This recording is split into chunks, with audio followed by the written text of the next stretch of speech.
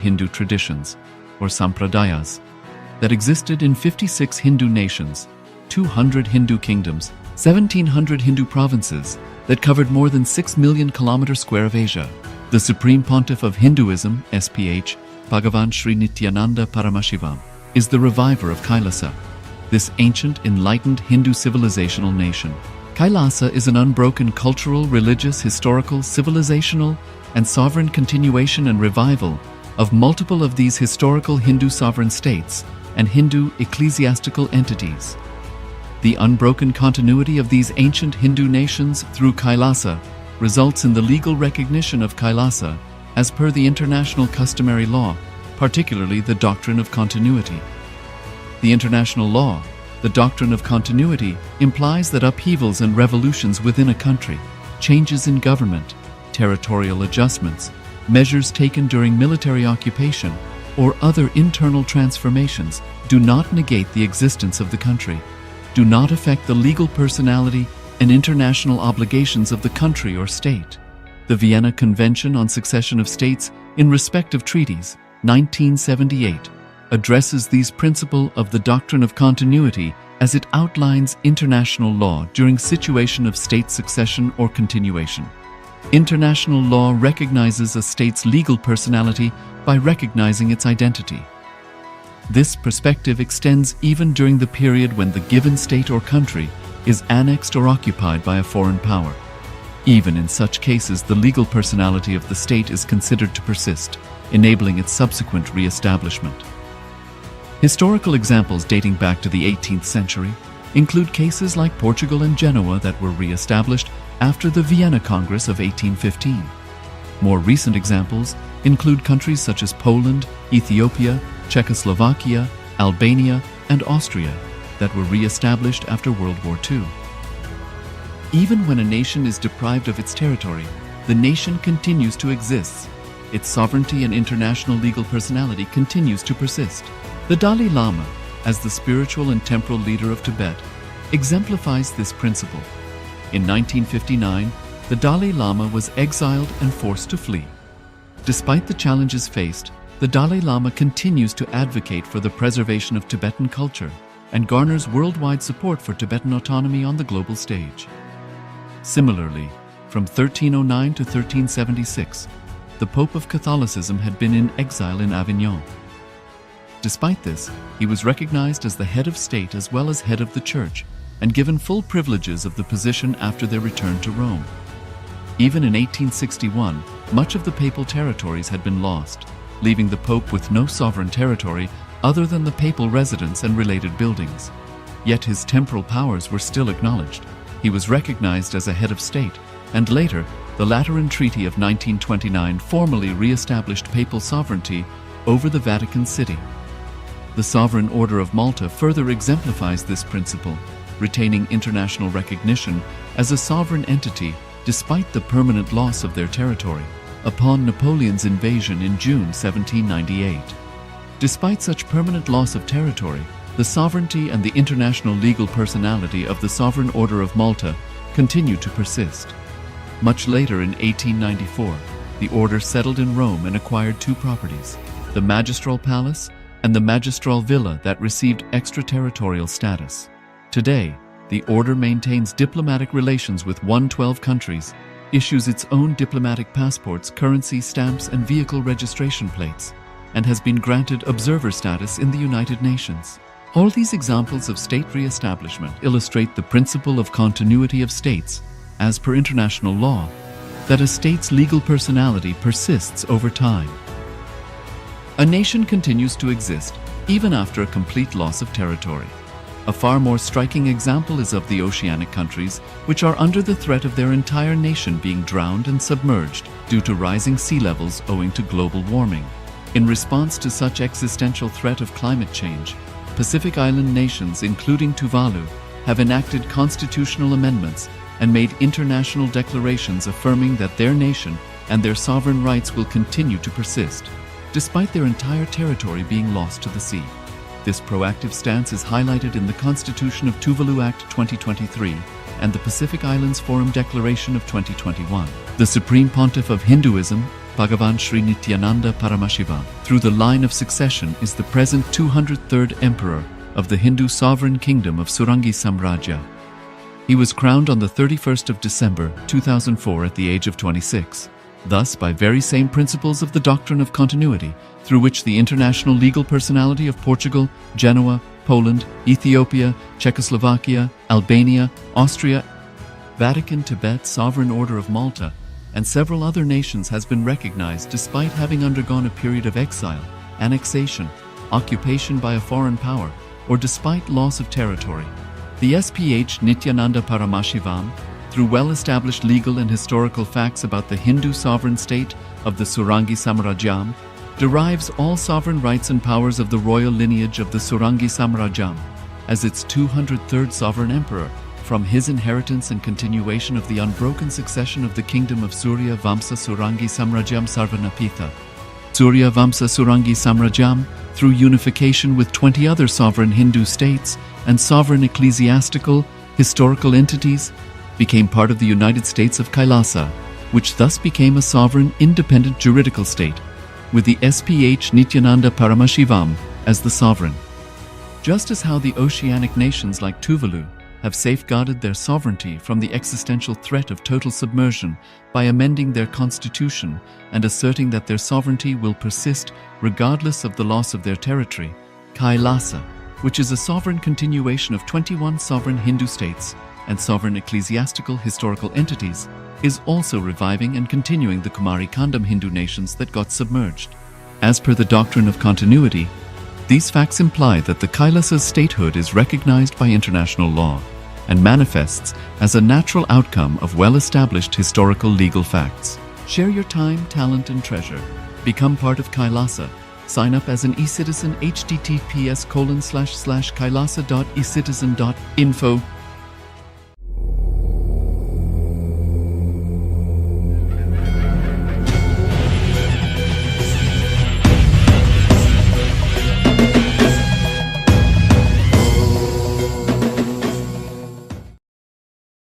Welcome to the Pratama Vinyasa Krama 108 Asana sequence of Nithyananda Yoga.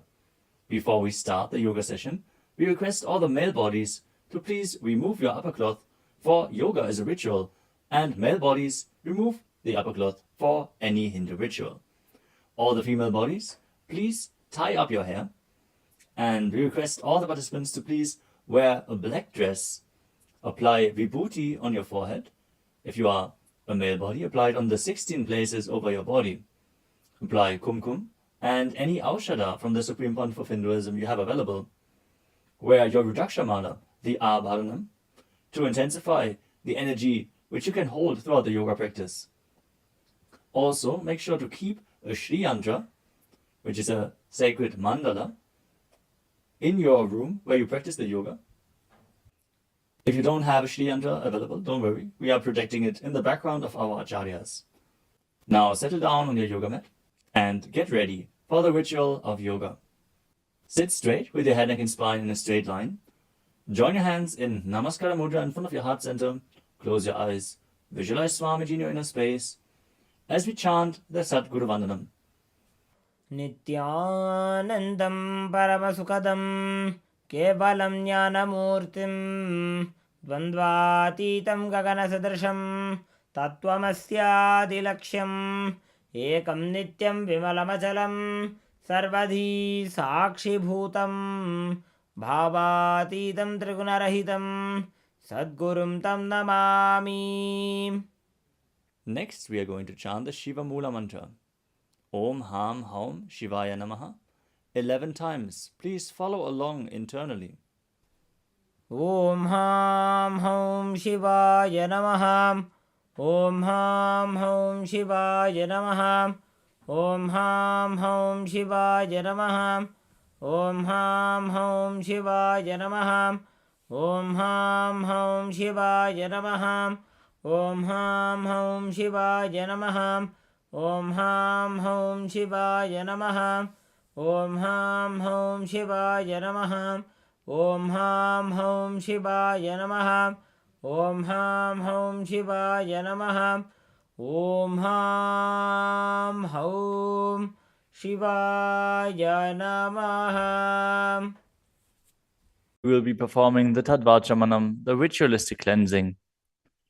Now keep your hand, the right hand, in the shape of a cow's ear in the Gokarana Mudra, as our acharyas are demonstrating. Then take an udani of water, pour it into your right palm. We're going to chant a mantra thrice. Each time, sip the water from the bottom of your palm whenever the word Swadha is chanted. Om Atmatattvam Shodhayami Swadham. Take another udani of water. Om Vidyatattvam Shodhayami Swadham. Pour another udani of water into your palm. Om Shivadattvam Shodhayami Swadham. Now wash your right hand with the water from the Panchapacham and wipe your lips twice with the bottom of your thumb as we chant. Om Ham Hridayaya Namaha. Now wash your hand again. With the index, middle and ring fingers joined together, touch above the upper lip and below the lower lip. Wash your hand again. With the index fingers and thumbs joined together, touch the right nostril, the left nostril, and with the ring finger and thumb joined together, touch the right eye, left eye, and the right ear and the left ear. Wash your hand again. With the little finger and thumb joined together, touch the navel, the right chest and the left chest.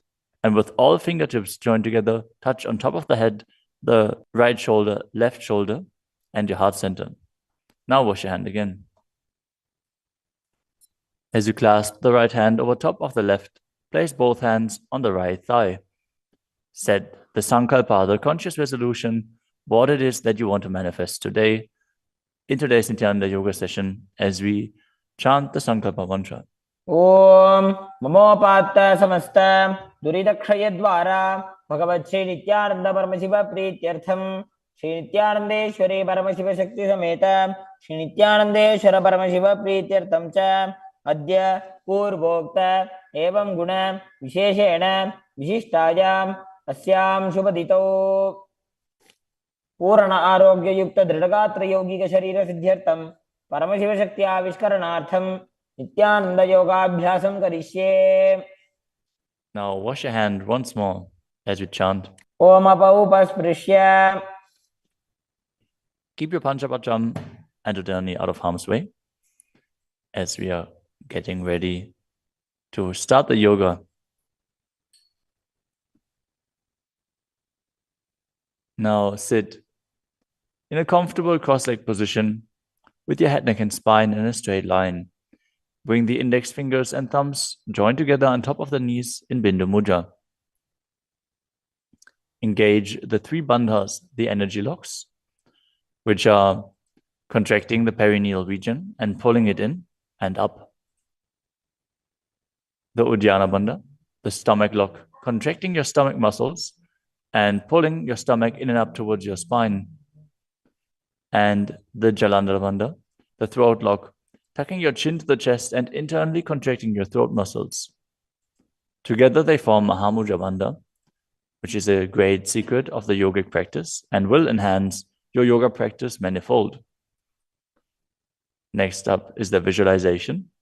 Hold the visualization for the right context of each of the asanas. The first visualization is Lord Shiva. You will always be able to see the visualization in the top right corner of the screen. So whenever you don't know how the visualization looks, you can just check the screen. Next up is Samana Kumbhaka. Now fill your stomach with prana as you meditate on a flame in your stomach, kindling the prana and raising up your spine. Chant the japa soham and visualize it rotating around your throat until the nectar oozes out into your body. Let us now perform the first asana, which is Sukhasana. Tatsukhasanamityuktam ashaktastat samacharet asanam vijitam yena jitam tena jagatrayam. The next asana is Parvatasana. Now bring your legs into Padmasana with the feet on top of the opposite thighs. Then bring your palms together in Anjali Mudra and raise them up above your head, keeping your elbows straight.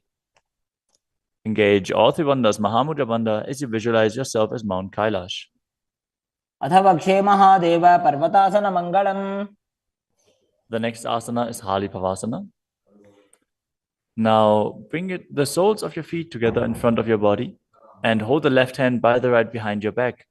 As you lean forward and place your forehead on the ground behind your heels. Engage all Trivandhas as you gaze to the nose and visualize Swamiji in your inner space. पूर्व विधियाहु में जानो उभय पगतली संपुट ठानो.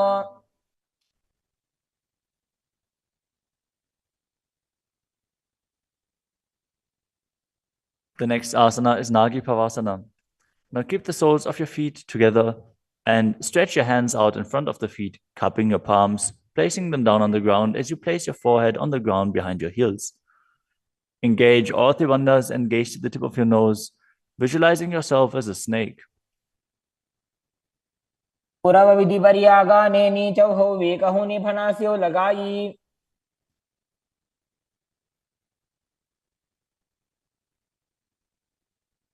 Next up is KAILASA. Now hold the big toes with the index and middle fingers in Prana Mudra. Then raise the legs up straight and then cross them into Padmasana, leaning forward and down onto your elbows. Engage all Tribandhas as you visualize yourself as a bird. स्थान्यदासनं वक्ष्ये yen Sidho भवेन्नरः. The next asana is Nithyananda. Now place one ankle on top of the opposite knee as you hold onto the opposite elbows. Engage all Tribandhas, rotate your arms in a circle and gaze to the nose, visualizing Swamiji in your inner space, and after some time change the direction of the movement. घोड़ा बामा पादगी आशमाहिली सोये दक्ष चरण को वार लोता परिकुल्फ समोय.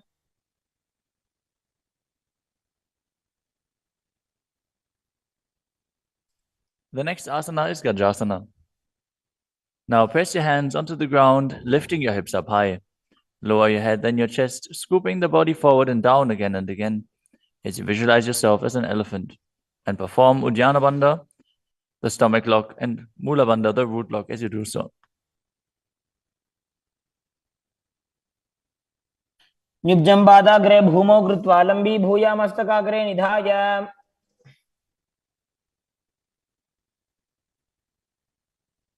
The next asana is Vrikshasana. From the same position, alternate pressing the heel of one foot into the ground while lifting the other heel up. Visualize yourself as a bear as you keep Uddiyana Bandha and Mula Bandha engaged. एकैकम्पादमाकुञ्च्य गजासनं कुर्यात् वृक्षासनं भवति.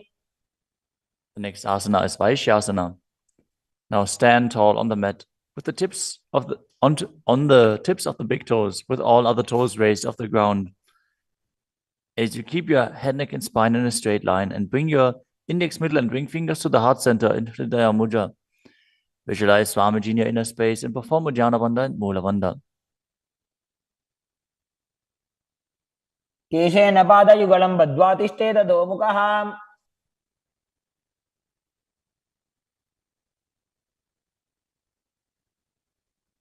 Next up is the Urdhva Janukarana. Stand with your heels touching, toes facing outwards at a 45-degree angle and the knees bent in Adimandi. Now, bring both hands to the chest with the elbows parallel to the ground. Then lift one knee up towards the center of your body, followed along with the respective hand as you make circular motions on both sides again and again.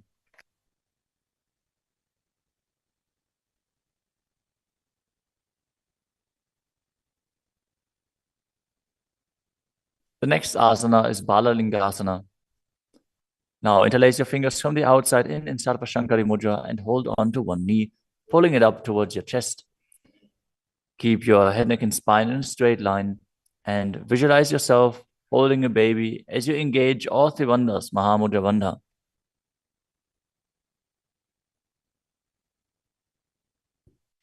एकं जानूरधियालिङ्ग्य स्थातव्यं बाललिङ्गनं भवति. You move on to Padapidanasana. Now take the foot and pull it behind towards your buttocks. Hold it with both hands. Be straight Engage all three wonders as you visualize Swamiji in your inner space. त्वैकस्मिन् पादतले कराभ्यां वेष्टयेत्तनुम्. The next asana is Natarajasana. Standing on one leg, hold on to one foot and extend it backwards as you lean forward and stretch your arm out in front in Bindu Mudra with the index finger and thumb touching as you visualize yourself dancing as Lord Nataraja and perform the Mula Bandha. उत्तानपादं क्रौञ्चं च मरीचिं वीरभद्रकम्. Now stand on the other leg and repeat Balalingasana on the other side, pulling the knee up towards your chest and visualize yourself caressing a baby. एकं जानोरस्यालिङ्ग्य स्थातव्यं बाललिङ्गनं भवति. Now repeat Parapidanasana on the other side. Pull the other foot towards your buttocks and visualize Swamiji in your inner space, engaging all three bandhas. स्थित्वैकस्मिन् पादतले कराभ्यां वेष्टयेत्तनुम्. Now repeat Natarajasana on the other side, visualizing yourself as Lord Nataraja. पादं क्रौञ्चं च मरीचिं वीरभद्रकम्.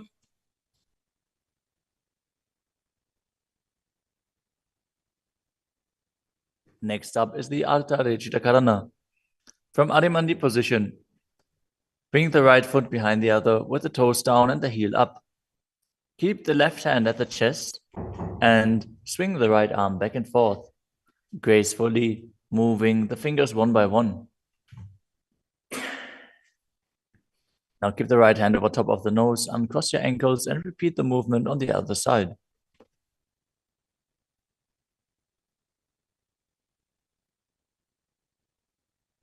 Next up is the skeleton dance. Now visualize yourself as a skeleton as you shake your body intensely.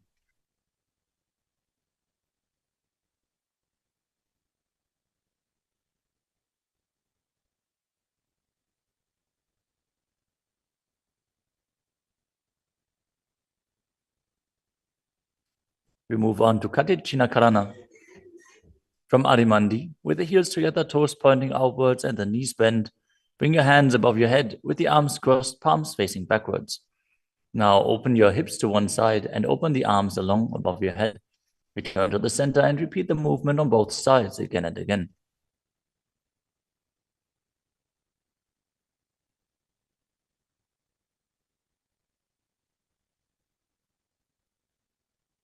The next asana is Tadasana.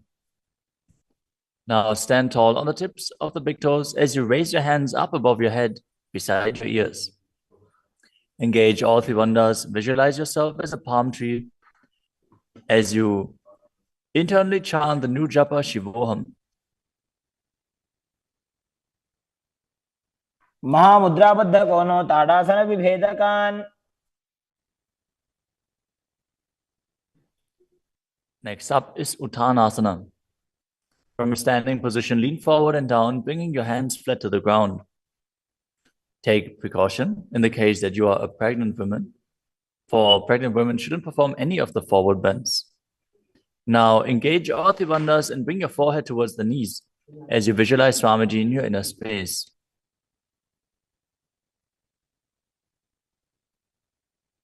महामुद्राबद्ध कोनो ताड़ासन विभेदकान्. The next asana is Tadakshvasana, the plank position. Now lower your body down onto your arms and feet as you tuck your chin to the chest and rotate your head from side to side, contracting your perineal region. Visualize Swamiji in your inner space. Keep breathing in the Samana Kumbhaka, filling your stomach with prana and visualizing a flame rising up your spine. गजासनवस्थित्वा मस्तकं वारं वारं दक्षिणकुक्षिं सव्यकुक्षिं नजेत्. The next asana is Bhujangasana. Now lower your entire body down onto your stomach as you keep the toes pointing backwards and your hands next to the chest. Now raise your head up using the strength of your lower back. Don't lift your body any higher than your belly button up. And open your mouth wide as you inhale through the hollow of your throat in Bhujangani Mudra. Visualize yourself as a cobra as you perform the Mula Bandha. अङ्गुष्ठनाभिपर्यन्तम् अधो भूमौ विनिन्यसेत्. The next asana is Shashasana. Now push your body up back into the plank position and alternate bringing one knee in towards your chest back and forth as you visualize Swamiji in your inner space and calmly breathe through your nose in Sahajra Kumbhaka. जासनसंस्थितो जानुद्वयमाकुञ्च्य वारं वारं कर्तव्यं शशासनं भवति. The next asana is Rathasana. From a tall plank position, place one foot in between the two hands as you simultaneously jump one foot back and bring the other one in between the hands. Alternate again and again as you visualize yourself as a chariot. गजासनसंस्थितो एकैकं पादं पुरोमार्गेण भ्रामयित्वा कर्तव्यं रथासनं भवति. The next asana is Viravatrasana. Now keep one foot flat on the ground with the toes pointing forwards and the knee bent at a 90-degree angle. Now extend the other leg back, keep the knee straight and the toes pointed outwards. Raise your arms up parallel, pull the stomach in and up and gaze to your third eye, visualizing yourself as Lord Virabhadra as you perform Ujjana Vanda and Mula Vanda. आशिष्टमतकौण्डिन्यमूर्धकुक्कुटमेव च. Now exchange the position of your feet and repeat Viravatrasana on the other side. समतकौण्डिन्यमूर्धकुक्कुटमेव च. The next asana is Vrikshasana, the tree posture. Now stand and bring one foot to the inner thigh as you bring your palms together in Anjali Mudra and raise them up above your head. Keep your elbows straight as you gaze forward and visualize yourself as a tree. अमोरमूलदेशे च याम्यं पादं निधायतु. The next asana is Garudasana. Now bring the raised leg to the opposite hip. Join your hands in Namaskara Mudra in front of your heart center as you visualize yourself as Lord Garuda and engage the Mula Bandha. गरुडासनमावक्ष्ये येन ध्यानं स्थिरं भवेत्. Now stand on your other leg and repeat Vrikshasana on the other side. वामोरुमूलदेशे च जाम्यं पादं निधायतु. Now repeat Garudasana on the other side, keeping the standing leg as straight as a rod and visualizing yourself as Lord Garuda. गरुडासनमावक्ष्ये येन ध्यानं स्थिरं भवेत्. The next asana is Trikonasana.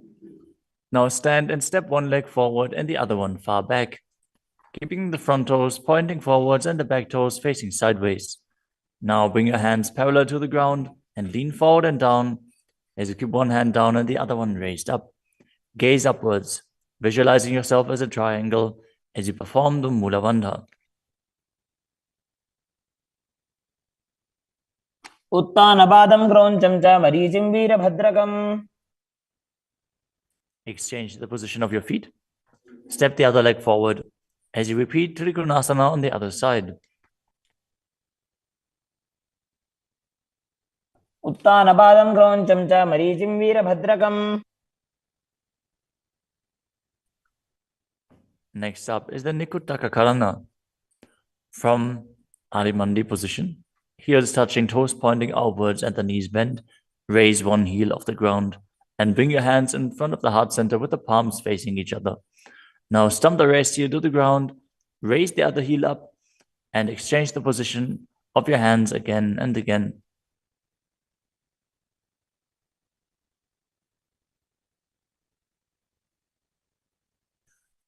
The next asana is Angushtasana. Now lower your body down onto the tips of your toes, placing the perineum on the back of your heels. Raise your knees off the ground and keep them together as you join your palms in front of your heart center in Namaskara Mudra. Visualize Swamiji in your inner space as you breathe in Brahmari Kumbhaka, buzzing like a bee on the inhalation and exhalation as you perform the Mula Bandha and internally chant the new japa Sadashivoham. बन्धासनमित्याहुः गोरक्षासनमेव च.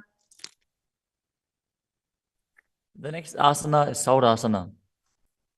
From the tips of the toes, extend one leg straight out with the heel down and the toes up. Keep your fingers down on the ground by the sides with the palms facing forward in Vara Mudra.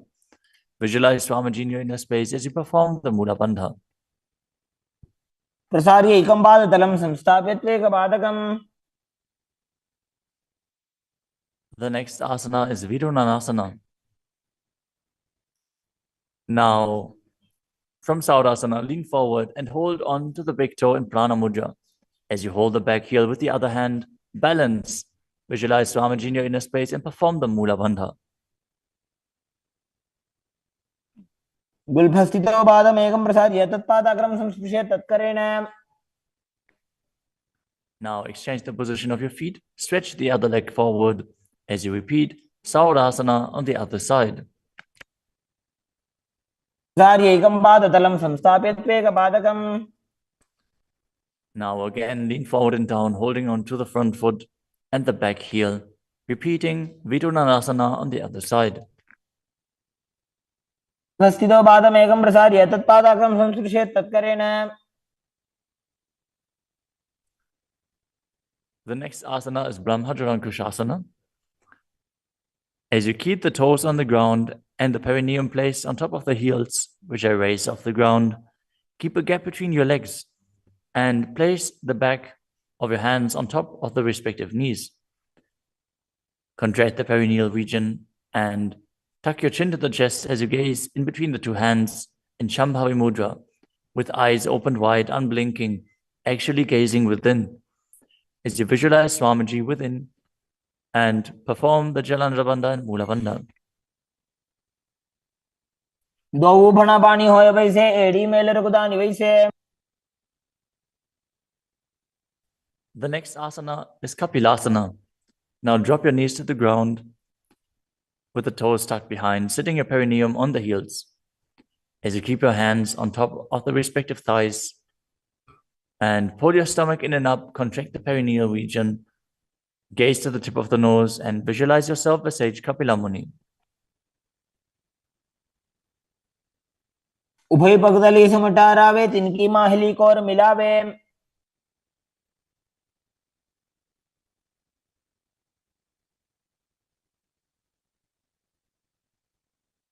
The next asana is Bhadragodakasana.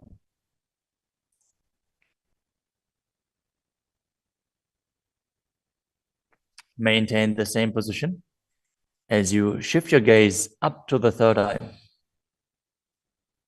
Visualize Swamiji in your inner space as you buzz like a bee in Brahmari Kumbhaka.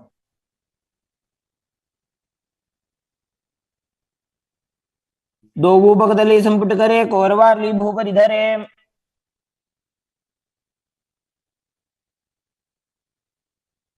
The next asana is Suryasana. Now sit with your toes tucked, perineum placed on top of the raised heels. As you bring your thumbs and little fingers together in Padma Mudra, opening up the palms resembling a lotus flower. Now raise your hands up above your head as you gaze up in between the gap between the palms, visualizing yourself as Lord Surya.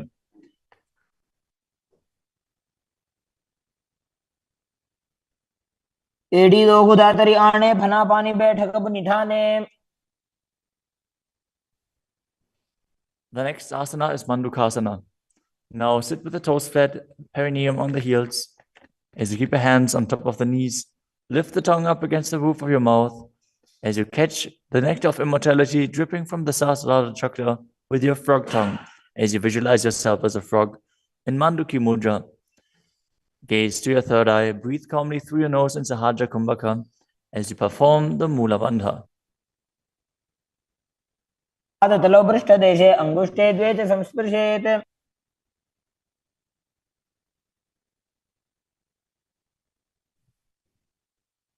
The next asana is Uttana Mandukasana. Maintain the same sitting posture, but bring your hands behind your back, holding onto the opposite shoulders. Gaze to your third eye, visualize yourself as a frog as you keep your tongue pressed against the palate of your mouth in Manduki Mudra. Perform Uddiyana Bandha and Mula Bandha as you do so.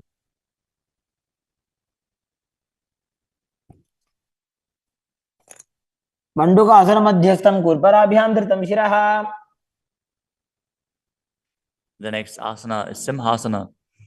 Now cross your ankles and sit on your feet.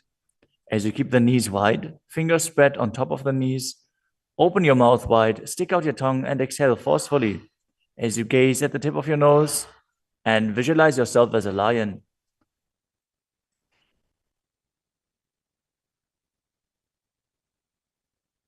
दक्षिणं सव्यगुल्फेन दक्षिणेन तदेतरम्. The next asana is Bhadrasana. Now sit with your heels under the perineum, the knees open wide. Then cross your hands behind your back and hold onto the big toes in Prana Mudra. As you gaze at the tip of your nose, visualize Swamiji in your inner space and return to buzzing like a bee in Brahmari Kumbhaka. गुल्फौ च वृषणस्याधो व्युत्क्रमेण समाहितः. The next asana is Kakapusandi asana. Now squat and keep the feet flat on the ground as you keep your knees open wide and bring your arms in and around the raised knees. Interlace your fingers behind your back if you can. As you visualize yourself as a crow and gaze to the tip of your nose as you engage the Mula Bandha.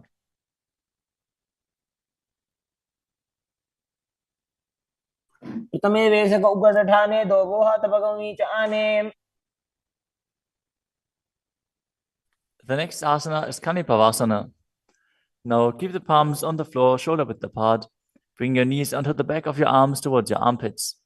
Lean forward, raise your feet off the ground as you visualize Swamiji in your inner space and balance on your arms. को गुण आशी दुष्टता होई तो आछी होई. The next asana is Kapali asana. Now place your hands on the ground, shoulder width apart. Bring the top of your head onto the ground. Please take precautions if you have any neck injuries or high blood pressure. Any of the inverted postures. Now bring your knees onto the elbows, your hips over the shoulders, and straighten your legs up as you gaze to the nose and visualize Swamiji in your inner space. Isha धरती टेकी पग दो वो मिलीवा ऊंचा करे.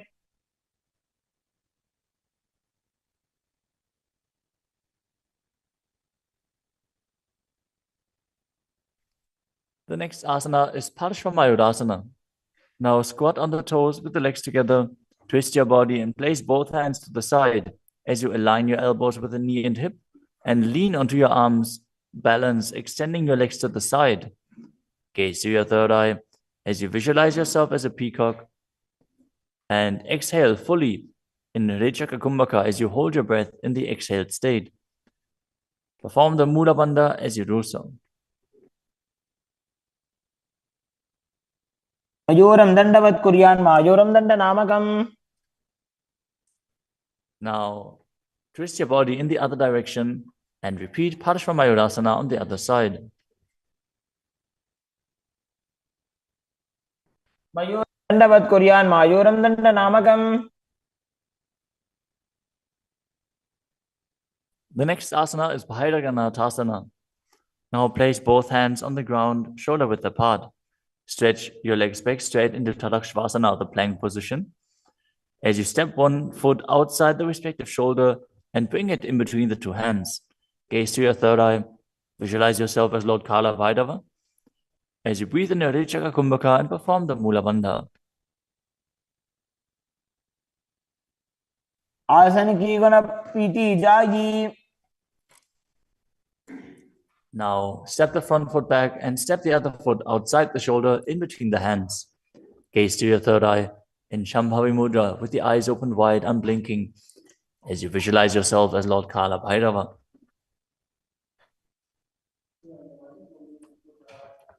आसन को गुण पीती जाई.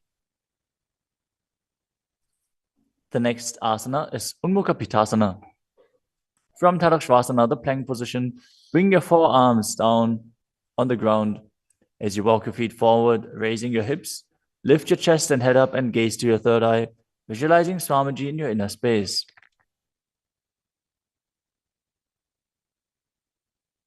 भून्यस्थो जानुनी हस्तौ चतुष्पदम वाङ्मुखम्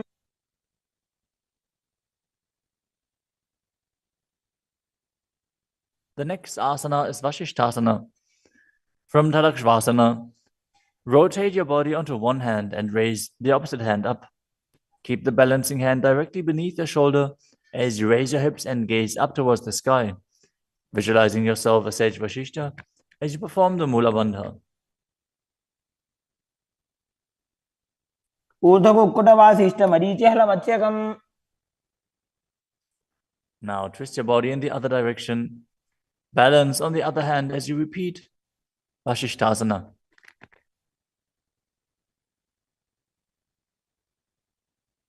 ऊर्ध्वकुक्कुटवासिष्ठ मरीचिहलमत्स्यकम्. Now come to a seated position and extend your legs out in front with the heel down and the toes pointing up. Now bring your hands under the buttocks with the palms facing up. Keep your spine straight, elbows close to your body. Tuck your chin to the chest. Contract the perineal region. As you gaze through the nose, visualize yourself as Lord Hanuman and internally chant the new japa Paramashivoham.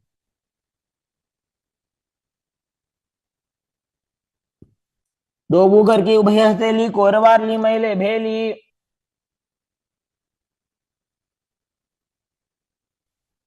Next up is Paschimottanasana. Now visualize Swamiji in your inner space as you lean forward and down, holding onto the big toes in Prana Mudra. Perform Mahamudra Bandha, all three bandhas engaged, and exhale all the air from your lungs in Lichaka Kumbhaka. जानो बरिललाटन्तो पश्चिमं दानमुच्यते. The next asana is Ugrasana.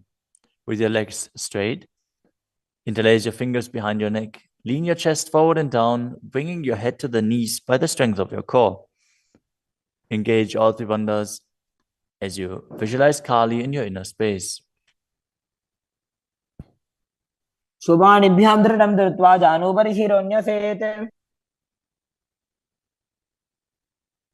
The next asana is Marichi Asana. Now, sit with the legs extended, bring one heel to the groin with the knee raised, and reach your arm in and around the raised knee as you clasp your hands behind your back. Bring your chest to the thighs, head to the knee, and visualize yourself as Sage Marichi. उत्तानपादं क्रौञ्चं च मरीचिं वीरभद्रकम्.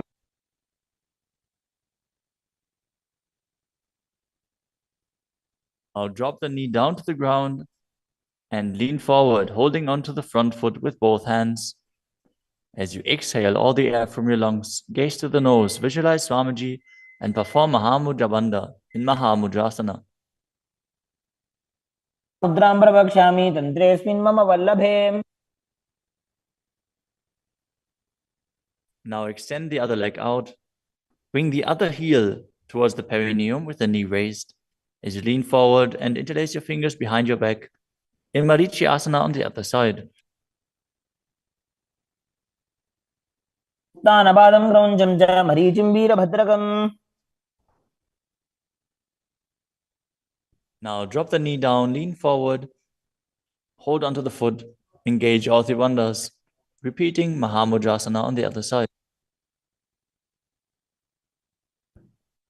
महामुद्रां प्रवक्ष्यामि तन्त्रेऽस्मिन् मम वल्लभे. The next asana is Bhadrasana 2. As you sit and bring the soles of the feet together with your heels close to the perineum, keep your knees wide, hold your feet firmly with both hands, and maintain a straight spine as you gaze to the nose and visualize Swamiji in your inner space. उल्भौ तु वृषणस्यादः सीवन्त्याः पार्श्वयोः क्षिपेत्.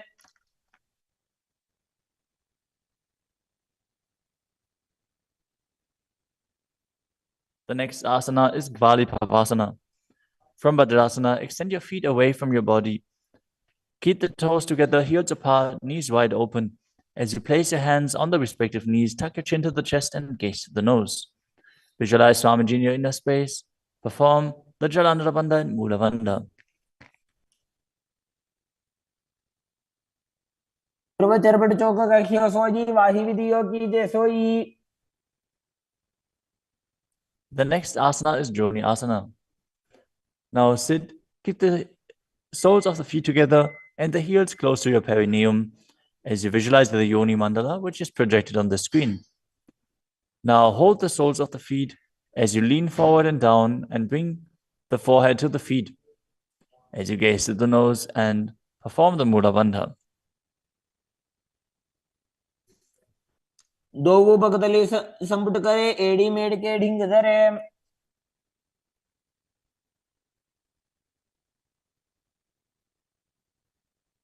The next asana is Midaki Pavasana. As you sit and keep the heels together, toes apart and the knees wide, lean forward and down and extend your hands out to the side. Keep the palms facing down on the ground to the sides as you bring your forehead to the ground behind your heels. Gaze to your nose, visualize Swamiji and perform the Mula Bandha. पूर्व विधि परिबगदली संपुट शोल एड़ी मिली राशे. Next up is Siddha Samadhi Asana. Now sit and keep the toes together, heels apart, as you bring your arms below the shins, extend them out to the sides and keep the palms facing up. Bring your forehead to the ground above your feet as you bring your toes near your throat if you can.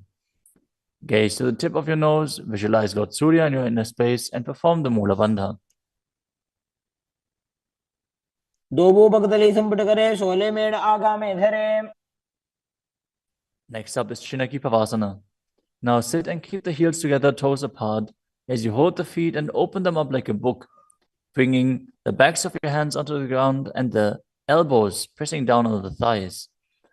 Gaze at the nose and visualize Swamiji in your inner space.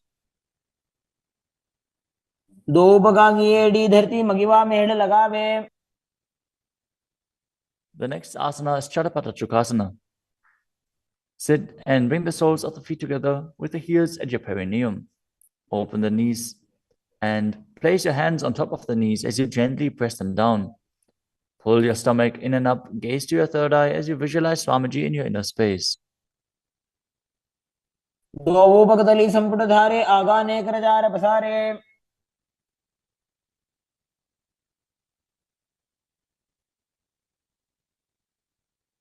The next asana is Bhairavasana.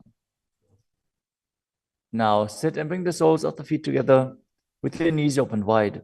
Lift the heels up and bring the toes down onto the ground. As you keep your knees on the ground, pull your stomach in and up and place your hands on the knees in Bindu Mudra. Gaze to your third eye as you visualize yourself as Lord Kala Bhairava. उल्भव संपेड्य जान्योन्यं विक्रमेणोत्थितं शनैः.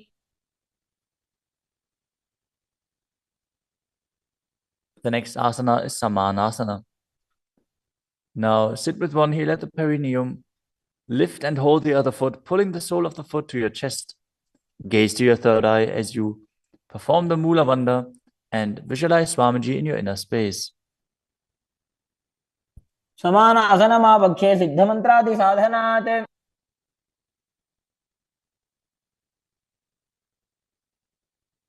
The next asana is Apanasana. As you sit, place one leg on top of the respective shoulder and raise the other foot upwards and straight. Keep the hands on the ground to the sides as you gaze to your third eye and visualize Swamiji in your inner space. परं पादमेकञ्च स्कन्धे चारोऽपि यत्नतः. Now repeat Samanasana on the other side. Bring the other heel towards your perineum and pull the opposite foot towards your chest. समान आसनमावक्षे सिद्धमन्त्रादि साधनात्. Now repeat Apanasana on the other side. Bring the other leg over top of the respective shoulder, extending the opposite leg forward and up.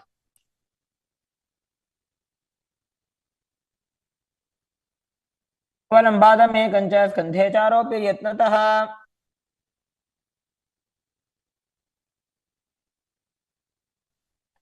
Next up is Gomukhasana.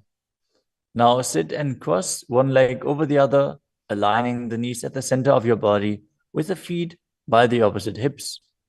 Place both hands on top of the stacked knees as you gaze to the nose, visualize the face of a cow, and perform the Mula Bandha. Start breathing in Siddhkari Kumbhaka, pressing your tongue against the palate of your mouth without touching the teeth and hissing through your teeth while inhaling. Internally chant the new japa Om Nithyanandoham. सर्वे दक्षिणगुल्फं तु पृष्ठपार्श्वे नियोजयेत्. The next asana is Anasuyasana.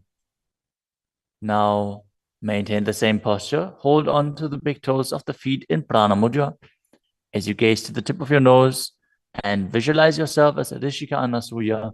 Engage Uddiyana Bandha and Mula Bandha. दक्षिण कोडो नीचे उठाने, वावोता के ऊपर आने. Maintain the same position. Interlace your fingers behind your back and lean forward and down as you bring your chin over the knees, the nose towards the ground, and visualize yourself as Rishika Anasuya in Anasuyasana too. जीमणा गोदा की संधि, उपरिड़ा वागोड़ा की संधि. The next asana is Garudasana too.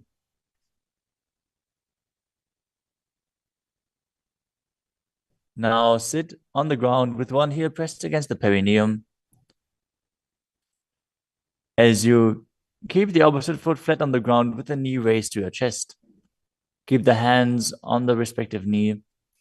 As you visualize yourself as Lord Garuda, gaze to the nose and perform the Mula Bandha.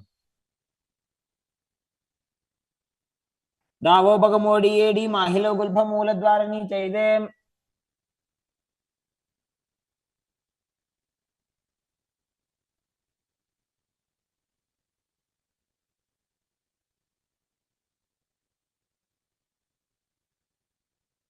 The next asana is Nadadasana.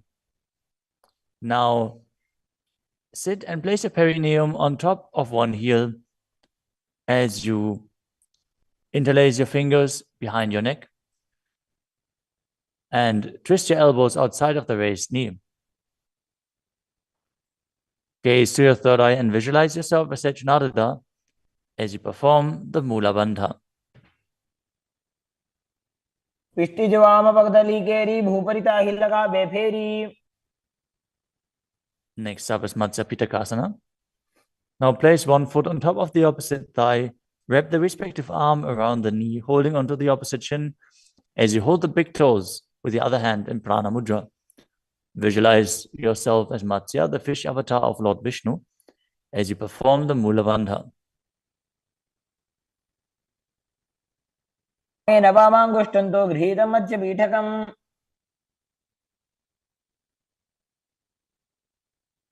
Now slide your knees over top with the other knee on top, repeating the Gomukhasana position on the other side. Gaze to the nose and visualize the face of a cow as you keep hissing through your teeth without the tongue touching your teeth in Siddhkari Kumbhaka.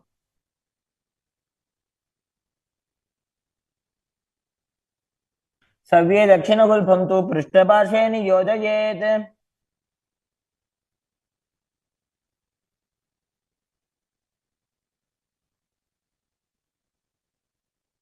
Next up is Anasuyasana on the other side. Hold onto the big toes as you visualize yourself as Rishika Anasuya.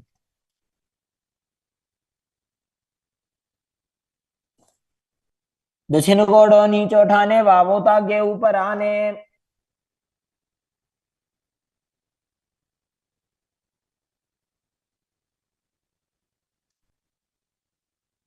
Now, from the same position, interlace your fingers behind your back and lean forward and down, chin over the knees, nose towards the ground in Anasuyasana too.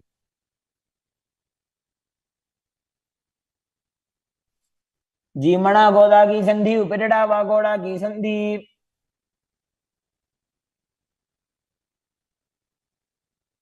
Now repeat Garudasana 2 on the other side, bringing the other heel towards the perineum, knee raised, hands on the knees, as you visualize yourself as Lord Garuda. डावो पगमोडी एडी माहिलो गुल्फमूल द्वार नीचे दे. Next up is Narudasana on the other side. Raise the perineum onto the heel, interlace your fingers behind your neck, and twist your elbows outside of the raised knee, visualizing yourself as Sage Naruda. पिष्टि जवाम पगदली केरी भूपरिता हिलगा वे फेरी.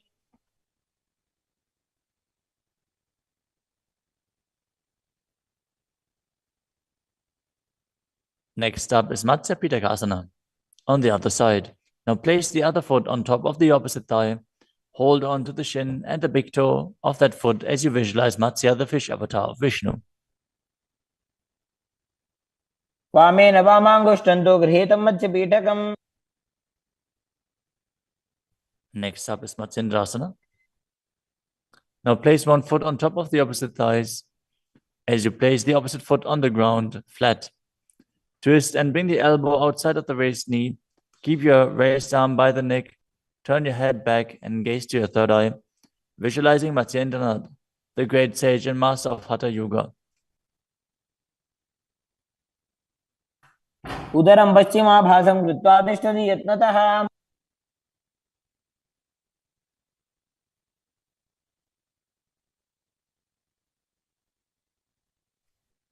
The next asana is Kubhasana. From Matsyendrasana, twist and bring your elbow outside of the raised knee as you extend your hand down to the foot, keeping the opposite hand at the respective ear. Twist your body back. Gaze back and up towards your third eye, visualizing yourself as a camel. आसन को गुण झोल हो जाए. Next up is Matsyendrasana 2. Keeping the hand extended down towards the foot, place your hand behind your body onto the ground as you gaze up to your third eye and visualize Matsyendranath. मत्स्येन्द्रपीठं जठर प्रदीप्तिं Prachanda रुक्मण्डल खण्डनास्त्रम्. Now repeat Matsyendrasana on the other side. Extend the other leg out. Bring the opposite foot onto the thigh as you twist your elbow outside of the raised knee and gaze back.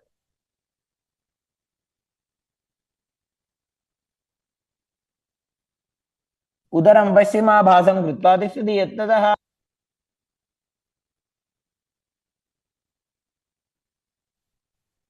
The next asana is Kubhasana on the other side.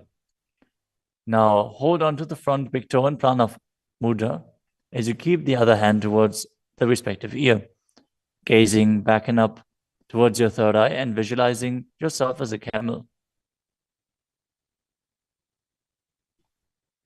आसन को गुण झोल हो जाए. The hand to the ground behind you. Twist your body even further as you visualize Matsyendranath in Matsyendrasana 2.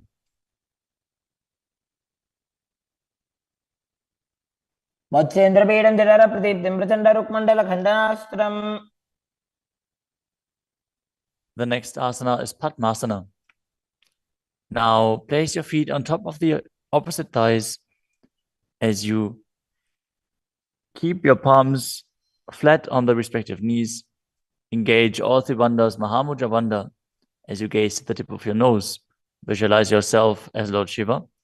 Breathe in Sitali Kumbhaka, now pressing your tongue against the back of the teeth, hissing while inhaling as you internally chant the new japa Om Nithyananda Mahasadaशिवोहम.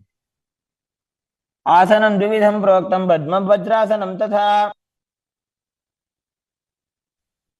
The next asana is Padmasana 2. As you sit in Padmasana, cross your hands in front of your body and hold onto the big toes in Prana Mudra. Gaze to the nose, visualize yourself as Goddess Parvati, the consort of Shiva, as you perform the Mula Bandha. अनुचरणं कृत्वा ऊरू संस्थो यत्नतः. The next asana is Kukutasana. Now sitting in Padmasana, Place your hands on the ground between the two thighs as you lift your body up off the ground.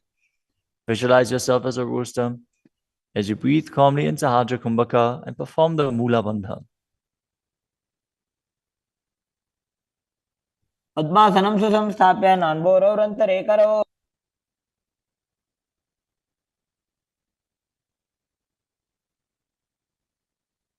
The next asana is Baddha Keki Asana. From Padmasana, raise up onto the knees as you bring your hands flat on the ground with the fingers pointing backwards. Keep the elbows together, press them against the navel, and then lean forward. Find balance and extend your knees up off the ground. Visualize Swamiji in your inner space as you perform the Mula Bandha.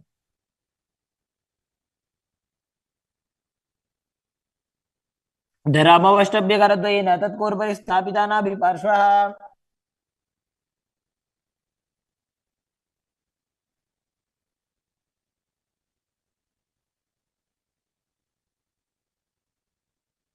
The next asana is Mayurasana. While on your knees, place your palms on the ground with the fingers pointing backwards. Keep your elbows at the navel, lean back, lean forward, find balance, and extend your legs up off the ground, visualizing yourself as a peacock as you perform the Sahasrara Kumbhaka and engage the Mula Bandha.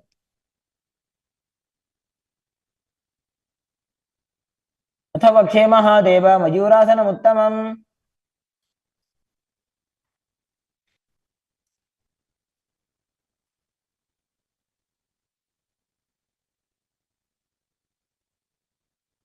Next up is Makarasana. Lay down on your stomach with the feet pointing outwards and the forehead on the mat. Interlace your fingers behind your neck as you visualize yourself as a crocodile and perform the Mula Bandha. अध्यासश्येते हृदयं निधाय भूमौ च पादौ च प्रसाद्यमानौ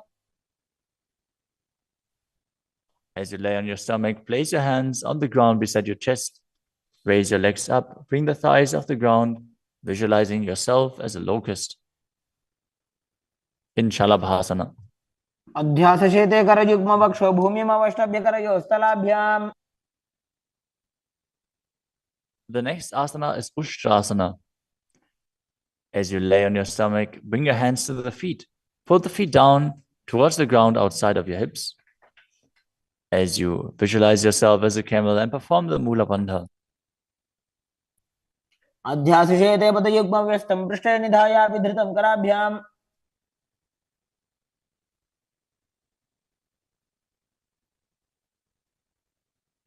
The next asana is Dhanurasana. From Ushtrasana, tighten the grip on your feet and kick the legs back and up as you lean forward and lift your chest off the ground. Gaze up to your third eye and visualize yourself as Pinaka, Lord Shiva's bow. Perform the Mula Bandha as you do so.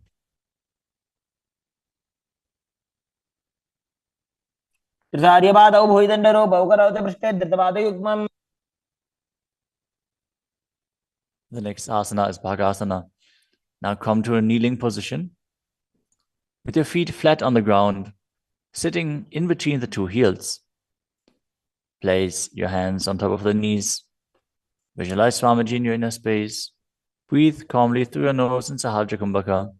As you gaze to your third eye, contract the perineal region in Mula Bandha and internally chant Om Nithyananda Paramashivoham. उल्टा मोड़ी पाओ दो वैसे बहुरो जगते करे कैसे The next asana is Gohi Asana. From the kneeling position, place your elbows on the ground, shoulder width apart. As you interlace your fingers, bring your head towards the ground and hold it with your hands. Now raise your hips up. Walk your feet forward until your hips align with your shoulders. And then raise your legs up off the ground and pull the knees close to your chest.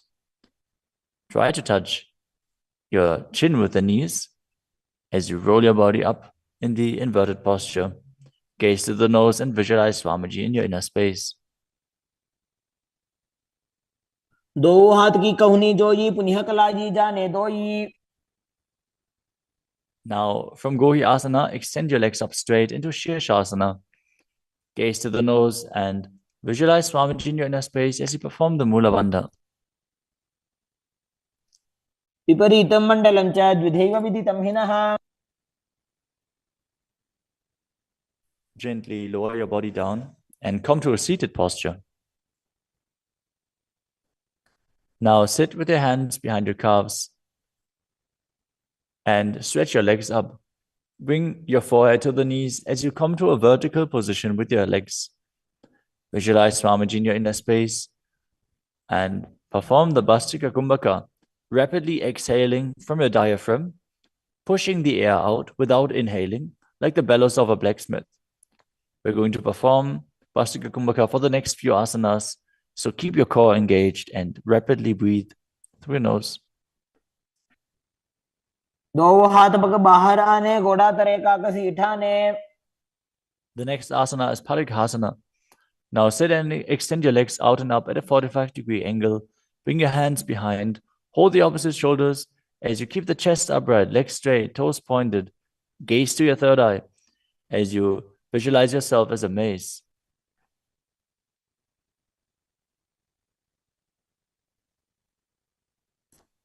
उत्तानशयनं कृत्वा पादौ मिलित्वा प्रसार्य. Keep breathing rapidly as you sit and extend your legs out and up at a 45-degree angle. Keep your arms parallel to the ground or bring them down to the ground as you gaze to your third eye and visualize yourself as a boat in Naukasana. तानशयनं कुर्पराभ्यां भूमिमवष्टभ्य. Next up is Rudrasana. Now sit and lift your feet up. Scoop your hands under the heels and pull the feet towards your chest. Keep your spine upright, gaze to the nose as you visualize yourself as Lord Rudra. Perform the Mula Bandha as you do so. पगदली संपुटक हाथस्योपक ऊंचाई. The next asana is Unmukha Pitasana too. Now lay down on your back with the feet flat on the ground, the knees raised up. Bring your palms down to the ground with the fingers just touching the back of your heels. Lift your hips up high. Press the feet into the ground as you tuck your chin to the chest, gaze to the nose, and visualize Swamiji in your inner space. ऊर्ध्वे च जानुनी कृत्वा शवित्वोर्ध्वमुखं तथा उत्थाप्य हस्तौ तिष्ठेतु पीठ उन्मुख नामके. Now lower your body down flat onto the ground. Keep the palms facing up next to your hips. As you contract the perineal region and forcefully pull the Kundalini Shakti up along your spine towards your Sahasrara Chakra in Shakti Chalan Mudra. Relax. Completely unclutch from any micro movements of the body and mind. As you visualize that your body is dead and the Supreme Pontiff of Hinduism, Swamiji, is liberating you. Internally chant the Mahavakya, Om Nithyananda Paramashivoham.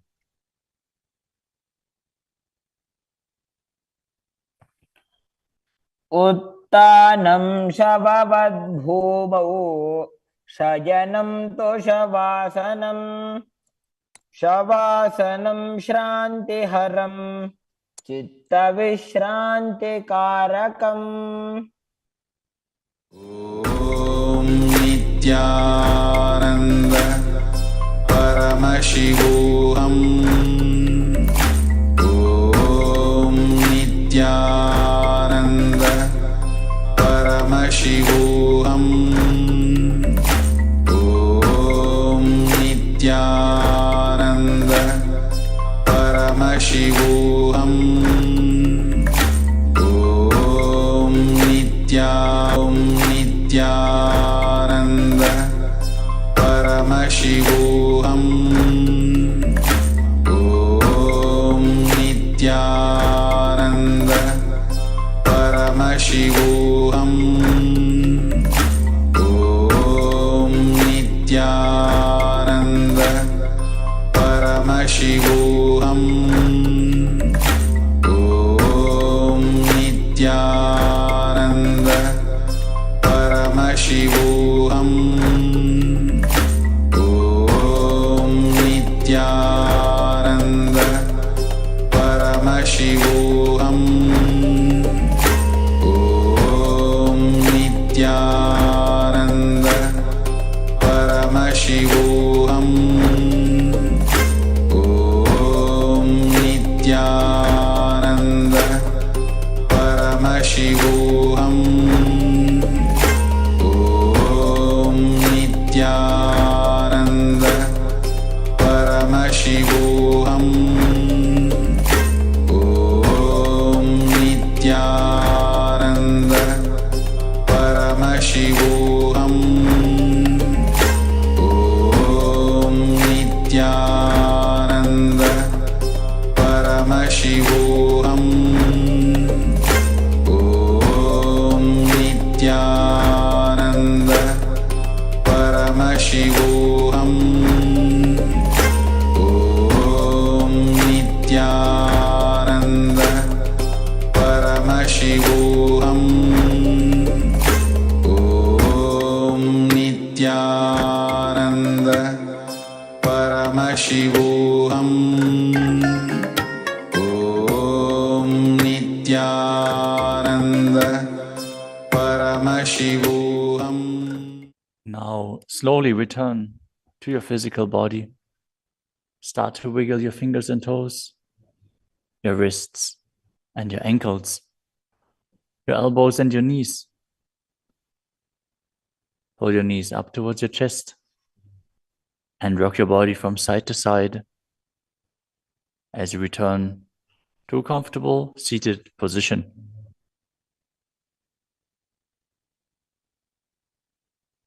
Congratulations! You completed the first 108 asanas of the sequence, which are the Pratama Vinyasa Krama. We are now going to continue the sequence with the next asana, which is Yathasana Nishthasana. Now sit in a posture that brings ease to your physical and mental space. Bring your hands on top of the knees in Bindu Mudra. Visualize Swamiji in your inner space. Breathe in Samana Kumbhaka, filling your stomach with prana and meditating on the flame kindling in your stomach as you perform the Mula Bandha and internally chant the Mahavakya Om Nithyananda Paramashivoham.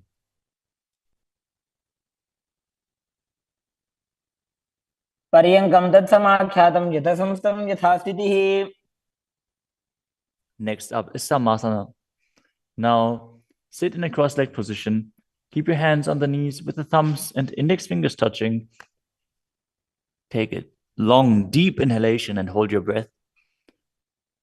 After exhaling, breathe deeply in and out, visualizing Swamiji and performing the Mula Bandha. इदानीं गर्भिणीनां योगाभ्यासो यथा लघु. Next up is Muktasana. Now place the left foot against the genital region and place the right foot over top of the left. Keep your hands facing down on top of the knees. Gaze to your nose as you visualize yourself as a sage liberated by the Supreme Pontiff of Hinduism in Muktasana. निबीड्य सीविनीं सूक्ष्मां दक्षिणेतरगुल्फतः. Next up is Siddhasana. Maintain the same position as Muktasana. As you switch your gaze to your third eye, visualize Swamiji in your inner space and perform the Mula Bandha. स्थानुसंयमितेन्द्रियो तलदशा पश्यन् भ्रुवोरन्तरं चैतन्मोक्षकपातभेदजनकं सिद्धासनं प्रोच्यते. The next asana is Siddhi Asana. Now maintain the same position as in Siddhasana. Switch your gaze to the ground in front of you as you engage all Tribandhas and visualize Swamiji in your inner space. वामपादके इडीजानो सीवनिमधितासुको ठानो. The next asana is Rudrasana 2. Keep your legs in the same position as Siddhyasana. Rotate your hands on top of the knees into Bindu Mudra. Switch your gaze to the third eye. Visualize yourself as Lord Rudra as you perform the Mula Bandha. वामचरण परिदक्षिण दाखे एक जुगति ऐसे विधि दाखे. Next up is Santadunasana. Now maintain the same position. Switch your gaze to the nose and embody tranquility and an unshakable nature. आसन की गुण मन की चंचलता मीटे. Next up is Siddhasana 2. Maintain one heel on top of the other as you bring your hands to the navel, cupping your palms over the other, resembling a lotus flower in Samputa Mudra, as you visualize Swamiji in your inner space and perform the Mula Bandha. ऋजुकाय समासीन सिद्धासनमुदीरितम्. The next asana is Bandha Yoni Asana. In this asana, we are going to perform the Shanmukhi Mudra, which can increase blood pressure. So if you have blood pressure related issues, don't perform this asana. At least pay attention to your body and practice caution. Now set your sankalpa of manifesting through the womb of creation as you maintain the same sitting posture, and then exhale fully as you bring your little fingers beneath the bottom lip, ring fingers above the upper lip, middle fingers closing the nostrils, ring fingers over the eyes, and the thumbs closing the ears. मध्ये महादेव बन्धयोन्यासने शृणु. The next asana is Virasana. Place one foot on the thigh and the other foot under the opposite thigh. Touch your thumb and index fingers together in Bindu Mudra. Place them on top of the knees as you embody the space and state of bravery. Vida. एकं पादमथैकस्मिन् विन्यस्योरुणि संस्थितः. The next asana is Valmikasana. Now keep the left heel on the right side of the regenerative organs and the toes under the thigh, with the right foot on top of the left, with the toes by the knee. Keep your hands on the knees, thumbs and index fingers touching. Gaze to your third eye and visualize Sage Valmiki, the great poet, sage, and author of Ramayana. डावा पग की भगदली पुनि एड़ी है Zoya. The next asana is Joni Mudrasana. Now keep your legs in the same position. Switch your gaze to the nose as you visualize the Yoni Mandala, which is representing Devi Parashakti and is a representation of the creative energy of the universe. वामपाद की भगदली जाहि माहिली कोरे.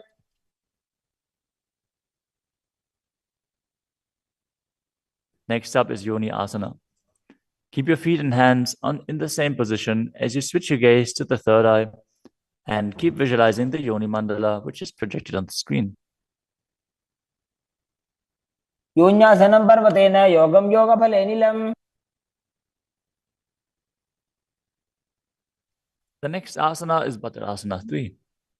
As you sit and bring the soles of the feet together, holding them with both hands, bring your knees down towards the ground, gazing to the tip of your nose, visualizing Lord Virata in your inner space as you perform Uddiyana Bandha and Mula Bandha. गुल्भौ च वृषणस्यादः सीवञ्च पार्श्वयोः क्षिपेत्.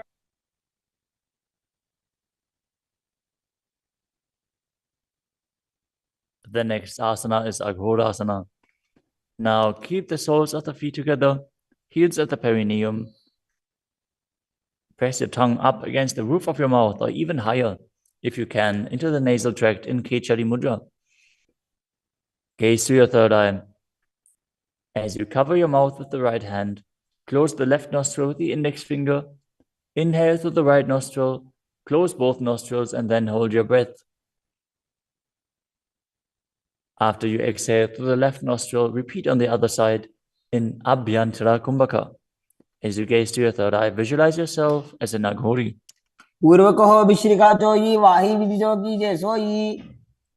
Next up is Kanadi Pavasana. Bring the feet together in front, with the toes together and the heels apart. Place your elbows onto the heels as you rest your chin on the palms. Gaze to the tip of your nose and engage Uddiyana Bandha and Mula Bandha. As you perform Rechaka Kumbhaka, fully exhale and hold your breath in the exhaled state as you visualize yourself as a female elephant drinking water.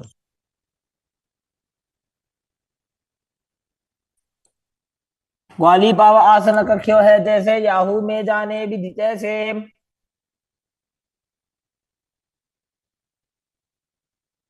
Next up is Padasana. Now sit with the knees raised, arms between the thighs and calves, and interlace your fingers as you lift your feet off the mat. Gaze to the nose and visualize Swamiji in your inner space as you perform the Mula Bandha.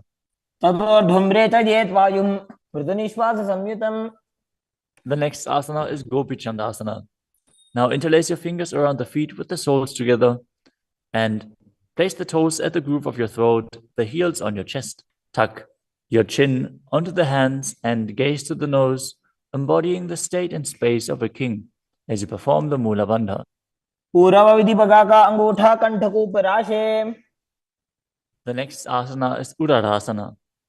Now sit with the soles of the feet together. Insert your hands underneath the legs as you hold the feet with interlocked fingers. Bring your feet up to the chest.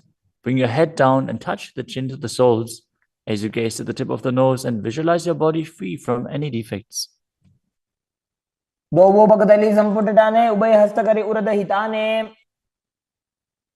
Next asana is Vishishtasana. From the same position, raise your feet up even higher. Bring your feet in front of your face with the interlocked fingers in front of your forehead. Visualize yourself excelling in everything as you perform the Mula Bandha. The next asana is Bhujasana. From a seated position, lift both legs over top of the respective shoulders as you bring your arms underneath the legs and up, interlacing your fingers around the back of your neck. Visualize yourself as a cobra as you perform the Mula Bandha. The next asana is Kalyanasana. Now maintain a seated posture, raise your legs up and bring your elbows under the knees as you wrap your arms around your back with the palms clasped behind. Gaze to the tip of your nose and visualize yourself as a beautiful, auspicious goddess.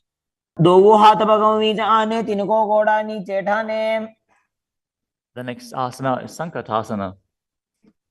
With the left knee on the mat, place the left foot flat on the ground and sit down on the left heel as you bring the right leg over top of the left, heel close to the hip.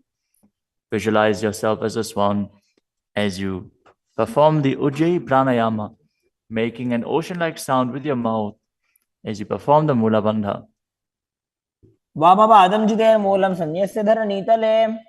The next asana is Dhenukasana. Now slide the heel outside of the hip. Visualize a cow in your inner space as you keep your hands on top of the knees. Perform Uddiyana Bandha and Mula Bandha.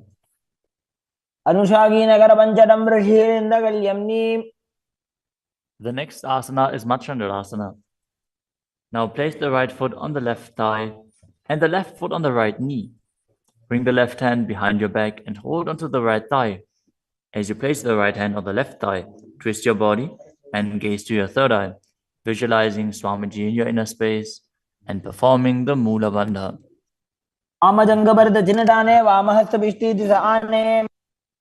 Next up is Machandrasana 2. From Machandrasana, untwist and hold onto the respective big toes in Prana Mudra as you lean your forehead down so it touches the ground. As you place your chest down on the heels, visualize Swamiji in your inner space and perform the Mula Bandha.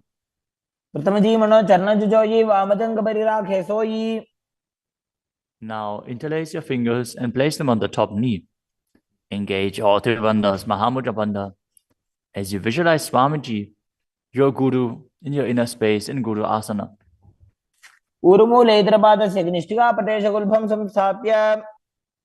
Now again, sit down on the heel, this time on the right foot, as you keep the top of the foot on the ground and interlace your fingers on top of the other knees, visualizing yourself as a swan.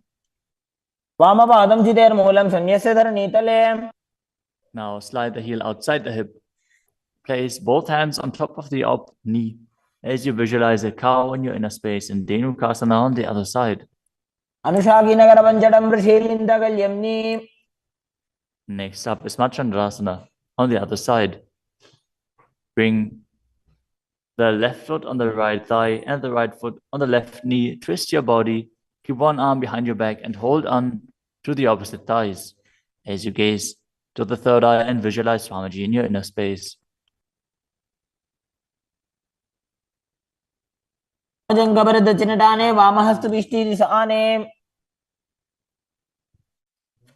Next up is Machandrasana 2. Now hold on to the feet as you lean forward and down, bringing your chest towards the heels and your forehead onto the ground. Visualize Swamiji in your inner space.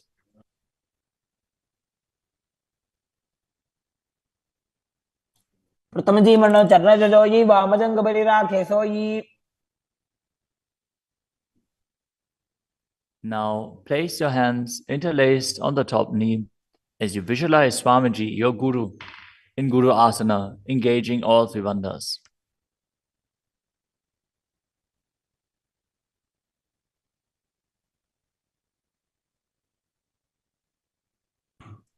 Pratamaji Mano Charna Joji, Vamajangabari Rakhe Soyi.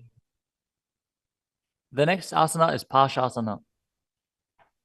Now sit with the feet flat on the ground, knees against your chest, with the hands holding onto the opposite knees. Keep your thighs together, spine straight, the tongue pressed against the roof of your mouth in Kechari Mudra as you gaze to your third eye and visualize Swamiji in your inner space. Padatale Bhumo Nidhaya, Jan Nivrisi Nidhaya. The next asana is Bodhashokasana. As you keep the feet flat on the mat, wrap your arms around the legs and hold onto the opposite wrists. Place your chin onto the knees as you gaze to the nose and visualize yourself being in an abode of bliss.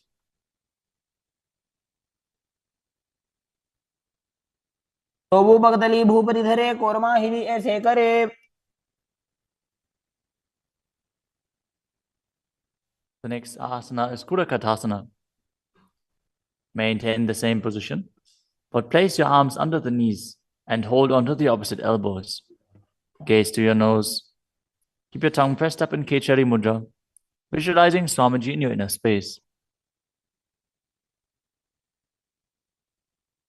दोवो हाथ पग बाहर लावे, गोडा नीचे ले टहरावे.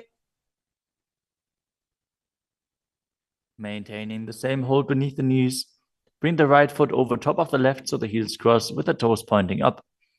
Gaze to your nose and visualize the great sage and Maharishi Sumati in Sumati Asana. मूलद्वारी धरती परिठाने डावा पग परिदच पद आने.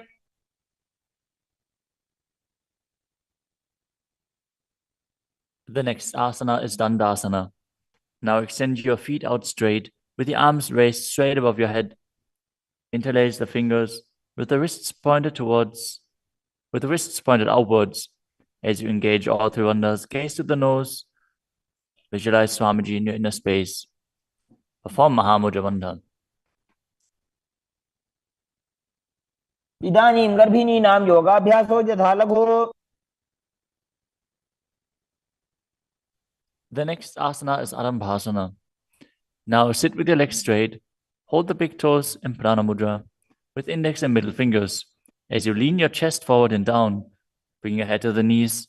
Inhale through the left nostril and exhale through the right. Perform Nadi Shodhana as you visualize Swamiji in your inner space.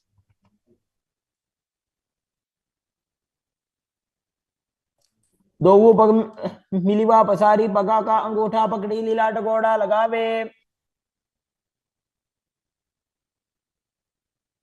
The next asana is Bhidokasana. Now sit with the legs straight. Extend the knees slightly up. Bring one hand distance between the heels. As you bring your shoulders down, wrap your hands in and around the legs. Hold the soles of the feet as you gaze to your third eye and visualize Swamiji in your inner space. प्रथम बैसी दोवो पाव पसारी तचुक ऊर्धको गुरडो डारे. The next asana is Jalandhari Pavasana. Now extend both legs out with the heels Together, place your chin on the heels. As you insert your hands below the legs, keep the elbows together on the ground along with your fingers, palms facing up. Gaze to the nose, visualizing Swamiji in your inner space.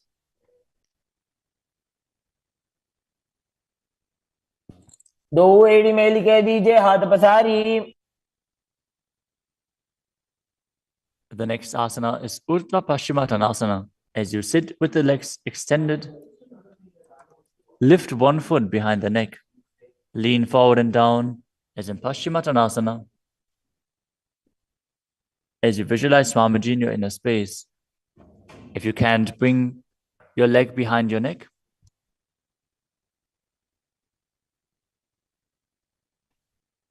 Focus on the prana flowing up from the Muladhara to the Brahmarandha,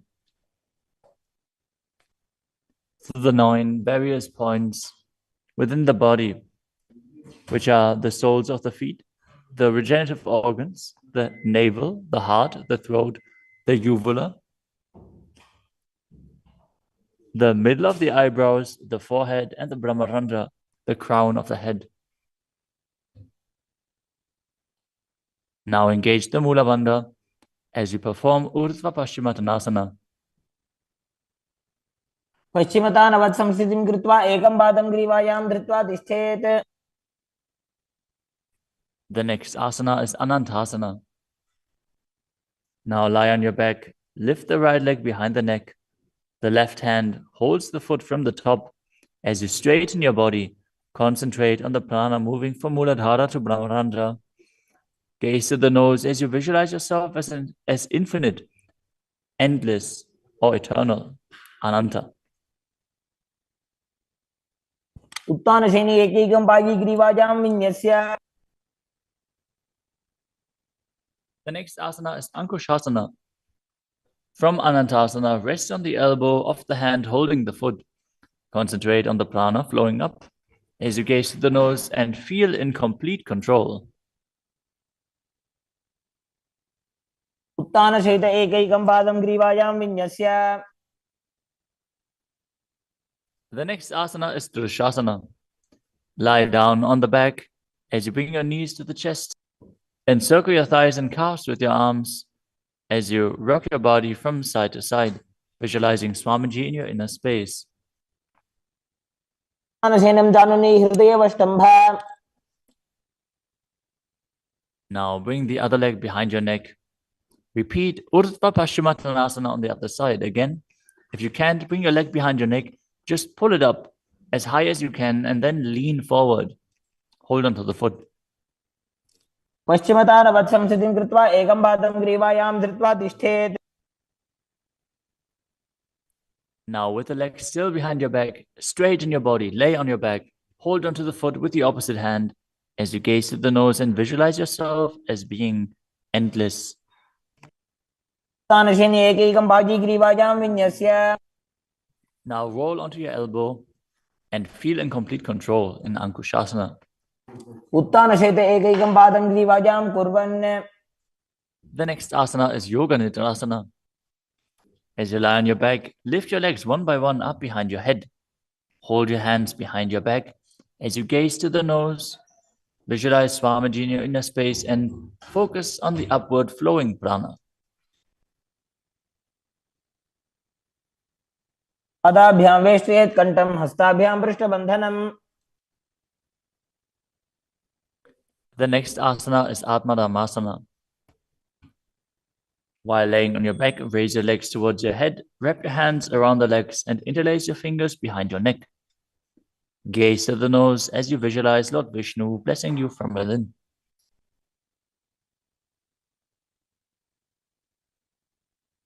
आत्मा राम आसन प्रथम सुधो सोवे. The next asana is Kochikasana. As you lay on your back, bring your knees to the chest with the soles facing up and extend your arms out sideways. Gaze to your third eye as you visualize Swamiji in your inner space.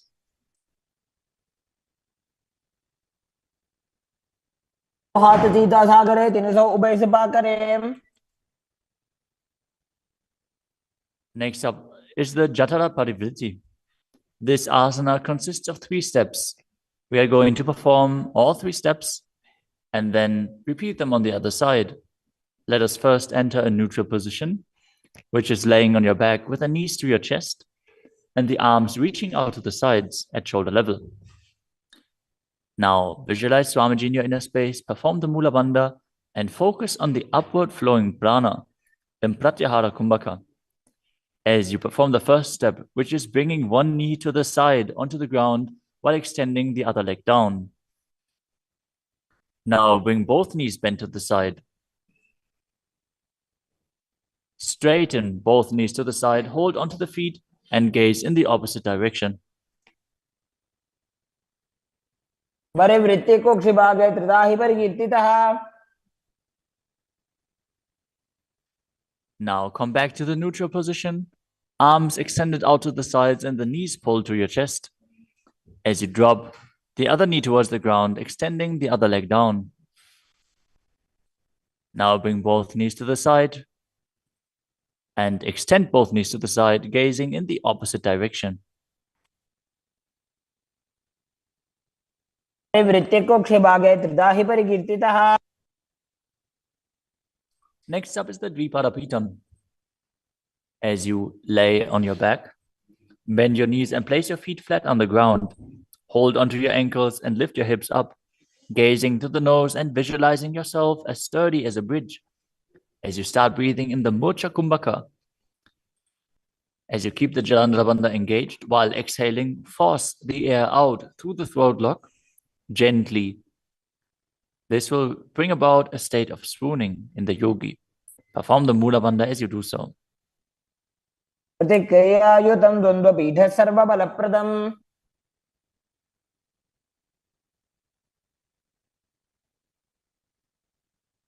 Next up is Palyankasana.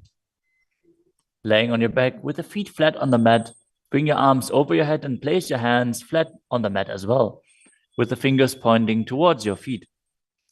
Lift your entire body up off the ground as you visualize yourself as sturdy as stone furniture. Breathe through your nose in Sahaja Kumbhaka as you perform the Mula Bandha. उत्तानशयनं हस्ततलाभ्यां भूमिमवष्टभ्य. The next asana is Shvatanasana. Lay on your back with the knees to your chest. With the hands on the respective shoulders, move your hips in a circular motion and visualize that you're a dog playfully laying on its back. Perform the Mula Bandha as you do so. शरीरं संस्थाप्य जानुनी सम्मील्य नाभवानीय. Next up is the Viparita Karani. Lie supine, raise your hips and legs up as you extend your hands down on the mat below, helping you balance your body as your legs are raised up. Move your legs in a circular motion as you visualize Swamiji in your inner space and keep Jalandhara Bandha and Mula Bandha engaged. भूतले सशिरो दत्त्वा खेनये चरणद्वयम्. Next up is the Viparita Karani too. Now stop the movement of your legs. Keep them pointing up straight as you visualize Swamiji in your inner space. Karni विपरीताख्या सर्वाधिव्याधिनाशिनी. Next up is Langalasana. As you lay on your back, lift your hips and take your feet over the head with the toes on the floor. Stretch your hands out on the ground behind your back. Clasp your palms, rest on your neck and shoulders as you visualize yourself as a plow. Breathe in Mocha Kumbhaka with Jalandhara Bandha and Mula Bandha engaged. दिवाकण्ठेन भूमिं विष्टम्भा पादाग्रद्वयम् ऊर्ध्वमुन्नयेत्. The next asana is Sajita Paschimottanasana. As you lie on your back in the same position, bring your hands to the feet. Pull your thighs to the chest and hold on to the toes as you keep your arms and legs straight. This is one of the 84 different asanas revealed directly by Lord Paramashiva himself. Visualize Paramashiva as you perform Jalandhara Bandha and Mula Bandha. तानं शयित्वात् कुर्वीत शयितपश्चिमतानकम्. Next up is Supta Konasana.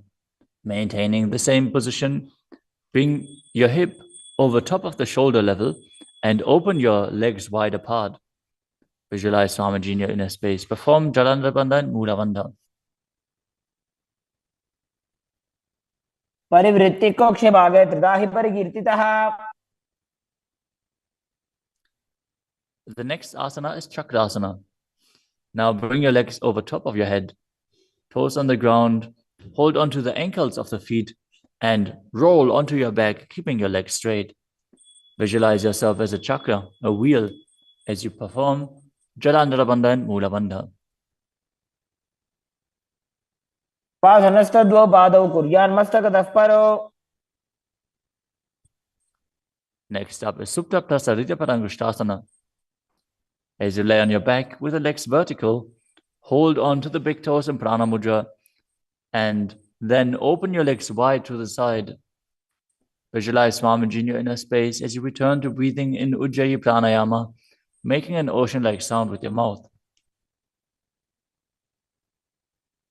उत्तानपादं क्रौञ्चं च मरीचिं वीरभद्रकम्. The next asana is Supta Padangushtasana. Now, hold onto the big toes and join your feet together above your body, keeping your legs straight and your arms straight as well. Visualize Swamiji in your inner space and perform the Mula Bandha. उत्तानपादं क्रौञ्चं च मरीचिं वीरभद्रकम्. The next asana is Matsyasana. From Supta Padangushtasana, move your legs into Padmasana and lay on your back, holding onto the opposite elbows over your head. Gaze to the nose and visualize Matsya, the fish avatar of Vishnu. Matsyasana. मुक्तपद्मासनं कृत्वा उत्तानशैलं चरेत्. The next asana is Padasharamasana. Laying on your back with the legs in Padmasana, place the backside of the right hand onto the left palm. Gaze to the nose and visualize Rama in your inner space as you perform the Mula Bandha. प्रथमकरे पद्मासन आचे सुदोषो वे भूपरिपाचे. The next asana is Sarvangasana. While laying on your back, legs in Padmasana, lift your hips and legs up. Bring your hands to the hips, supporting you with the elbows on the floor. As you tuck your chin to the chest in Jalandhara Bandha, contract the perineal region in Mula Bandha. Gaze to the nose and visualize Swamiji in your inner space. अथवा क्षेत्र संक्षेपात् सर्वांगासनम् उत्तमम्. Next up is Vrishchikasana.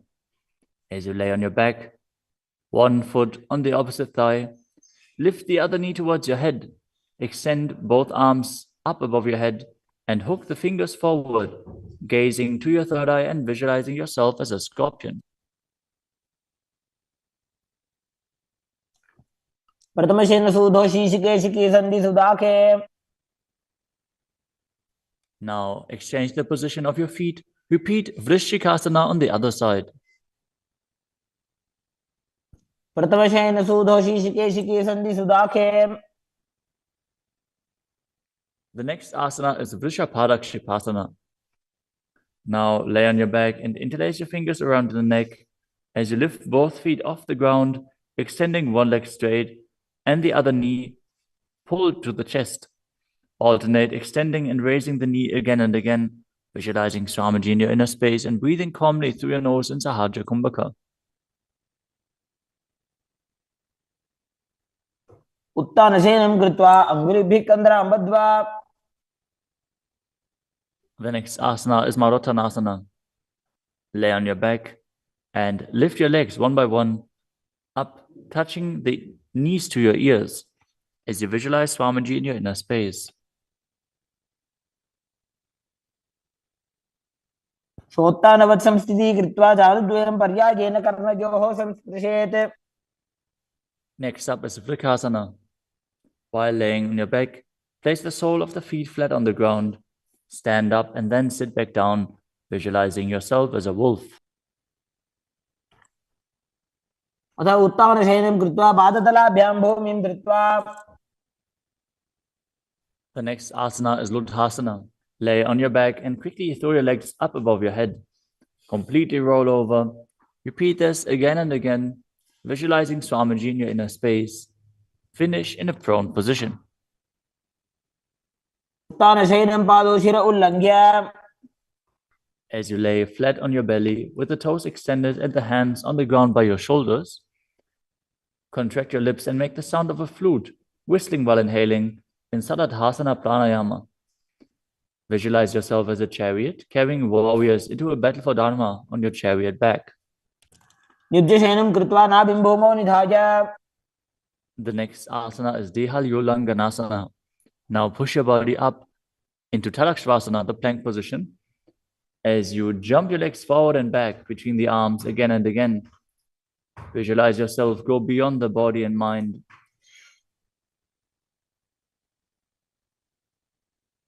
हस्तद्वयं बद्ध्वा तन्मध्यचरणद्वयम् उड्डानैव बहिरानीय. The next asana is Jatyasana. From a standing position, bend forward and place your hands on the mat, walking back and forth as you visualize yourself as a wise 60-year-old elephant. अथ जात्यासनं वक्ष्ये येन जाति स्मरो भवेत्. Next up is the Luritika Karana. Stand with your knees bent, feet pointing outwards, and bend your elbows. Keep your hands at the chest level. Swiftly move your arms across your body and then bring them back to the center. Tilt your head back, open up your chest towards the sky, and move your head in all directions. The next asana is Sarapasana. As you tie your feet with a rope, stand erect like a rod. Keep your arms at the side of your body with the hands touching your thighs. Visualize that your Kundalini, Devi, is raising and curling upwards around your body. As you breathe calmly through your nose in Sahajra Kumbhaka, leading the prana along your spine. Contract the perineal region. Force the Kundalini Shakti up. As you internally chant Om Nithyananda Paramashivoham. अथ सर्पासनं वक्ष्ये वायुपाणाय केवलम्. The next asana is Ushtrasadhanasana. While standing, place all fingers on the mat and then stand on your hands. Keep your feet on the fists as you begin to move and walk like a camel. Visualize yourself as a camel as you walk around on the mat.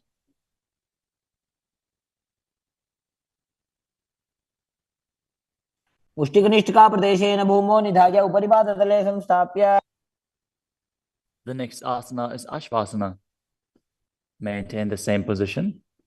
Walk around on the hands as you visualize yourself as a horse.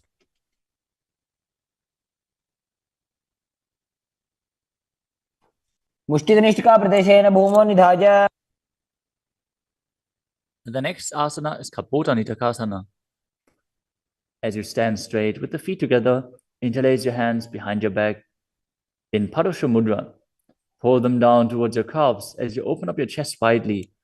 Visualize yourself as a soaring bird diving. पादतले भूमौ निधाय. Next up is the Tala Pushpaputam Karana.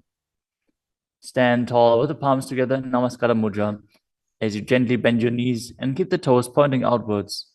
Simultaneously open up the palms and raise one heel off the ground as you slightly lower the waist and shoulder of the respective heel, bowing to both sides. As you visualize you're holding a bouquet of flowers and offering it to Paramashiva. Next asana is Khadgasana. As you lay down on your stomach, jump your feet up towards your hands and stand. As you bring the palms together, forming the horn of the rhinoceros in Namaskara Mudra, visualizing yourself as a rhinoceros and gaze to the nose. लुजसरतमासनं कृत्वा पादतलाभ्यां भूमिम् अवष्टभ्य. Next up is the Uttanottanam. Hold onto weights if you want to intensify this asana. Now sit down all the way or as low as you can to the ground and stand back up. Do this again and again as you visualize Swamiji in your inner space. पुनः उत्थातव्यम् असितव्यम् इति उत्थानोत्थानं भवति. The next asana is Musalasana. Now stand up straight, raise your arms up over your head and jump repeatedly as you visualize yourself as a mace. सरलं स्थित्वा ऊर्ध्वं बाहु नयेत्. The next asana is Utshesakasana. From a standing position, pull the sole of the foot towards your chest, while with the other leg, sit down and stand back up. Alternate on both sides. As you gaze to the nose and visualize Swamiji in your inner space. एकैकं पादतलं कुक्षौ निधाय. Next up is the Parshvajanukarana. Now stand and keep one leg slightly bent with the toes pointing to the side. Bend and lift the opposite knee towards your chest, pointing the toes downwards. Keep your arms holding the knee with a hand in a fist as you place the other hand on top of the respective thigh with the fingers pointing inwards. The next asana is Tandavasana. You can hold weights to intensify this asana. Visualize yourself fiercely dancing as Lord Shiva as you stand on one leg with the opposite leg extended forward. Lower your body down to the mat and then stand back up straight. एकेन पादेन स्थातव्यं ताण्डवासनं भवति. The next asana is Brahmanasana. Now place one foot onto the opposite thigh as you stand erect on the mat like a rod. Keep your hands by the sides, visualizing yourself being blessed by Lord Brahma. ब्राह्मणासनमावक्ष्ये यत्कृत्वा ब्राह्मणो भवेत्. The next asana is Garudasana 3. Stand tall and wrap the left leg over and around the right knee as you tuck the left toes on the other side of the right calf. Simultaneously cross the left arm below the right and bring the palms together in Namaskara Mudra in front of your heart as you visualize yourself as Lord Garuda. उत्तानकूर्मपीठं च संहिमस्गारुडमेव च. The next asana is Ekapadasana. Now bring the leg to the other thigh as you keep the hands hanging down by the sides towards the knees. Visualize Swamiji in your inner space. दक्षाङ्घ्रिं वामपादस्य जङ्घोपरि निधाय च. The next asana is Dhruvasana. Stand on the right leg and hold onto the big toes of the left foot as you straighten the left leg out to the side and visualize yourself as the North Pole star as you rotate on the standing leg. एकेन हस्तेन दण्डरूपस्य एकस्य पादस्य अग्रं धृत्वा. The next asana is Trivikramasana. Stand on the right leg and lift the left foot behind your neck if you can. Then stand tall. Otherwise, you can pull the leg towards your chest. Then alternate standing and sitting. Perform the 3 steps of Vishnu as you visualize Lord Vishnu in your inner space. एकेन पादेन स्थातव्यम् उत्थातव्यम्. Now repeat the Parshvajanukarana on the other side. Now visualize yourself fiercely dancing as Lord Shiva as you repeat Tandavasana on the other side. पादेन स्थातव्यं ताण्डवासनं भवति. Now repeat Brahmanasana on the other side. ब्राह्मणासनमावक्ष्ये यत्कृत्वा ब्राह्मणो भवेत्. And repeat Garudasana 3 on the other side. उत्तानकूर्मपीठं च संहिमस्गारुडमेव च. Now bring your foot to the opposite hip with the hands hanging down as you repeat Ekapadasana on the other side. दक्षाङ्घ्रिं वामपादस्य जङ्घोपरि निधाय च. Now hold on to the opposite foot, holding the big toe in Prana Mudra as you rotate your body on the mat, visualizing yourself as the North Pole star in Dhruvasana. एकेन हस्तेन दण्डरूपस्य एकस्य पादस्य अग्रं धृत्वा. Now repeat Trivikramasana on the other side. Bring the other leg behind your neck if you can. Sit down and stand back up while visualizing Lord Vishnu blessing you from within. ग्रीवायां पादं संस्थाप्य स्थातव्यम् उत्थातव्यं त्रिविक्रमासनं भवति. Next up is the Samanaka Karana. Stand with the feet close together, toes pointed slightly out. Keep both hands to the sides of your body as you Stand straight on the mat and relax. After this intense asana practice, this intense sequence, breathe deeply as we enter into the final 100 asanas of the sequence. The next asana is Gora Kajali Asana. Stand erect and then bend forward. Bring both hands underneath the knees and make a finger lock in Padusha Mudra as you sit in a squatting posture, and then let the finger lock touch your navel. Visualize Sage Goraknath, the founder of the Natha Yoga Hindu Sampradaya, as you perform the Jivachala Kumbhaka, forcefully moving the retained prana up and down within your body and throughout your limbs, along with the mind. Perform the Mula Bandha as you do so and internally chant Om Nithyananda Paramashivoham. प्रथम ही उभं होय बाहुरी नीचो पुनि होवे. The next asana is Kanchita Asana. Now insert your hands between the thighs and calves and then wrap them around behind your butt, interlacing your fingers behind your back. Keep your chest upright. Visualize Swamiji in your inner space. ऊर्ध्वमध्यात् हस्तौ निवेशयानितं वं धृत्वा. The next asana is Bhairu Asana. Now bring your feet together and sit in a squatting posture with the heels touching the perineum. Hold the hands at the back. In Parusha Mudra, sit upright and gaze to your navel, visualizing Bhagavan Kala Bhairava, the Lord of Time. दो ऊपक की थलिया की माहिली को और मिलाई. Next up is Varahasana. Now squat all the way down to the ground. Keep your feet together, toes apart. Bring your elbows up close to your head and join your palms behind your back with fingers pointing down. Gaze to the nose and visualize a boar, which is one of the 10 incarnations of Mahavishnu. पागदली की माहिली को और मिलाई फना पानी उकड़बई से.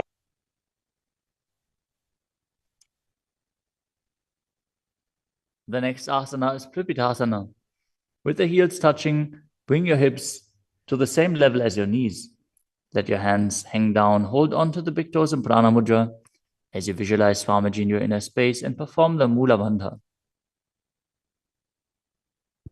पार्श्वद्वयं मील्य स्थित्वा नितम्बं जानुप्रदेश आनीय. Next up is Bakasana. Now place your hands on the mat, fingers wide, and place your knees onto the back of your arms with the eyes forward. Lean forward and down, lifting your feet off the ground as you visualize yourself as a crow.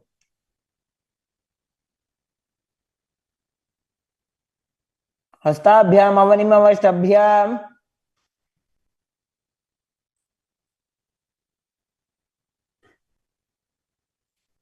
The next asana is Sushtanga Kapali Asana. Now kneel down, head on the ground with the palms spread for support. Raise your body on your head and place your legs into Padmasana as you gaze to the nose and visualize Swamiji in your inner space.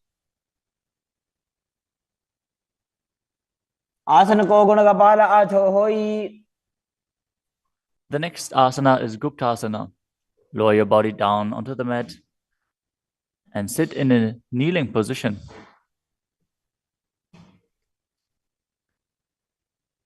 Keep your toes touching behind and sit in between the heels. As you place your hands on the knees, sit straight and gaze to the nose as you visualize you are sitting in the secret seat with Paramashiva and Guru.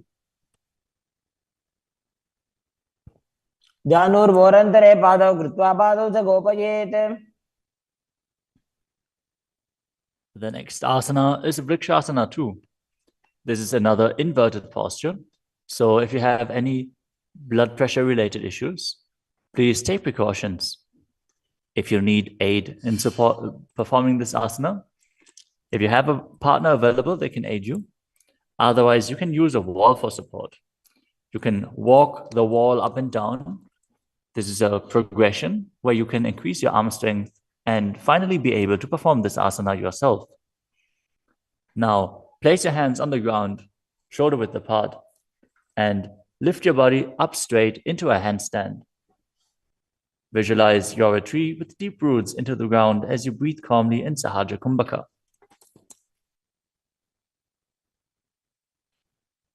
सप्तचक्रक्षालनाद्य vrikshasana विशेषकान्. Next up is Shiva Asana. Move your hands closer together and again enter the handstand posture. Visualize Tejas energy is flowing to your third eye. As you gaze up to your third eye, the Tejas energy will rejuvenate your body. दो पग जोड़ी माही Gulf मिलाए. The next asana is Matsyasana too. Now visualize yourself as a fish as you enter a plank position. Lower your body down to the mat and push it back up again and again as you engage the Mula Bandha. दिव्यं शयनं कूर्परो पार्श्वभागायाम् ऊर्ध्वकृत्य. Next up is Sarpasana too. Lie prone on your belly with the hands on the hips and lift your chest to the left and right, visualizing and moving your body like a snake. Next up is Nidalambanasana. Lay prone on your belly with the hands in Padma Mudra, the lotus mudra, holding onto the chin. Keep the toes pointing backwards, feet together, as you feel self-supported and completely independent. The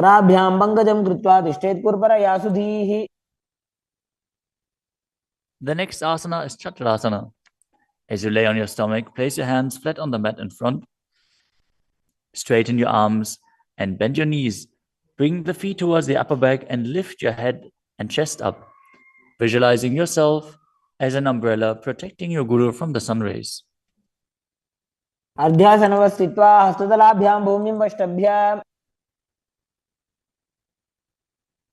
The next asana is Vajrasana. Now sit on the knees with the tops of the feet flat on the mat. Bring your butt onto the heels. Stretch your arms out in front and place the palms facing down as you bring your forehead to the mat. Gaze to the nose. Visualize yourself as Vajra, the weapon of Indra, symbolizing your indestructibility. इदानीं गर्भिणीनां योगाभ्यासो यथा लघु. Next asana is Meshasana. Now place your hands flat on the ground, shoulder width apart, and raise your hips up high into Gajasana. Then alternate striking the ground with your hands as you experience yourself as powerful as a ram. गजासन संस्थितो एकैकं बाहुं भूमौ ताडयेत्. The next asana is Ajasana. From Gajasana position, lift your legs up into the air and slowly bring your forehead to the ground. Visualize yourself as unborn, existing for all eternity. गजासन संस्थितो पादद्वयम् अन्तराले कृत्य. The next asana is Dhanantarasana. As you sit on your heels with the legs together, interlace your fingers around the toes. Pull the feet towards your perineum and then place your hands on the respective knees. Keep your spine straight, gaze to the nose as you visualize Swamiji in your inner space and return to breathing in Ujjayi Pranayama, making an ocean-like sound with your mouth.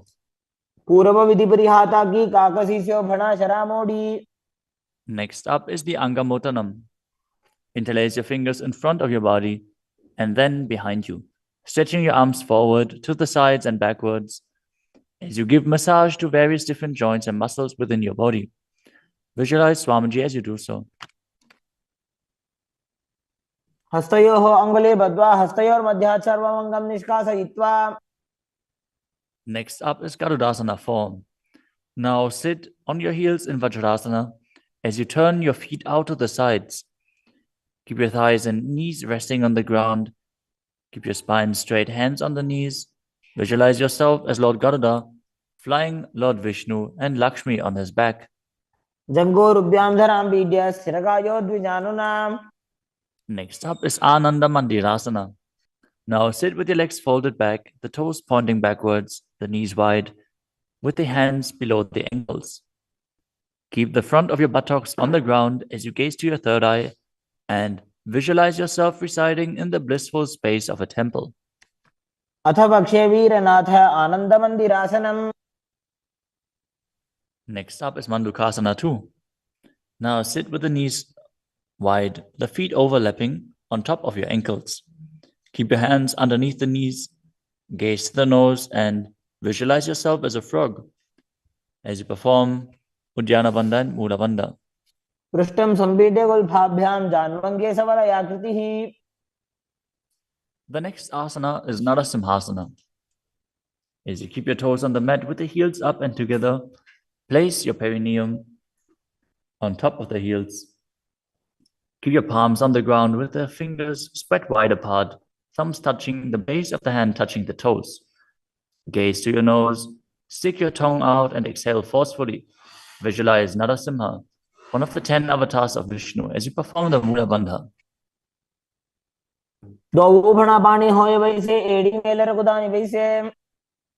The next asana is Vishrakasana.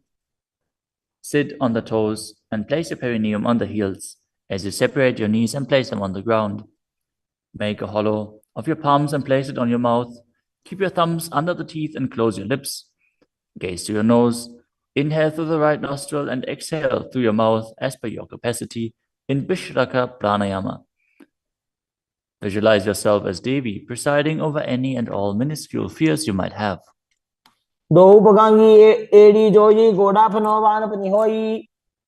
The next asana is Makadasana. Now bring the soles together, the top of the feet on the ground. As you sit on the heels, bend your elbows, bring your fingers to the armpits, and imitate as if you were a monkey stretching itself. Visualize yourself as a playful monkey as you gaze to your third eye and perform the Mula Bandha.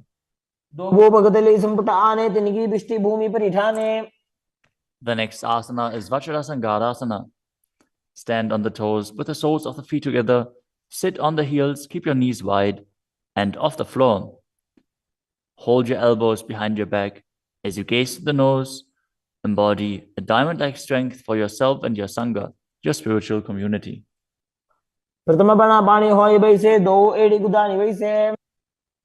The next asana is Kanjanasana. Now keep the toes down, ankles crossed behind, and sit on the heels. Place your palms on the mat to the sides as you gaze to the nose and visualize perfect health beyond any and all physical or mental ailments. The next asana is Kurmasana, the turtle posture. With your toes flat, cross your feet and place your perineum onto the back of the heels. Keep your knees wide and on the floor. Rest your hands on the knees. Gaze to the nose and visualize a turtle with a stable body and mind to live for hundreds of years. The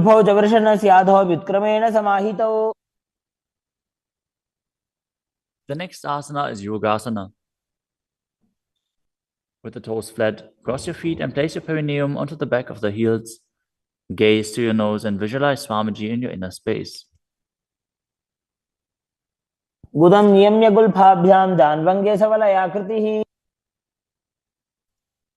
The next asana is Vijogasana. Now stand on your knees.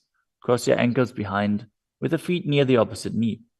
Hold the calves with the fingers inside and the thumbs outside as you gaze to your third eye and visualize a space of eternal oneness, Advaita, with your Guru.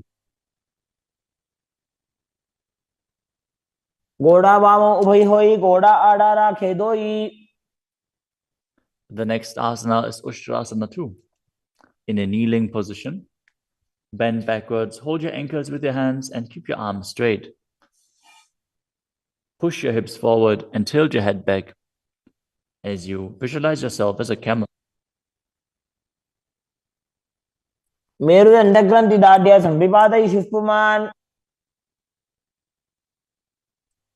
Next up is Jatyasana 2. With the heels together and the hands on the soles of the feet, slowly lean back. Bring the elbows down to the mat, followed by the back of your head. Gaze to the nose and experience yourself as a lotus blooming.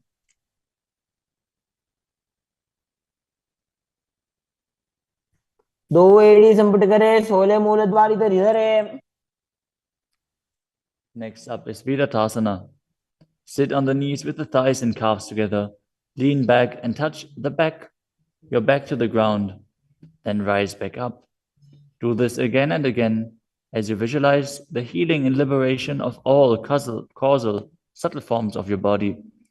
Gaze to the nose and perform the Mula Bandha. जंगा पृष्ठभूमो निधाय जंगोदरयोः ऊरुनि संस्थाप्य. Next asana is Kapotasana. From Virattasana, raise your hips higher. Bring your forearms to the mat and hold the back of the heels. As you bring your head in between the feet, visualize yourself as a beautiful dove and perform the Mula Bandha. मेरुदंड ग्रंथि दाढ़्य संविपादयिषुः पुमान्. The next asana is Vadasana. Now stand upright on the knees with the toes tucked. Hold your arms with opposite hands and gaze to the nose. This is the boon fulfilling posture. Receive your boon from Paramashiva. जानुनि भूमौ संस्थाप्य हस्ताभ्यां बाहु परस्परं धृत्वा. Next up is Vadahasana 2. Keep your knees together, toes tucked behind. Lean forward as you bring the elbows to the mat. With your hands holding the head, rest your buttocks on the heels and visualize yourself as Varaha, the boar incarnation of Mahavishnu. सूर्यं चन्द्रं भेदनानि आसनानि निकथ्यते. The next asana is Mundasana. This is another inverted posture. Use a wall for support if needed. Now kneel down, place your elbows on the mat, shoulder width apart. Interlace your fingers and place your head onto the mat, supporting it with both hands. Walk your feet forward until your hips align with the shoulders and then raise your legs straight up. Be stable. Gaze to the nose. Visualize yourself as a lopped tree as you breathe calmly through your nose in Sahadra Kumbhaka in Mundasana. अधो मुंडासनं वक्षे सर्वेषां प्राणिनां सुखम्. Next asana is Andhasana. In a kneeling position, place your head in between the knees and the elbows outside of the knees. Hold your head with both hands, gaze to the nose, and visualize Swamiji in your inner space as you breathe through your mouth and perform the Mula Bandha. प्रथम भगदली समठारावे कोरमा हिली उभे मिलावे. The next asana is Viparita Shalabhasana. You can hold weights to intensify this asana. As you lie on your belly with the arms extended straight out, lift your thighs, arms, and chest off the ground. Visualize yourself as a locust and perform the Mula Bandha. शलभासन भेदाश्च नटभेरुण्ड नामके. The next asana is Kapalasana. Lie on your belly with the arms at the side, palms facing down. Keep your forehead on the ground and keep your chest on the mat as you lift your legs up together. Visualize yourself as a skull, representing the mind with purified thoughts and the strong will to attain enlightenment. कपालं भूमो निधाय ऊर्ध्वं पादौ नयेत्. The next asana is Akasha Kapotasana. As you lay on your stomach, keep your hands by the sides and lift your legs up over your head. As you slowly place your feet on the mat in front of your head, keep the palms flat on the mat behind, visualizing yourself as a free and open dove.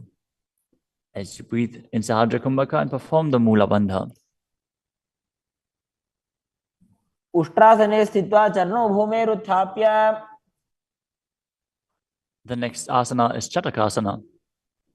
As you sit on your knees, bring the chest down so the navel touches the knees and keep your hands and elbows flat on the ground. Be sturdy. Visualize yourself as a sparrow as you perform the Mula Bandha.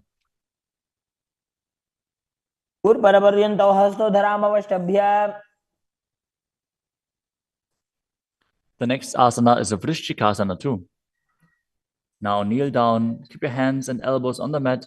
As you raise your legs, bend your back to touch the feet onto your head. Lift your chin and hold as you visualize yourself as a scorpion. विच्छेव पुच्छ प्रतिमांग्रिभाष्णे धृत्वा स्वशीर्षे चिबुकं विधार्य कौ. Now, place the perineum down on the right heel as you keep the left foot outside of the hip with the toes pointing outwards.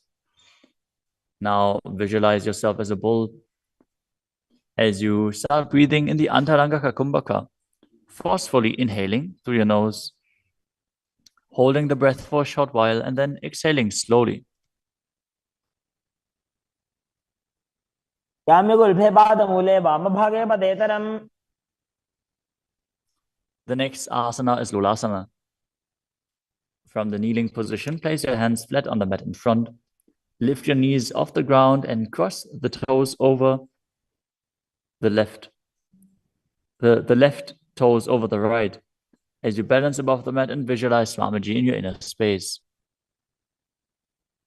लोलासनं सदा कुर्यात् वायुलोलापघातनात्.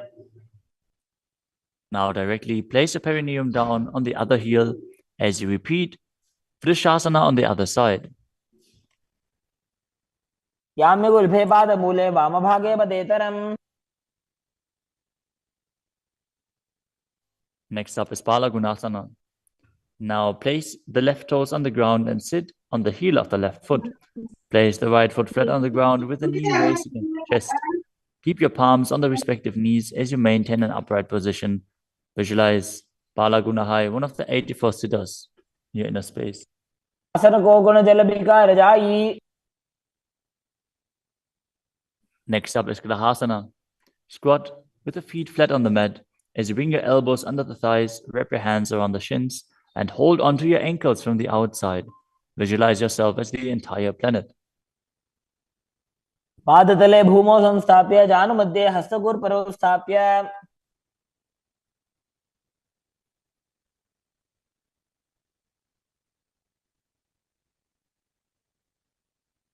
Next up is Balagunasana on the other side. Visualize Palagunahai, one of the 84 siddhas in your inner space. आसन को गुण जल बिकार जाई. Next up is Utkatasana. You can use weights to intensify this asana. As you squat on your toes with the heels up, the knees off the mat, place your perineum onto the heels and your hands on the respective knees. Keep your spine upright, visualize Swamiji in your inner space, and perform the Mula Bandha. विजास्पिजोस्येत ऊर्वजानु यत्रासने पादतलद्वयोपरि. Next up is Vajrasangarasana 2. Now sit on the toes with the perineum on the heels, the soles of the feet together. Keep the knees wide and off the ground as you hold the opposite elbows behind your back. Gaze forward as you visualize Swamiji in your inner space. प्रथम प्राणापानी होए जैसे दो एड़ी गुदानी वैसे. The next asana is Anilasana. Now squat or sit with the feet hip-width apart, with the hands under the soles of the feet from the inside. Palms facing down. Keep your arms straight, elbows at the navel, and gaze to the nose as you visualize you are able to consume and live off of air alone. दो हाथ भूमि पर ठाने कहनी जाड़ी ना भी लगाने.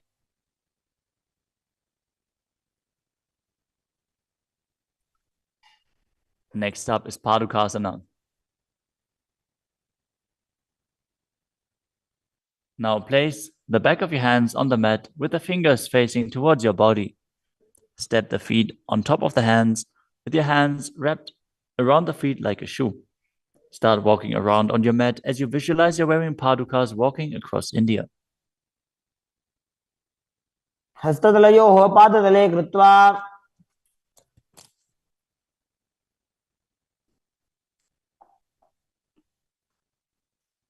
Next up is Kukkuttanasana. Now place your palms on the mat, raise both feet upwards into the air, and let them fall back down. Do this again and again as you visualize yourself as a rooster. हस्ततले भूमौ कृत्वा पादतले च ऊर्ध्वमुड्डानं कृत्वा.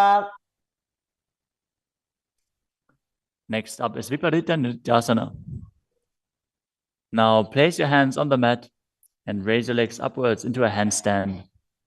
As you move around on two hands dancing, feel yourself become free of all inhibitions. हस्ततलाभ्यां भूमिं वष्टभ्य. Next up is Kunjarasana. Now separate your feet and place one palm down on the mat with the arm straight. Bring the opposite arm towards your head. Be stable. Visualize Swamiji in your inner space. Breathe calmly in Sahadra Kumbhaka and perform the Mula Bandha. अथ वक्षे Mahadev कुञ्जरासनमुत्तमम्. Now exchange the position of your hands. Repeat Kunjarasana on the other side. वक्षे Mahadev कुञ्जरासनमुत्तमम्. Next asana is Kadambasana. Sit on the ground with your feet flat and the heels close to your body. Hold the respective ankles with your hands as you lift your feet off the ground and visualize yourself as a Kadamba tree, a pious tree that promotes a long life. पार्श्वभ्यां भूमिं वष्टभ्य हस्तद्वयेन गुल्फौ धृत्वा. Next up is Bhavana Muktasana. Now sit with the heels at the perineum, hold the knees with your hands and press them towards your chest. Visualize any excess water being released or balanced within your system as you perform the Mula Bandha. स्तुपादयोः पाणिं लात्वा स्वस्वनितम्बके. The next asana is Chakrasana. Now sit and lift one leg behind your head as you place both hands flat on the mat. Extend the opposite leg up with the knee straight as you lift your entire body up off the ground. Keep your chin up, gaze to your third eye and visualize yourself as a powerful source of energy. पूर्वदानं च दुष्पादपीठं वज्रासनं तथा. The next asana is Dhanurasana too. As you sit on the ground, hold the respective big toes in Prana Mudra. As you keep one leg straight and pull the other foot towards your ear, visualizing yourself as a bow. पादाङ्गुष्ठौ तु पाणिभ्यां गृहीत्वा श्रवणावधि. The next asana is Ashtavakrasana. Now lift the left leg over top of the left shoulder and bring the right foot across. Hook it over the left foot. Lean forward and down while extending the legs out to the side. Lift up your head and chest, find balance and visualize yourself as a flying crane. पाशिष्ठमथ कौण्डिन्यम् ऊर्ध्वकुक्कुटमेव च. The next asana is Pranasana. Now place the right foot on the left thigh and bring the left foot flat on the ground as you have the left shoulder underneath the raised left leg and place your hands flat on the ground.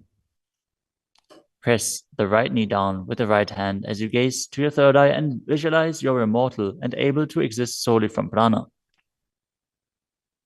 एतत् प्रभेदं वक्ष्यामि करोति यस्य चामरः.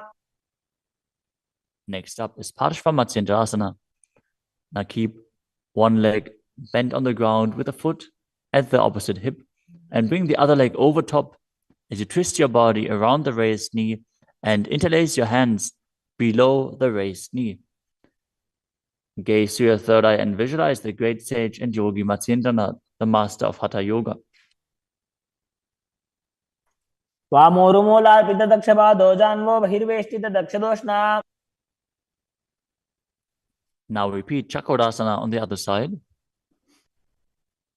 Now sit and lift the other leg behind your neck, keeping your hands at the side and raising your whole body up with the other leg extended, gazing to your third eye and visualizing yourself as a powerful source of energy. पूर्वदानं च दुष्पादपीठं वज्रासनं तथा. Now repeat Dhanurasana 2 on the other side, holding the big toes of both feet in Prana Mudra as you pull the opposite foot towards your ear, visualizing yourself as a bow. पादाङ्गुष्ठौ तु पाणिभ्यां गृहीत्वा श्रवणावधि. Now repeat Ashtavakrasana on the other side, Now lift the right leg over top of the right shoulder. Cross the left foot over the right and extend the legs out to the side, balancing as you visualize yourself as a flying crane. वासिष्ठमतकौण्डिन्यमूर्धकुक्कुटमेव च. Now repeat Pranasana on the other side. Bring the other foot over top, shoulder underneath, push the knee down and place the other one on the ground as you visualize yourself being immortal and able to exist solely from prana. एतत् प्रभेदं वक्ष्यामि करोति यस्य चामरः. Now repeat Parshvamatsyendrasana on the other side, bringing one heel to the opposite hip, the other leg over top of the knee as you twist your body around and bring your hands underneath and interlace the fingers behind your back, twisting your body even further, gazing up to your third eye and visualizing Matsyendranath. वामोरुमूलार्पितदक्षपादो जान्वो बहिर्वेष्टितदक्षदोष्टा. Next up is Ardha Paschimottanasana. As you keep one leg straight and press the perineum with one heel, lean your chest forward and down, hold onto the front foot and bring your head towards the knee. Visualize Swamiji in your inner space. एकं पादं प्रसार्य एकं पादस्य पार्श्वनासीवनी सम्पीड्य. Next up is Kraunchasana. Now place your left ankle outside of the hip, hold the sole of the right foot and lift the leg up towards your forehead. Keep the knees straight. Visualize yourself as a crane as you engage the Mula Bandha. उत्तानपादं क्रौञ्चं च मरीचिं वीरभद्रकम्. Now repeat Ardha Paschimottanasana on the other side, keeping the opposite heel against the perineum, leaning forward and down. Perform the Jiva Chala Kumbhaka, moving the prana up and down within your body. एकं पादं प्रसार्य एकं पादस्य पार्श्वनासीवनी सम्पीड्य. Now repeat Kraunchasana on the other side. As you bring the other heel outside of the hip, extend the opposite leg up, holding the foot with the knee straight, visualizing yourself as a crane. उत्तानपादं क्रौञ्चं च मरीचिं वीरभद्रकम्. Next asana is Swastikasana. Now sit with the soles between the thighs and calves. Keep your spine straight, the palms resting on the knees. Gaze to the tip of the nose and embody peace, well-being, good fortune, and prosperity as you visualize a swastika. तानूर्भोरन्तरे सम्यक् कृत्वा पादतले उभे. Next up is Gorakshasana. As you keep your feet in the same position, cover your heels with the respective hands. Tuck your chin to the chest and gaze to the tip of your nose, visualizing the great sage Goraknath as you perform Jalandhara Bandha and Mula Bandha. तानूर्भोरन्तरे पादौ उत्तानो व्यक्तसंस्थितौ. Next up is Pakasana 2. Now bring the left heel to the perineum and the right foot on the left thigh. Visualize Swamiji in your inner space. Meditate on Arihanta, the Enlightened One. As you gaze to your third eye, perform the Mula Bandha and re-enter the Shanmukhi Mudra once more. As you exhale, close your eyes with the index fingers, nose with the middle fingers, mouth with ring and little fingers, the ears with your thumbs. वामपार्श्वौ गुदौ संस्थाप्य दक्षाङ्घ्रिवामजगने. Next up is Yogasana 2. As you keep your feet on top of the opposite knees, place your hands on the ground beside your body with the palms facing up. Keep your spine straight, gaze to your nose as you visualize Swamiji in your inner space. Start breathing in Kakachantra Kumbhaka, rolling up the tongue and keeping your mouth in the shape of the beak of a crow. As you inhale through the rolled up tongue, cooling down your body. उत्तानौ चरणौ कृत्वा संस्थाप्योपरि जानुनोः. Next up is Urdhva Kukutasana. Now rotate your hands next to your body and push your body off the mat, visualizing yourself as a rooster.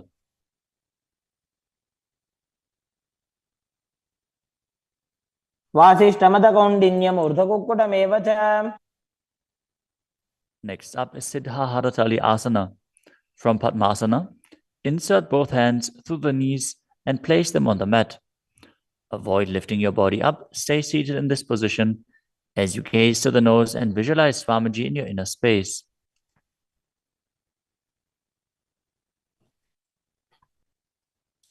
प्रथम पद्मासन को करे, हस्त दो वो गोड़ासन धरे. Next up is Hamsasana. From Padmasana, lift your body off the ground as you gaze to your third eye and visualize yourself as an elegant swan. कुक्कुटासने स्थित्वा स्कन्धपर्यन्तं मूरोनि नीत्वा. Next up is Karmukasana. From Padmasana, place your hands between the thighs and calves. Lean forward and while sitting, reach your hands behind your body in Parashu Mudra.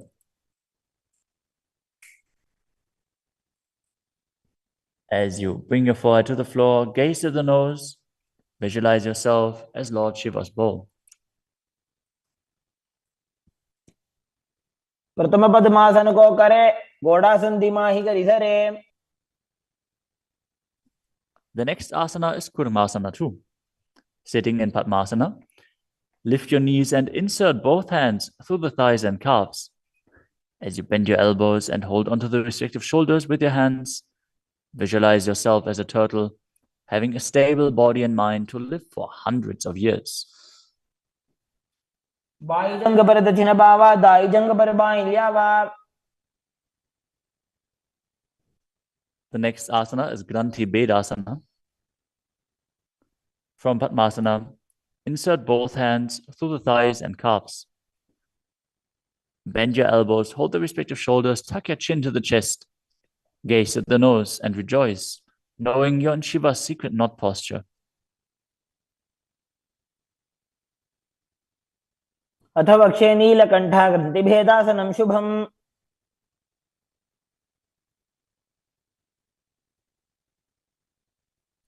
The next asana is Uttana Kurmasana. From Padmasana, insert both hands through the thighs and calves. As you roll onto your back, hold onto the respective shoulders with your hands and gaze to the nose, embodying a turtle laying on its back.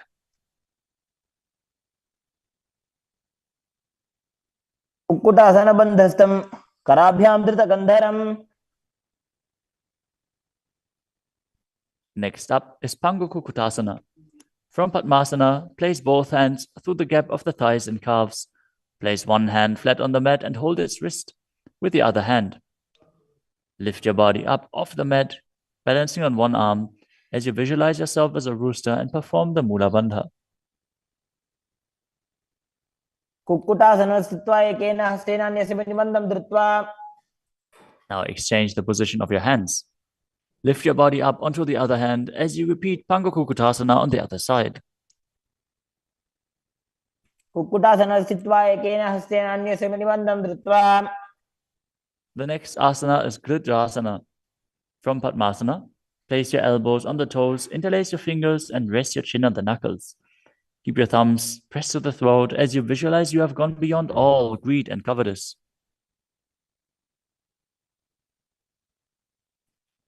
जानोर्भोरन्तरे पादौ उत्तानो व्यक्तसंस्थितौ. Next up is Padmasana 3. From Padmasana, hold one hand over the other with the palms facing upwards. Keep your spine straight, gaze to the nose, and visualize Swamiji in your inner space as you perform Mahamudra Bandha. All three bandhas engaged. उत्तानौ चरणौ विधाय विधिवत् शक्तिस्थितौ योगिरात्. Next up is Padmasana 4. From Padmasana, place your palms on top of the knees. Keep your spine straight, gaze to the nose, engage the Mula Bandha, and visualize Paramashiva in your inner space. एतत् पद्मासनं कुर्यात् प्राणवायु प्रसिद्धये.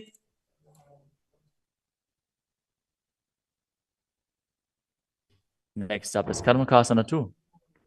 From Padmasana, keep the left hand on the left knee and hook the right hand around the big toes in Prana Mudra with index and middle fingers. as you pull your elbow back as if you're pulling a bowstring, moving the big toe in a circular motion. Visualize yourself as Pinaka, Lord Shiva's bow, as you repeat the movement on the other side as well.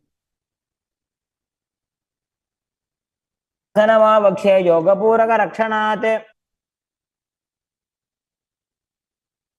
Next up is Karmakasana 3. From Padmasana, cross your arms behind your back and hold onto the big toes in Prana Mudra as you gaze to the nose and visualize yourself as Paramashiva's bow.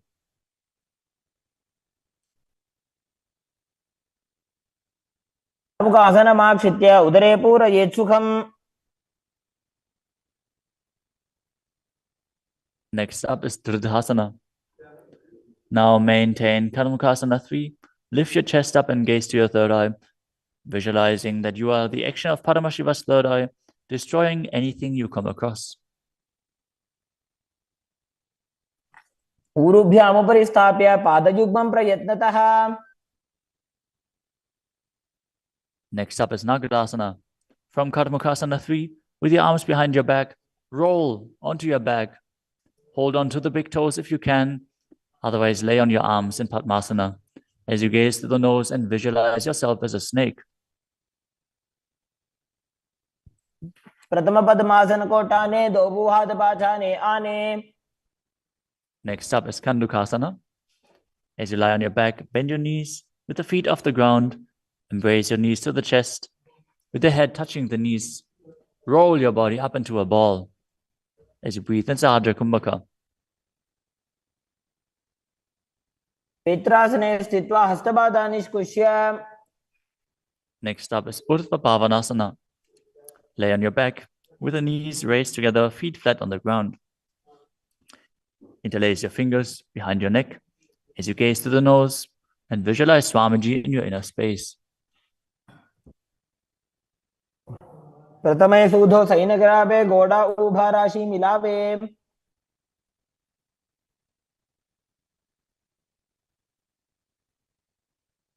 Next up is Marakata Pitasana. Lie on your back and bend your knees as you keep your feet flat on the mat and place the upturned palms underneath your heels. Lift your hips up as you visualize yourself as a powerful alpha ape. Perform the Murcha Kumbhaka with Jalandhara Bandha and Mula Bandha engaged. उत्तानशयनं पादतले उत्तानहस्तयोः स्थापयेत्. Next up is Uttana Shiki Pitakasana. Lie supine and raise your hips up. Support your hips with your hands, placed at the waist, as your elbows bear the weight of your body. Press your chin to through the throat, gaze to the nose, and visualize Swamiji in your inner space. जङ्घोरुबलहीनश्चेत् उत्तानशी पीठकम्. Next up is Nadakasana. As you lie supine, raise your hips and legs up. Bring your hands to the lower back for support if needed, but then place your elbows and hands flat on the mat below. Balance. Next up is Tiryanokasana. From Nadakasana, bring your hands to the lower back and keep your elbows on the mat. Raise your legs up vertically and slowly lower and angle them down, keeping your core engaged. Visualize your abode crossing the ocean of samsara. नौकावत् स्थित्वा ऊर्ध्वं पादाग्रद्वयं नजेत्. The next asana is Dvajasana. Now bring your arms back flat on the mat. Keep your legs straight as a flagpole as you visualize yourself as the KAILASA flag, respected across all nations. प्रियं नौकावते ग्रीवा पृष्ठकूर्परैः भूमिं वष्टभ्य. Now gently lower your body down to the mat as you lie supine. Contract the perineal region and pull the Kundalini Shakti up your spine, performing the Shakti Chalan Mudra. Bring it up to the Brahmarandha.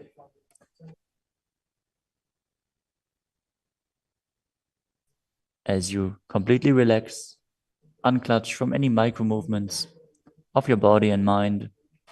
Visualize your body as dead, and the Supreme Pontiff of Hinduism, Swamiji, is liberating you as you internally chant the japa Om Nithyananda Paramashivoham.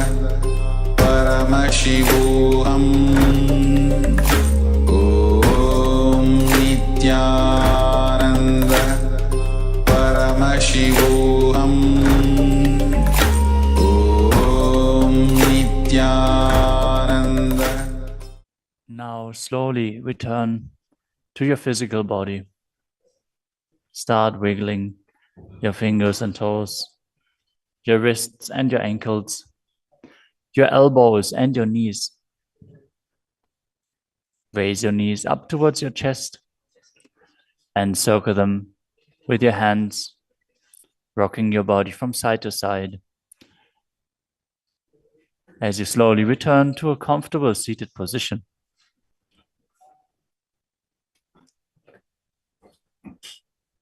Congratulations for completing the Dvitiya Vinyasa Krama 308 asana sequence as revealed by the Supreme Pontiff of Hinduism.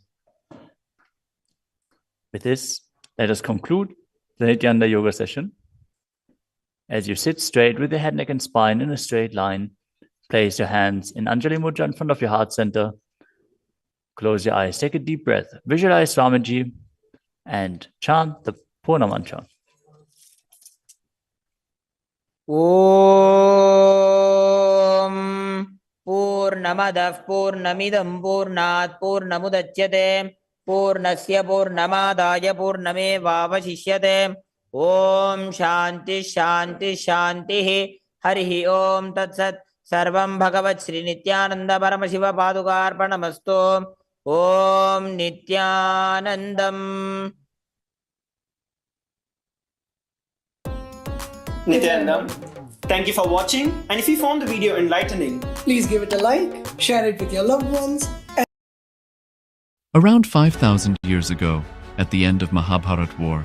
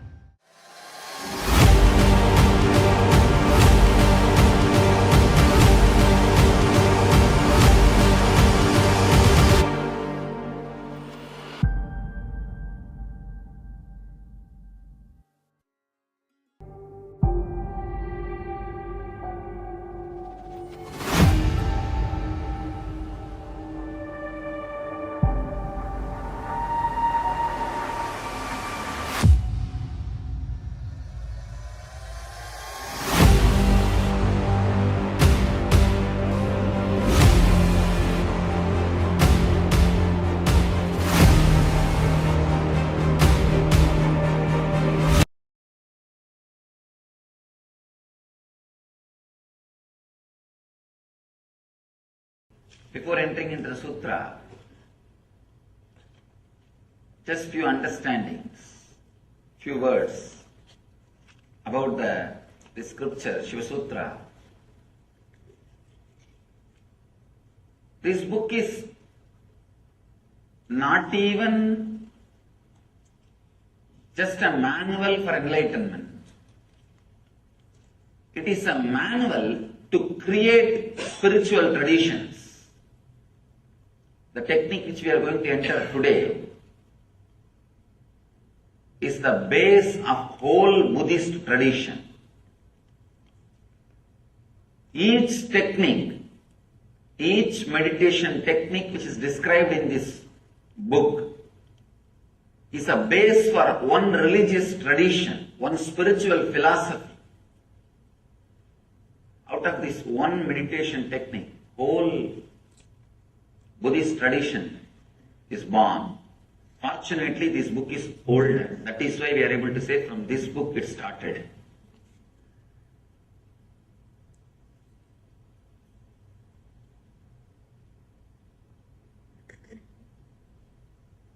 People ask, how can you keep Buddha also along with gods? Because Buddha did not accept Vedic gods. if you read deeply, Buddha never said there is no God or God does not exist. Whenever he was asked the question, he just avoided. Just not to waste the time. Because whenever you say yes or no, you have enough arguments. People come and ask me, Swami, is there God?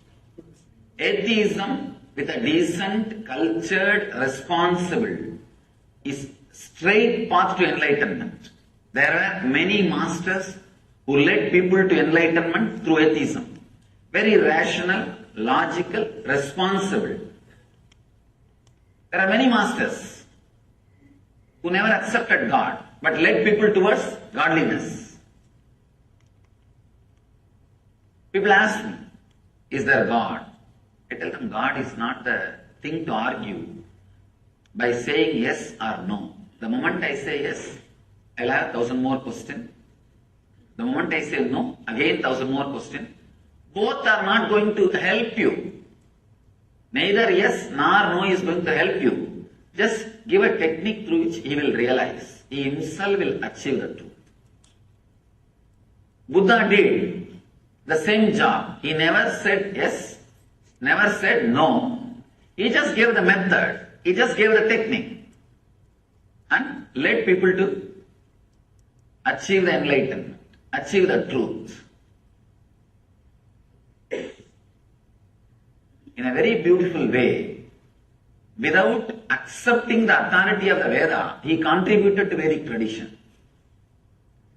See, there will always be 50% of the people saying no for everything. See, when you say no, it feels very juicy. Saying no is really very juicy. That is why, kids, why do you think constantly kids say no for anything and everything? Because it gives them the feeling that they are grown up now.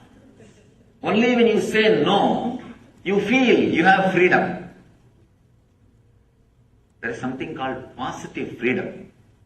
Freedom of acceptance and saying yes, the ultimate freedom.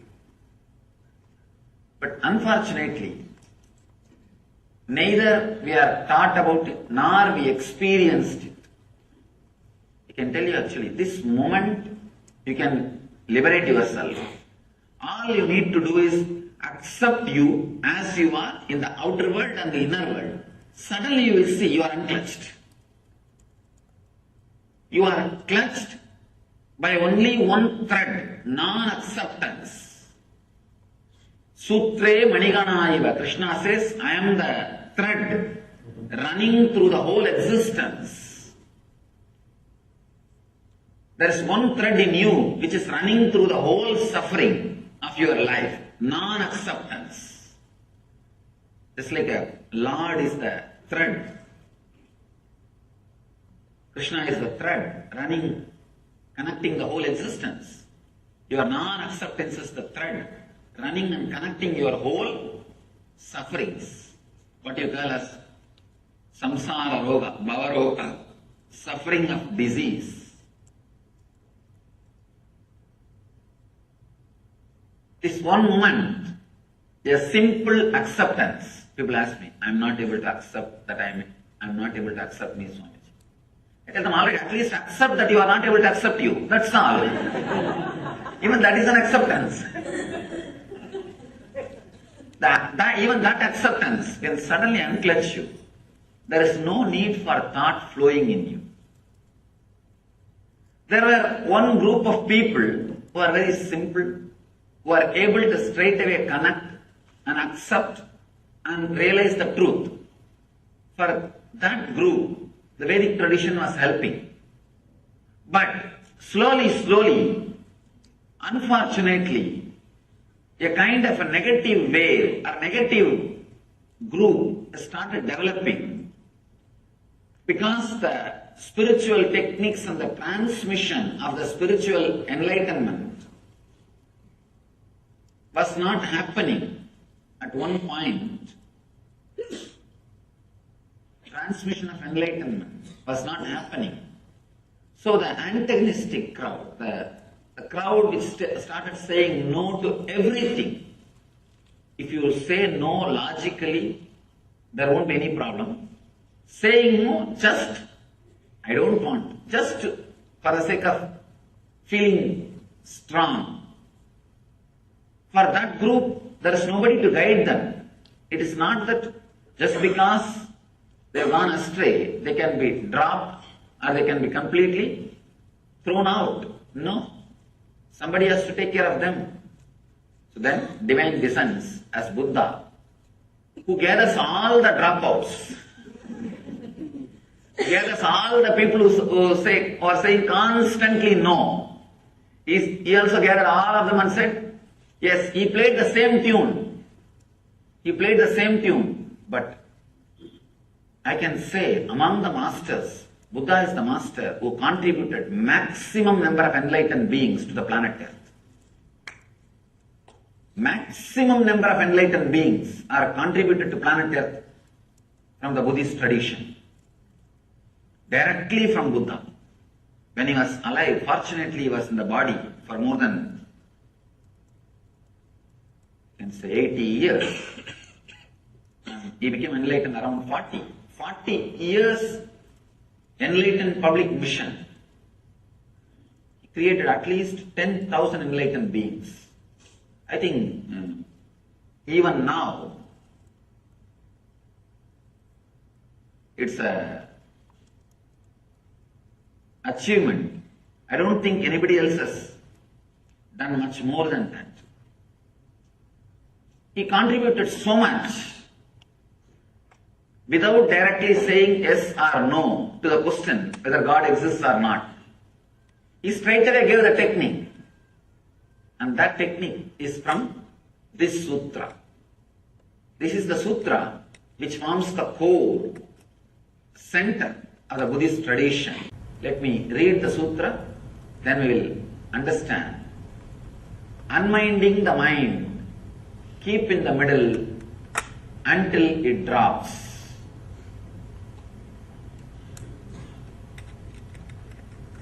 A very big problem with Shiva Sutras is it is too simple. It's too simple.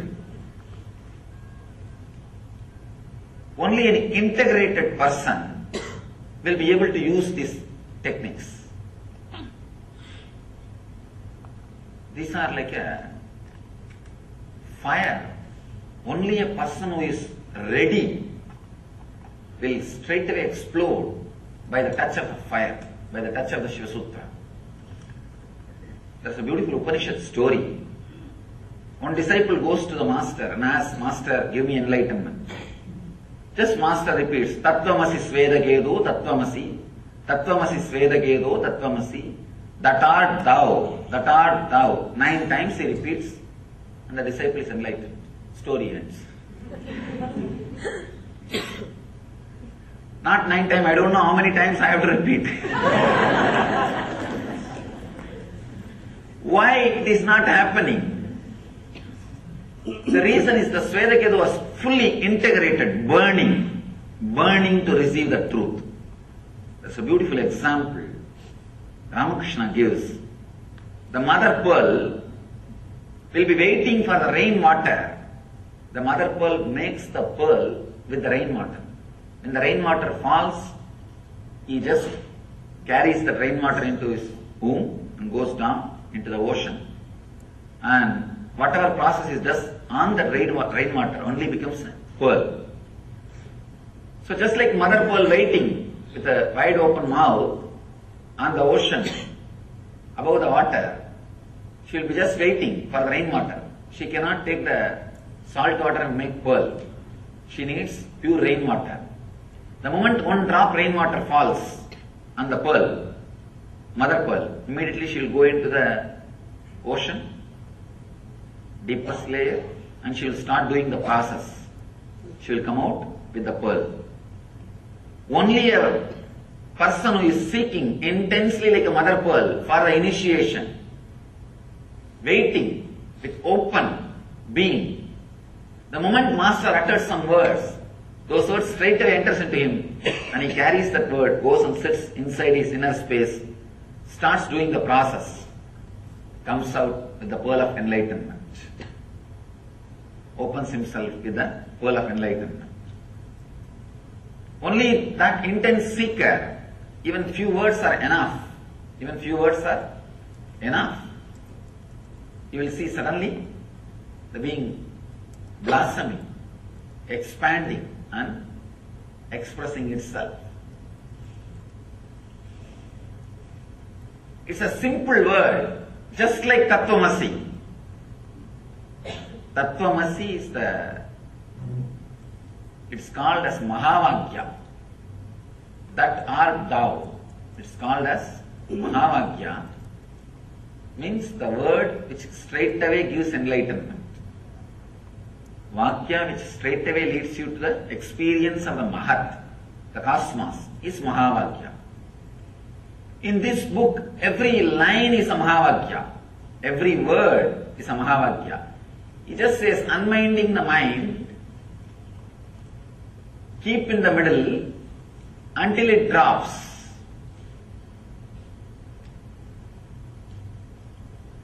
Buddha calls it as a Madhyapanta, middle path.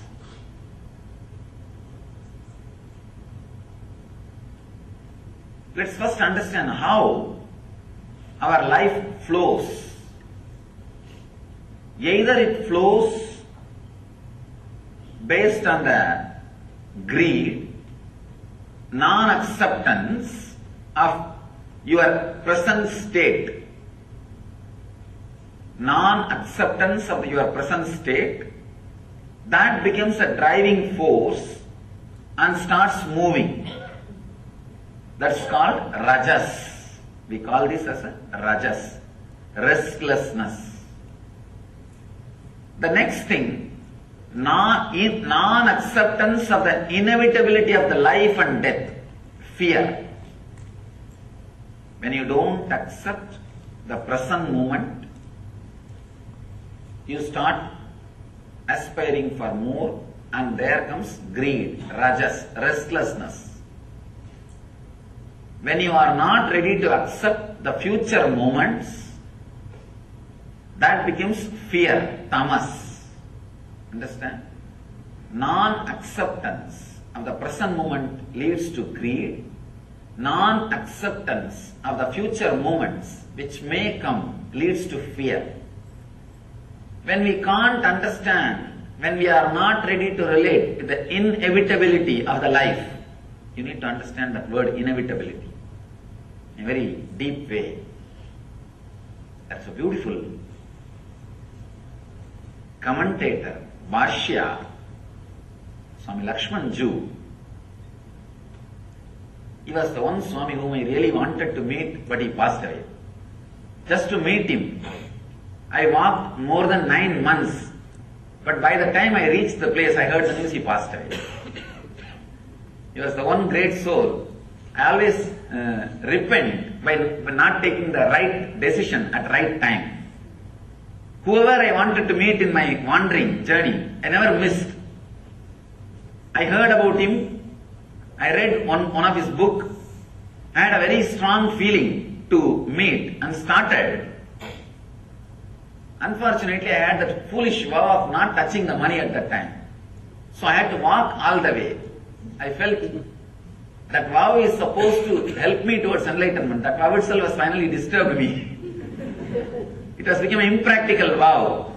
By the time he was very old and he was sick, I also heard, I know that he was sick and I know he may pass away at any time.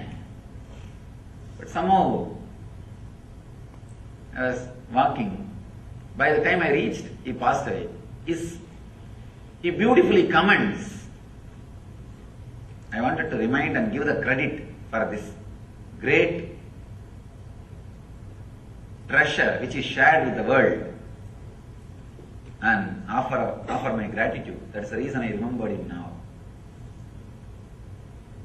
He very beautifully explains the inevitability. For example, now I am sitting here and you are sitting here. Next moment, if you want, you can go from this hall to that hall. this hall to the outside room. This is a kind of a freedom.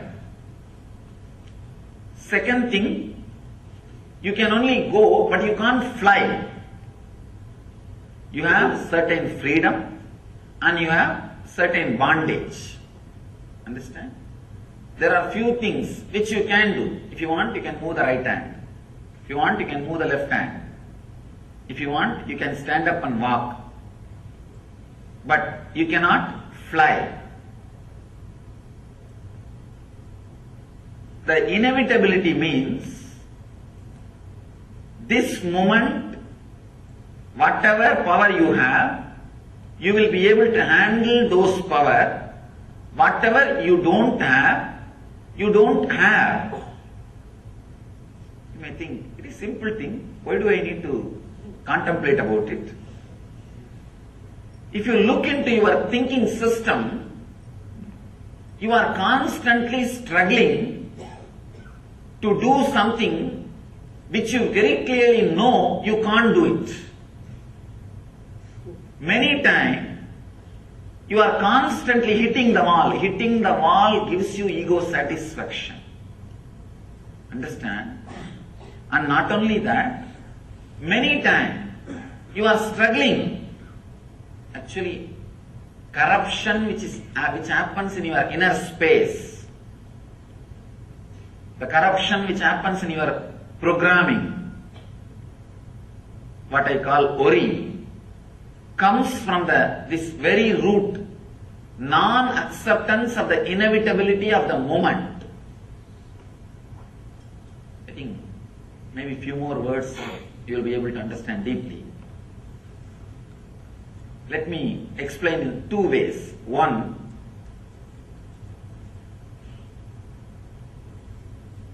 now, next moment if you want, you can go out or you can stand or you can be here. But this moment, you are already here. So this moment, what is inevitable. It is there. You can't avoid. Next moment, you may be able to change based on the availability of the power and freedom you have. That also in a very restricted way. There is a beautiful example from Ramakrishna that will throw more deeper and clear light on this concept. Actually, this inevitability concept, this truth, can straightaway lead to psychological revolution in you. That is why it's very subtle, very subtle. But if you can put your attention and understand every line I am trying to express, another difficulty is I read his books in Sanskrit and my internal expression, the whole thing happens in Sanskrit. I have to translate the whole thing into English. That is where the difficulty comes, and moreover the English does not have such a rich words. To tell you honestly, English is a beautiful word for outer science, not for inner science. English is not the word to transmit the science of enlightenment, to transmit the technical things of enlightenment.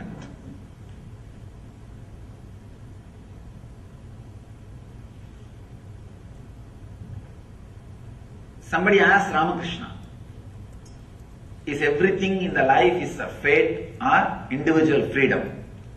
Do we have individual freedom or everything is predestined? Ramakrishna says beautifully, if a cow is tied on a wall or a pole, 5 feet rope is there. The cow has a freedom to sit or stand or walk around inside that 5 feet radius, but not more than that.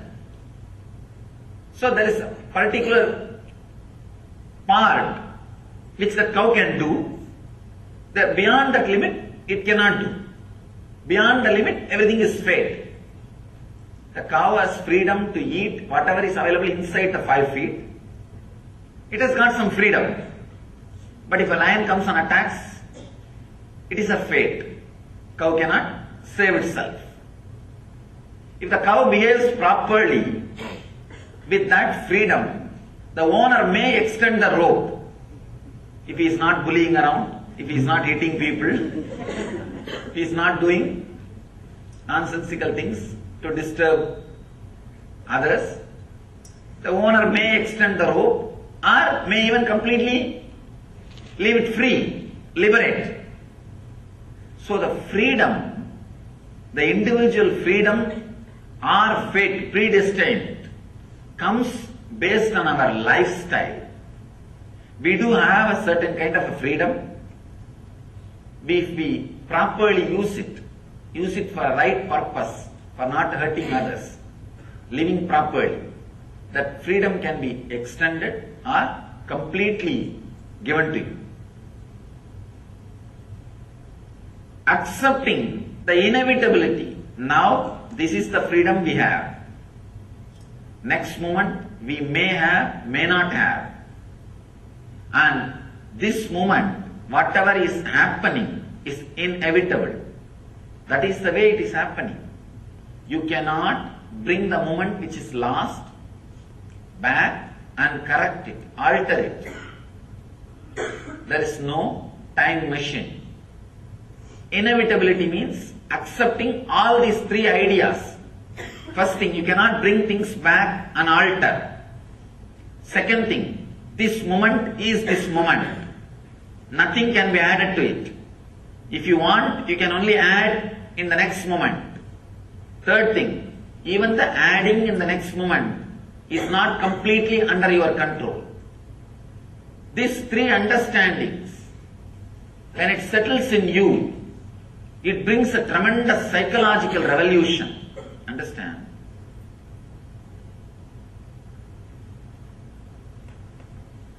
The basic thing needed for enlightenment is psychological revolution. Clarity about the self, world and God. Jiva, Jagat, Ishvara. Jiva is the self.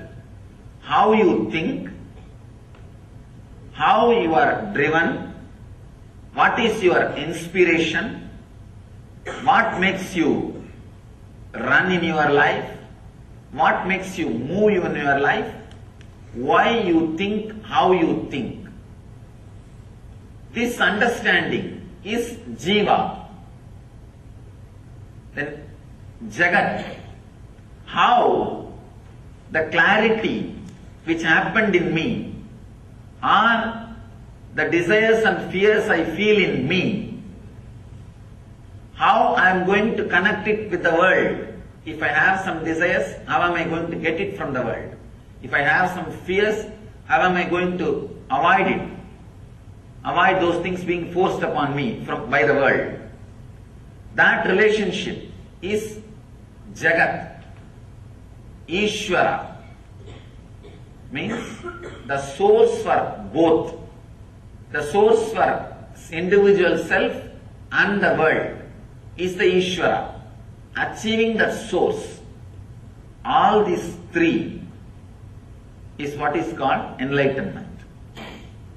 First, having clear understanding about Jiva, why you think, how you think.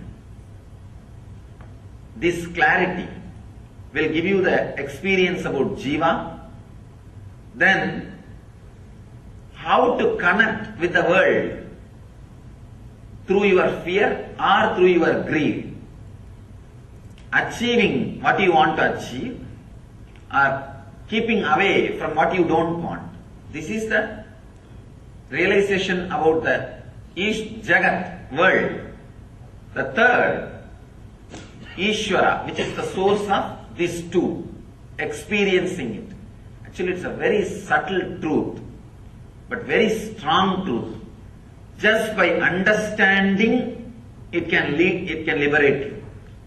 Just a simple understanding, it can solve so many problems, so many things.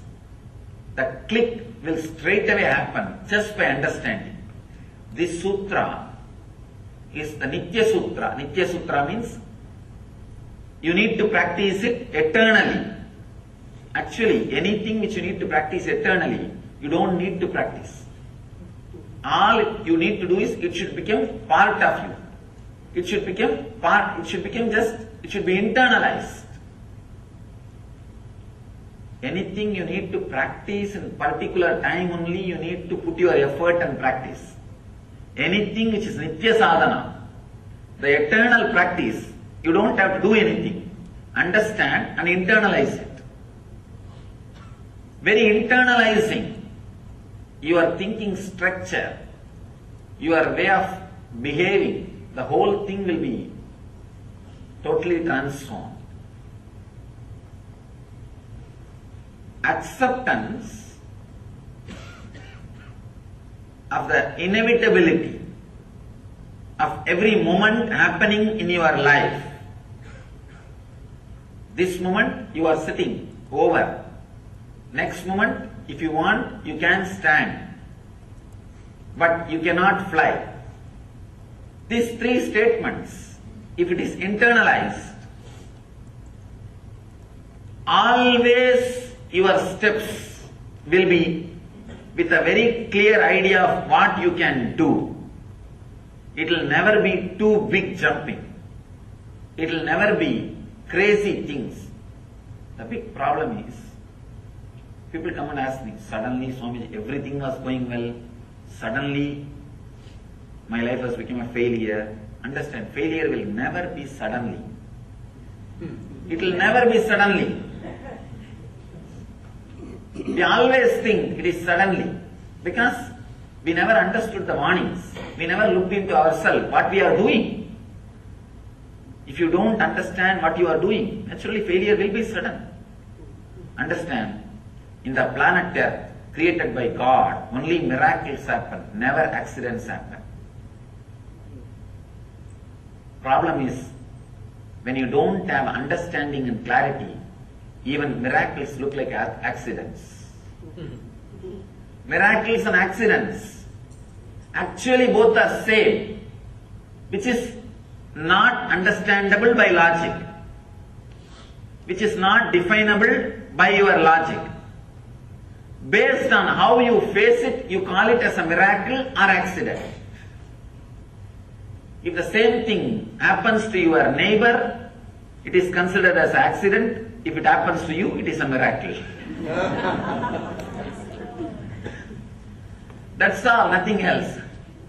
How you face it, how you face it, how you see it.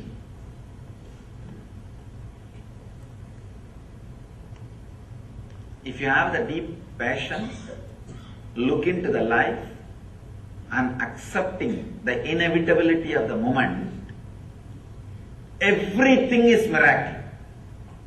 You are still breathing, still your heart is beating, still you are alive. It's a miracle. Why should you be alive? What right you have? People tell me, Swamiji, that is my birthright. I tell them, birth itself is not your right. Where is the question of birthright? If you look with acceptance, the life with a little relaxed understanding, you will see everything is miracle. If you look with a restlessness, irritation, non-acceptance, everything is an accident. Everything is an accident. Your husband will look like an accident happened in your life. Your kids will look like biggest accidents happened in your life. And your house will look the worst accident happened in your life. Everything will look like a big accidents happened in your life. Actually, all you need is a simple psychological revolution happening inside your system. Just this one idea. Acceptance and realizing the inevitability of the moment. See, inevitability of the moment you don't need to accept. Whether you accept or not, it is going to be that way, that's all. If you are intelligent enough, enjoy. Otherwise, it's okay. That's all. There's nothing else. You cannot do anything about it. whether life is an accident or miracle depends on you. That is why the Upanishad says the person who is initiated, the initiated person, for him, whole world is heaven. Amritasya, immortal heaven. The person is uninitiated. See, understand the word initiation. It means not that doing some ceremony or ritual. Initiation means the click happening in you. When a master expresses the truth, the realization, if the click happens in you, if suddenly you feel, oh God, right, what he says is right. I was always thinking this. He put it in the right way. If you feel, whatever I am speaking, always you thought about it, but I am verbalizing it. I am properly putting it in word. Initiation is happened. That is the scale, whether initiation has happened or not. If the initiation happens, the whole world is heaven. If the initiation is not happening, then the whole world is hell. All you need to understand is this two quality. When you do not accept this moment, starts the greed. When you do not accept the moments which may come, there starts fear. Out of greed, the quality of rajas gets added into your system. Out of fear, the quality of tamas gets added into your system. All you need to understand, the more and more time you spend in the middle path means accepting the inevitability and accepting your present moment, accepting you as you are now, understanding the inevitability of the life which may happen in you, happen for you. When you have these two understanding, that is what we call sattva, means relaxed, restful middle path. Neither you are driven by the non-acceptance of the present moment, nor you are driven by the non-acceptance of the future moments. Non-acceptance of the present moment and future moment are the root of rajas and tamas, restlessness and fear, restlessness and inertia. This simple understanding, this psychological revolution, actually, the moment initiation happens in you, every word which comes out of the master rings bell in your heart, and that becomes a strong, clear programming in you. Programming your life based on the Vedic knowledge. Even the Vedic knowledge seems to be too small a word. The right word is the true knowledge. Actually, Vedic knowledge is true knowledge. But in course of time, people have started thinking Vedic knowledge is something like a branding. No. All of us need to understand the word Veda. Veda means the knowledge which comes out of your inner space when you are unclutched. When you are unclutched and relaxed, whatever research and development happens automatically inside you without you contributing or you interfering. That is Veda. If you just keep quiet, Veda will happen in you. That's all is the basic truth. When you unclutch and rest in a silence, relax in silence, a strong visualizations without verbalizations will happen in you. Those truths are only called Vedas. There is a beautiful description about who is Rishi in Sanskrit. Mantra drashta is Rishi. Understand? Not the person who heard the mantra, but the person who sees the mantra. Mantra drashta. Drashta means who sees. Means the whole knowledge and truth will happen in you as a visualization, not as a verbalization. When you drop from verbalization, unclutch from verbalization, mantra drashta will happen. Now, we are all only listening the mantra. Means like a sound, either from outside or from inside. It comes out only as a verbalization. Then you are not Rishi. Relax. Then it is not Vedas. It is not the true knowledge. It is perverted knowledge. In Sanskrit, we use the word. The perverted knowledge means half truth or perverted truth. When you unclutch from the verbalization which is constantly happening, your strong visualizations beyond your verbalization will come out. All you need to do is put all your effort and relax from unclutching. Suddenly you will see a very strong visualizations will start happening in you. Those visualizations are only called as visions. Mantra drashta. You will see the mantras. Mantra means knowledge, truth. You will see the mantras. You will see the truth. That is what is called Veda.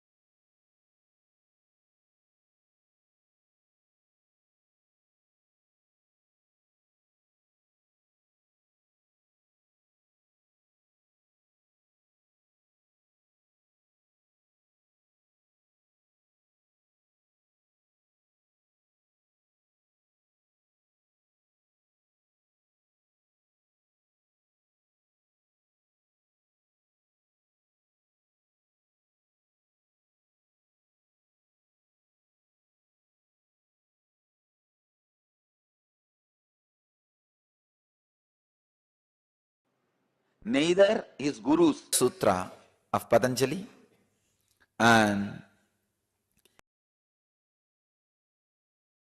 even tails started happening. Om Nithyananda. Om Nithyananda.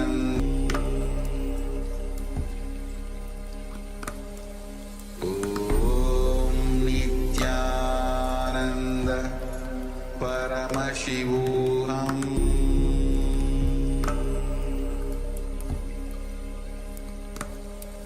Om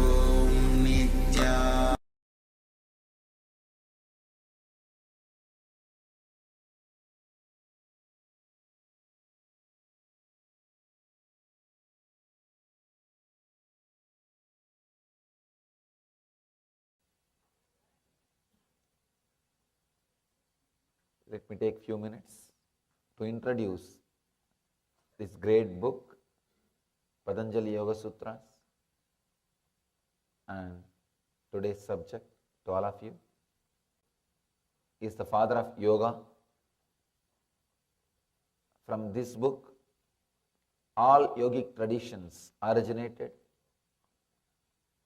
I can say not only all yogic tradition, almost all religions are influenced directly or indirectly from these sacred and secret teachings.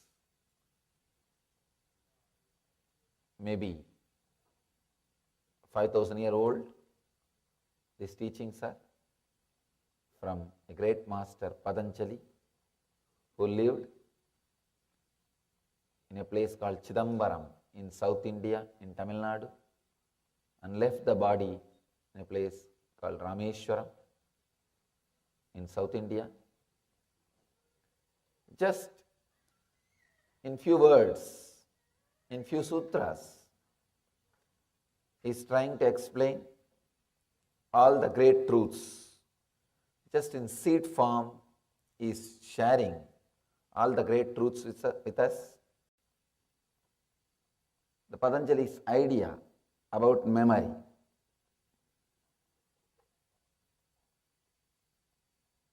Anubhuta Vishaya Asampramosha Smrutihi.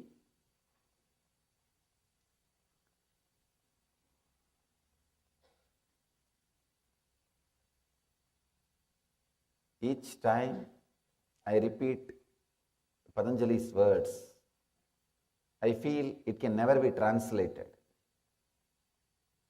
It is filled with so much of meaning, so many different dimensions, so many different angles. It's very difficult to translate. Maybe I can translate one dimension. Whenever we translate these great scriptures, only one dimension can be translated. Only one dimension can be expressed in the translation.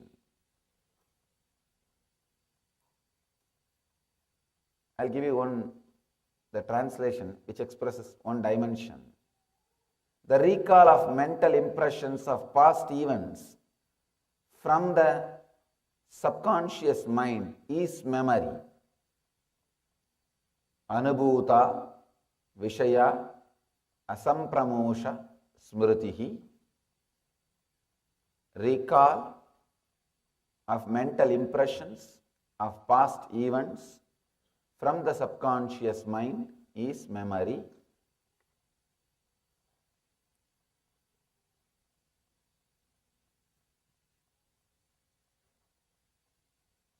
The memory can lead either to suffering or to joy in our day-to-day life. How we use it, how we relate with it, how we connect with it, how we respond to it. The memory is responsible for your spontaneity, decision making. I can say anything available to you in the outer world, memory is responsible. Whether your medicines or research and development done in all the fields of the outer world, it's because of memory. And the same way, all sufferings, all psychological disorders. In Sanskrit, we have a beautiful word, Bhava Roga, means the birth itself is a disease, including the disease of birth. For everything, this memory is responsible. This memory is responsible for all the joys, all the things which you enjoy in the outer world. Same way, the same memory is responsible for all the sufferings you go through in the inner world.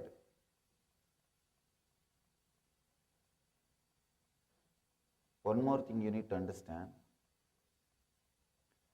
Memory is responsible for all the joys you experience in the outer world. And not using the memory is responsible for all the sufferings you go through in the outer world. Same way, all the disturbances you go through in the inside is because of constant using of memory. All the joy you will experience inside if you are away from memory. Please understand the paradox. In the outer world, using memory brings comforts, luxury, things you need. But not using memory brings suffering, absent-mindedness, disturbance. In the inner world, using memory brings all kinds of problems. Relaxing from memory brings tremendous joy and peace.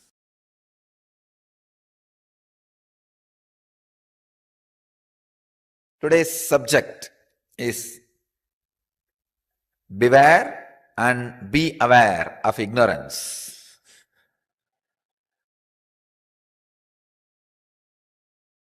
Not just beware, be aware. See, beware of ignorance is an intellectual waking up. Be aware of ignorance is a technique to go beyond ignorance.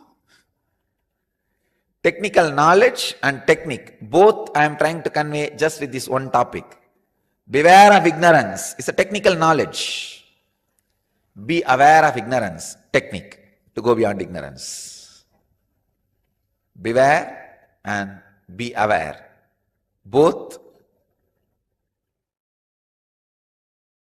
needs to be experienced.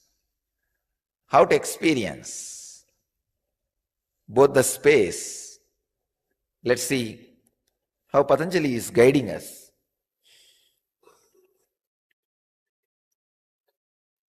The second chapter, 24th verse.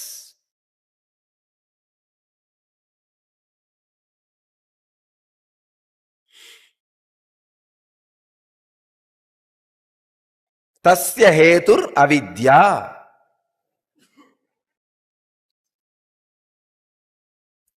The translation.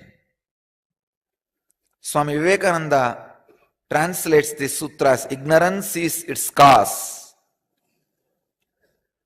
Prabhavananda translates as this identification is caused by ignorance.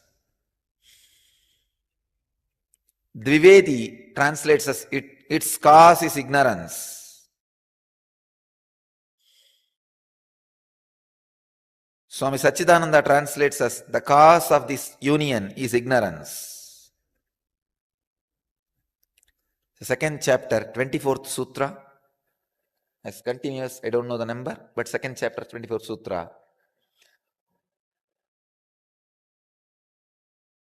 Tasya hetur avidya.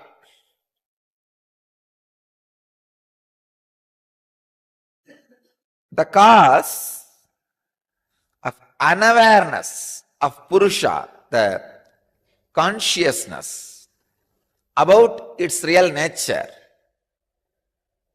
why it gets mixed with the matter, why it feels itself confused or identified with the matter is ignorance. I'll try to define ignorance.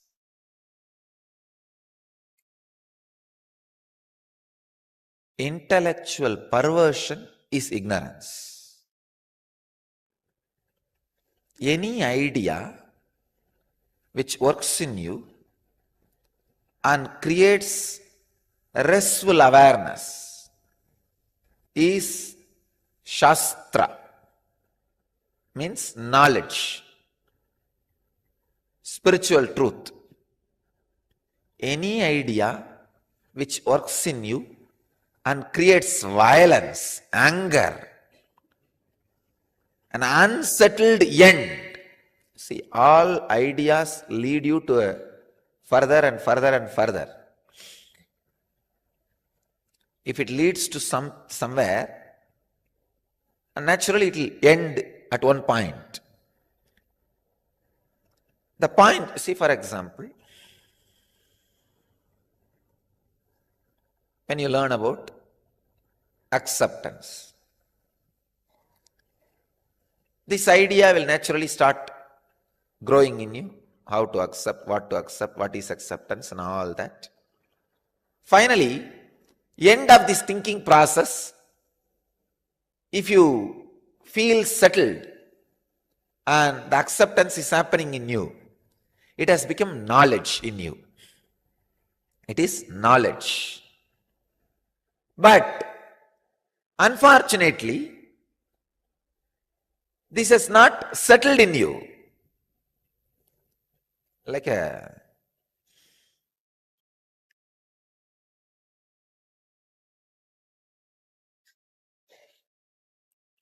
end of this thinking process, you feel, no, I am not able to accept me, or I don't know what to do.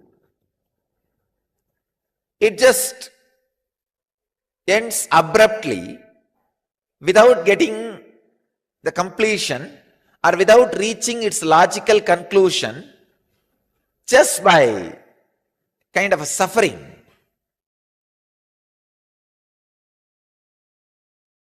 Violence, either violence towards you or others. That is what I call intellectual perversion. That is what is ignorance.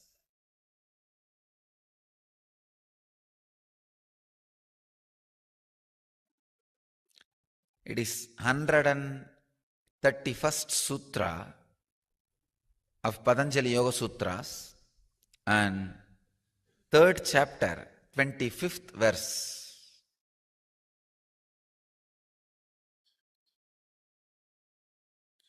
Subject is awaken your inner power, unleash your inner power.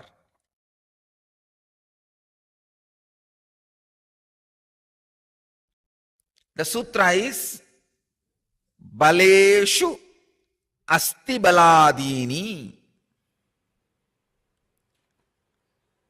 A very powerful sutra. Swami Vivekananda translates this sutra as, through samyama on the strength of the elephant and other creatures, their respective strength comes to the yogi.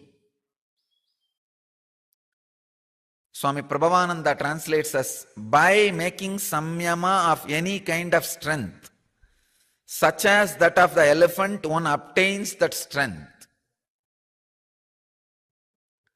Swami Sachidananda translates as, by samyama on the strength of the elephants and such other such animals, their strength is obtained.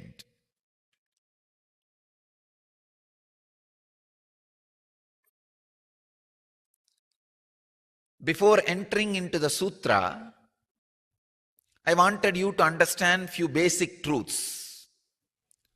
You are not as solid as you think. You are just liquid. Any shape your inner space takes, your inner essence also takes that same space.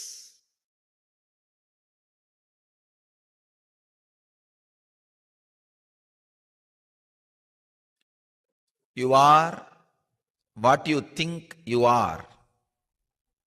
You are what you do samyama as you are. You are what you strongly believe you as you are.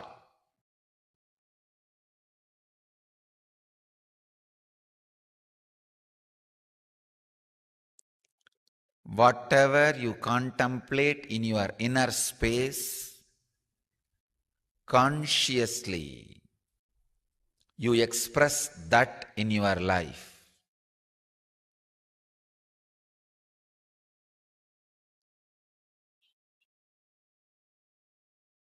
You can see the living proof of this in so many great yogis' life in Vedic tradition. When Ramakrishna did samyama on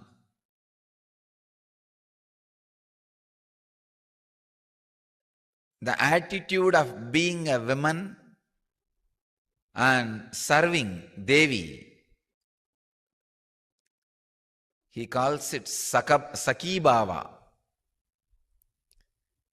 He felt he is the servant of Devi, woman servant of Devi, maid of Devi.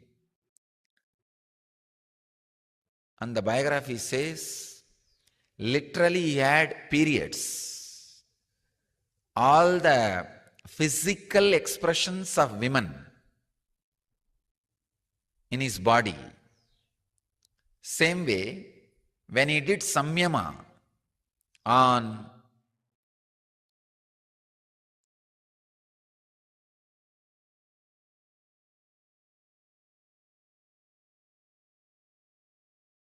Hanuman, visualizing himself as a monkey and servant of Rama, he says, and there are records, from his backbone the tail has started growing. Even tail started happening.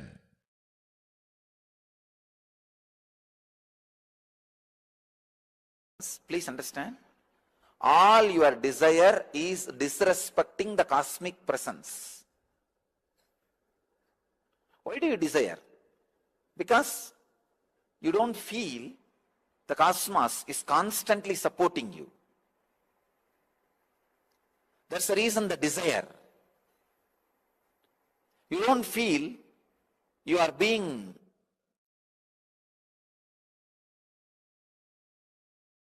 showered.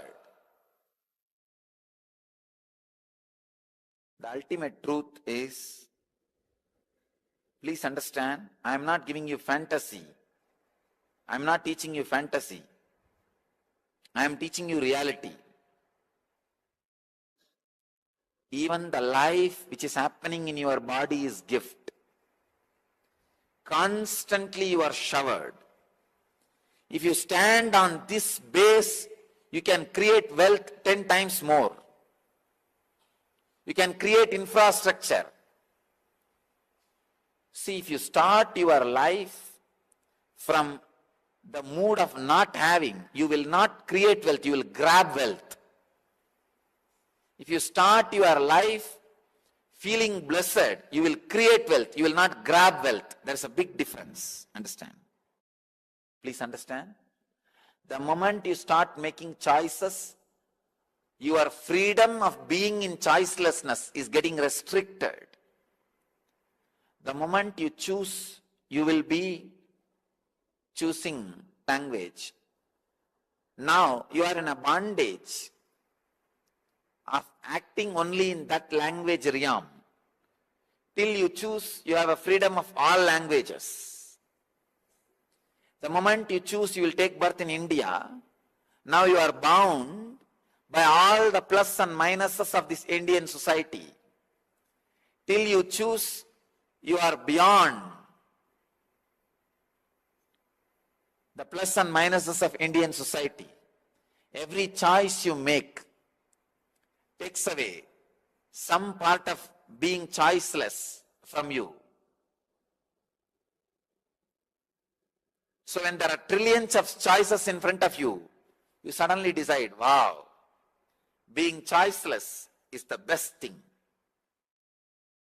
Being choiceless is the ultimate experience. The person who is being choiceless will be the infinite creator. Infinite creator. Please understand.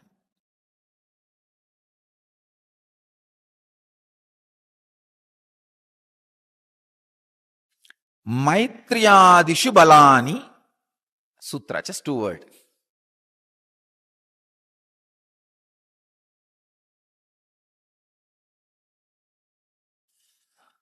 Swami Vivekananda translates this sutra as, by practicing samyama on friendship, mercy, etc., the yogi exalts in respective qualities.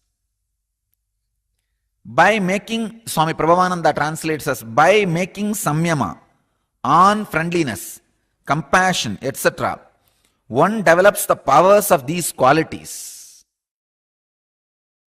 Swami Sachidananda translates as, by samyama on friendliness and other such qualities, the power to transmit them is obtained.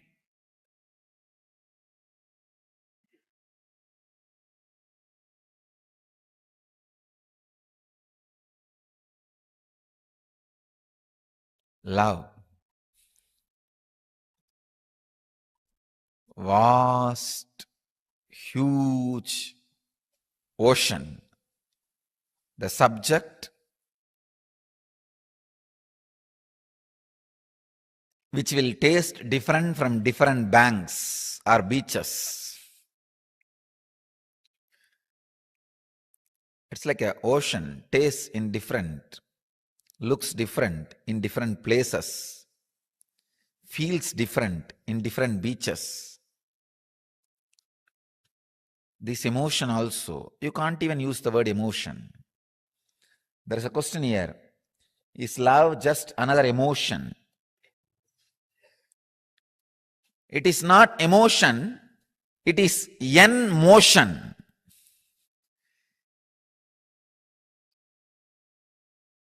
It is the energy which makes motion happen in you towards enlightenment, from enlightenment towards enlightenment.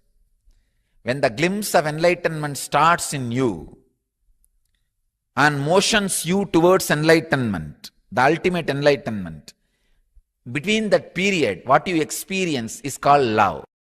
Understand? Inside you, there is an intense superconsciousness constantly waiting to break through your body and express itself. But your secured,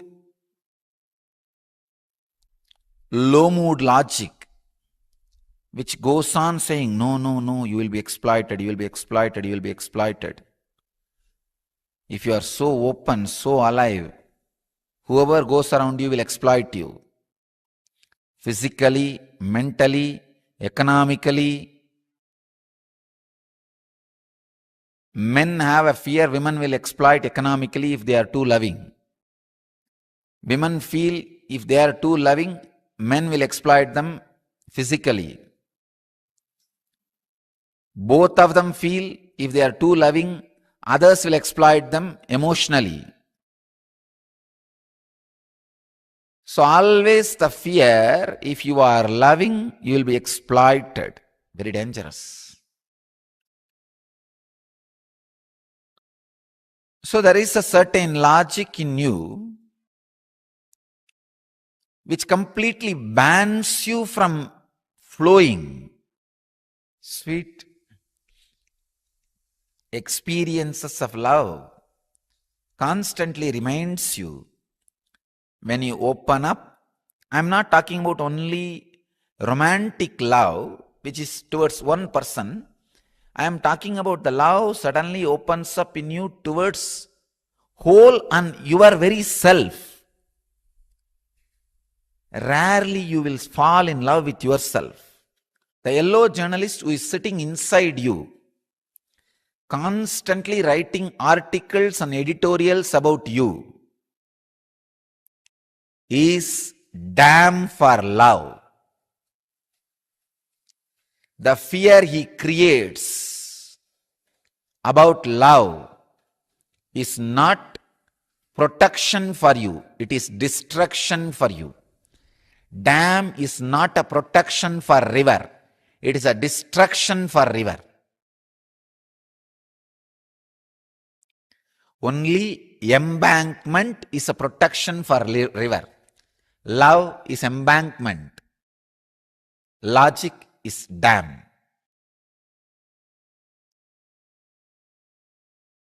Do samyama on love. That is what Patanjali says. Means sit and meditate on the intense, beautiful inner space you go through when you are in love with you and with the whole. Understand?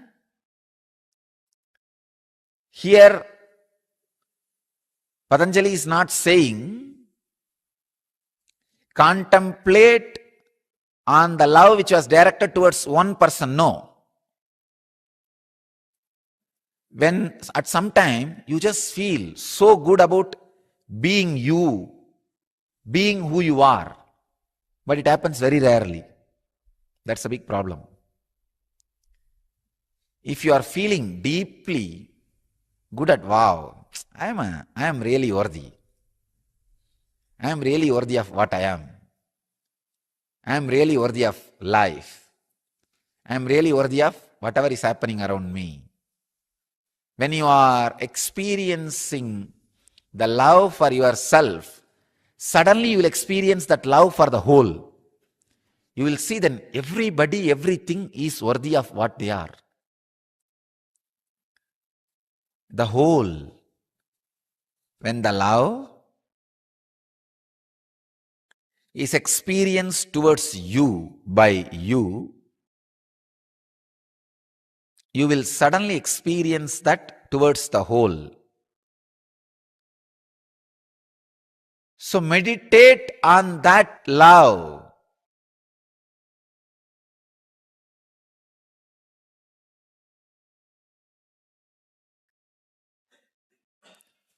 Now we will enter into the Patanjali's Yoga Sutras.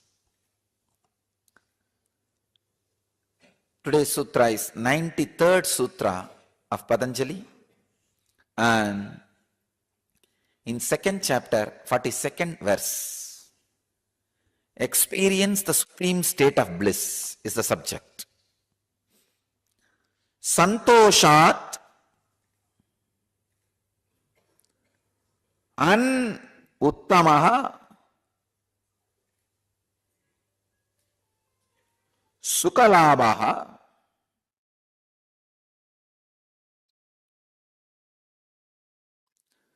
santoshat anuttamaha sukalabaha.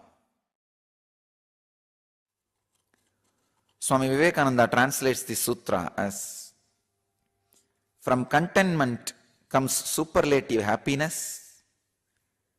As the result of contentment, one gains supreme happiness. That's a Prabhavananda's translation. Prabhavananda's translation is, as the result of contentment, one gains supreme happiness. Sachidananda translates, by contentment, supreme joy is gained.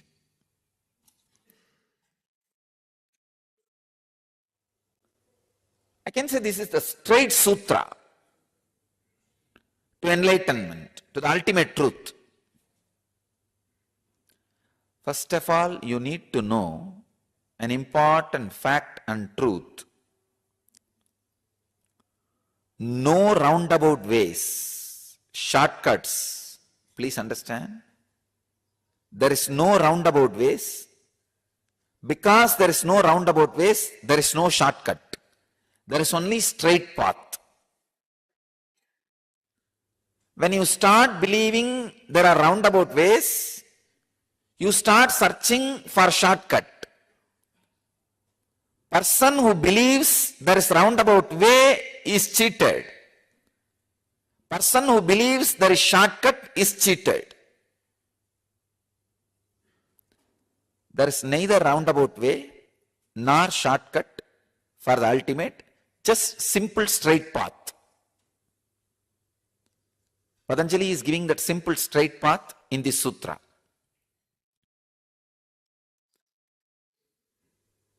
Either the simple straight path looks too small, too simple for you, and you feel, wow, it's a shortcut. Or the same simple straight path, you feel, oh, it is too complicated, it is roundabout way, and you suffer. But path and path showers are no way responsible for your feeling it is roundabout or simple straightforward. They are no way responsible for your feeling it is roundabout or a shortcut. It is a simple truth. I tell you, all sadhana fails when you think path is roundabout. If you have overconfidence, it is shortcut. You don't do sadhana. That's the biggest problem. All sadhana fails when you think path is roundabout. If you have overconfidence, path is shortcut, sometimes you don't even need start sadhana.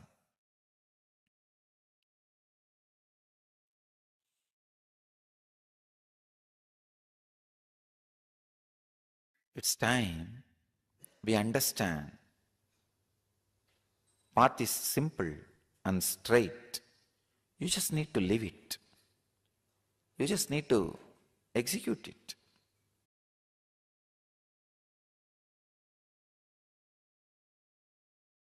It is 103rd Sutra of Patanjali's Yoga Sutras. In the second chapter, 52nd verse.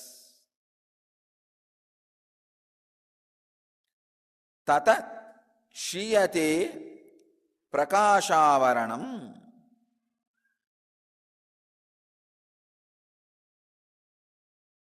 Swami Vivekananda translates this sutra as, by that the covering of the light of the chitta is attenuated. Swami Prabhavananda translates as the result of this, the covering of the inner light is removed. Swami Sachidananda translates as its result, the veil over the inner light is destroyed. I'll try to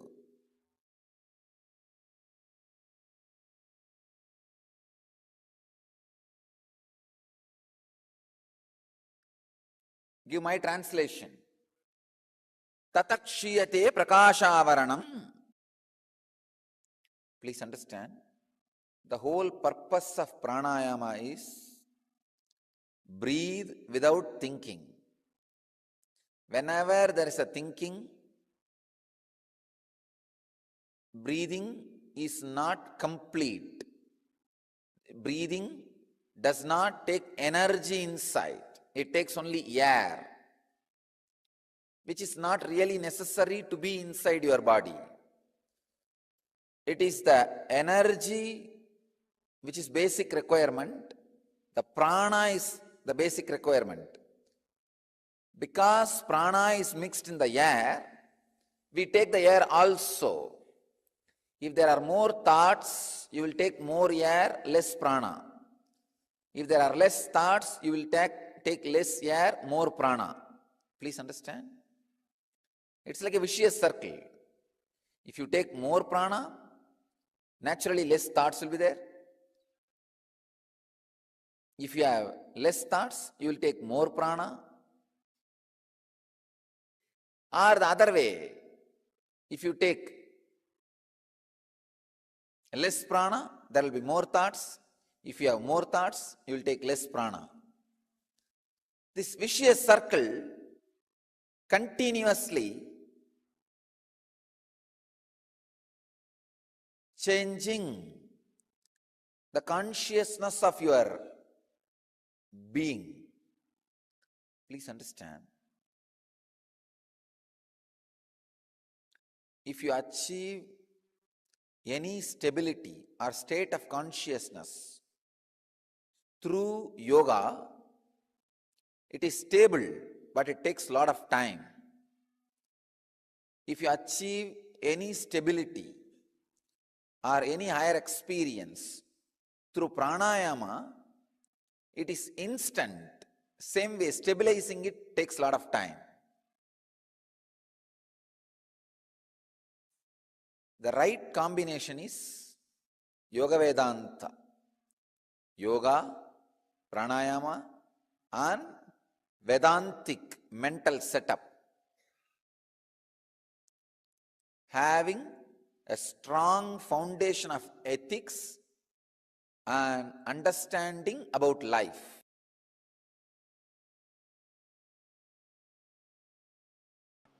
Apare niyata aharaha pranan praneshu juhvati sarve api ete yajna vidaha yajna shapita kalmashaha.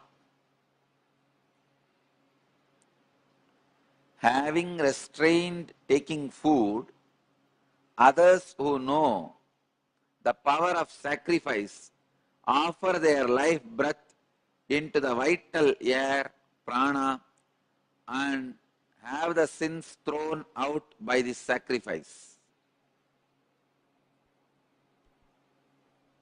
So yesterday, I made it very clear. If you practice the prana samyama, the three things, enchanting, feeling connection, unclutching, I'll be able to easily lead you into the hunger-free samyama. Today Bhagavan is exactly describing the second samyama. Having restrained taking food, others who know the power of sacrifice offer their life breath into the vital air and have the sins thrown out by this sacrifice. Please understand some of the basic truths, the basic sacred secrets you need to know from this verse is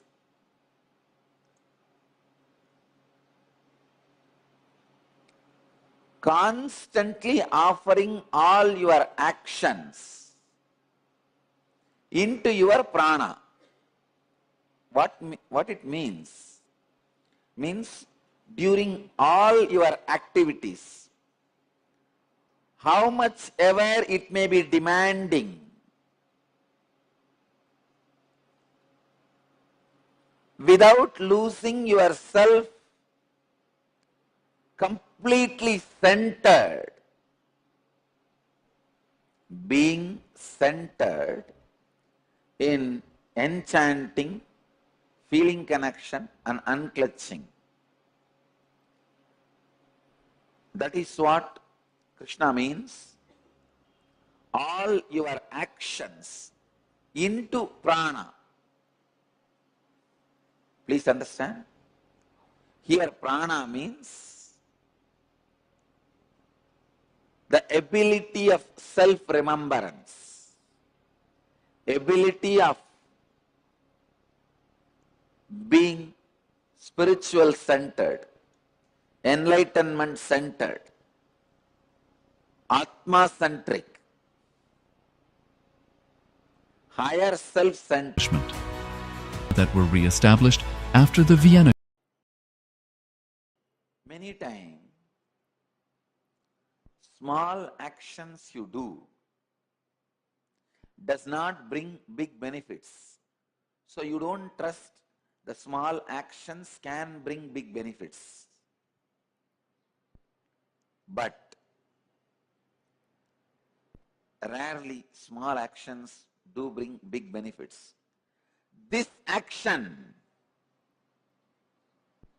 the action of being prana centered, even if it is small, practiced very little, it brings huge benefits, great benefits. And I tell you, you will become so alive and productive.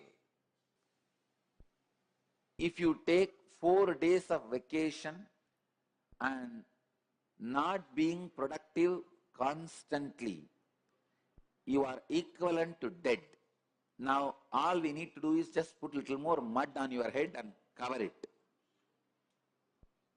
You already have clay in your brain. You just need a little more mud to cover your body. Just 4 days in your life, continuously, if you fall into the laziness pattern, after that, even you cannot help yourself. When you can't help yourself, neither God nor Guru can help you. Please understand. Whether Guru or God, even if they want to help you, they can't help you if you can't help yourself. See the Daksha story. See, Dakshina's God, Vishnu, wants to help Daksha so much. It is so unfortunate. He does not want to help himself. So even his God, Vishnu, could not help him.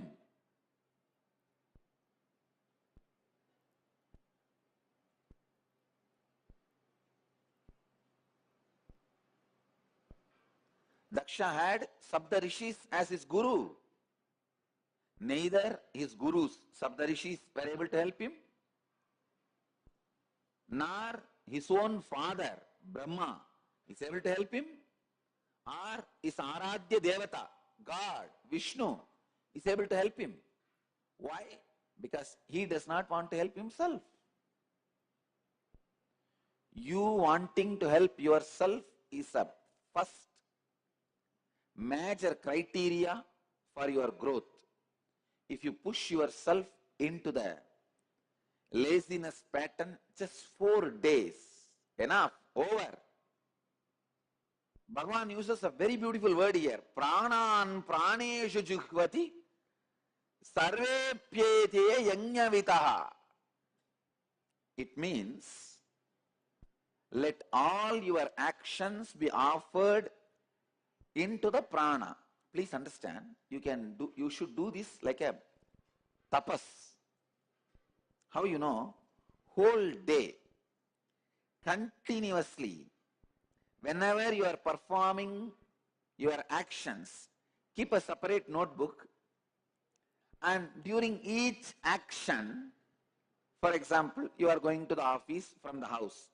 It is half an hour action, driving. During the driving, try constantly to be centered on prana.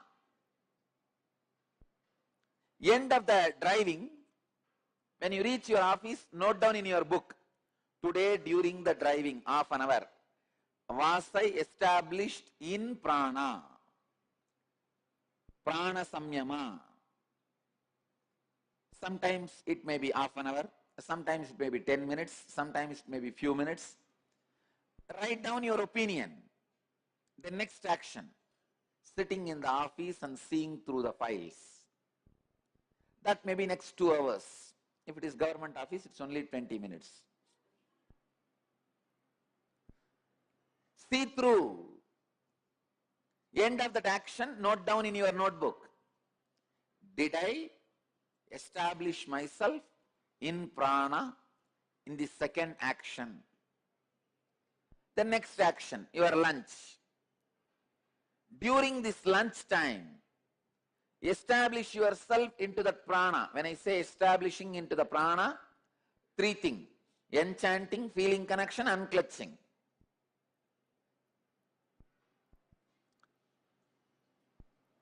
In these 3, even if one you are established, that is okay. But try to be established in all 3. You have capacity. You are capable. Again, in the evening session, try to be established into the prana. End of the session, pen down. Did I establish myself in prana? Note down. Try. Only in this straightforward, constant training, you will be able to establish yourself in prana. Don't miss. Understand? Every action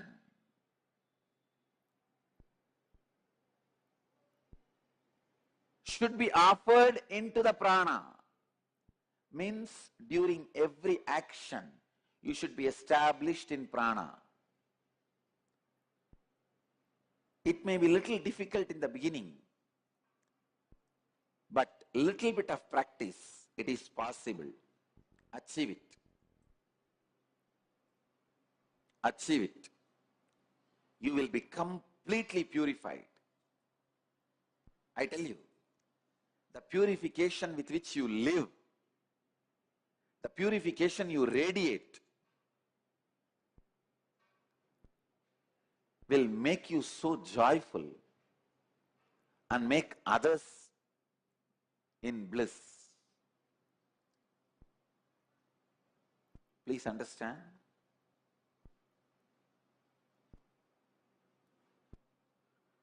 Always have God and Guru both in your life for feeling connection. You may ask, why? Is Guru not enough? Is God not enough? Please understand. However strong you may be, at some times you will not be able to have a complete trust over Guru. Your feeling connection towards Guru will shake, may get shaken a little bit. At those times, those moments, you need God to hang on. You need God to hold on. You need God to keep your spiritual practice and spiritual life alive.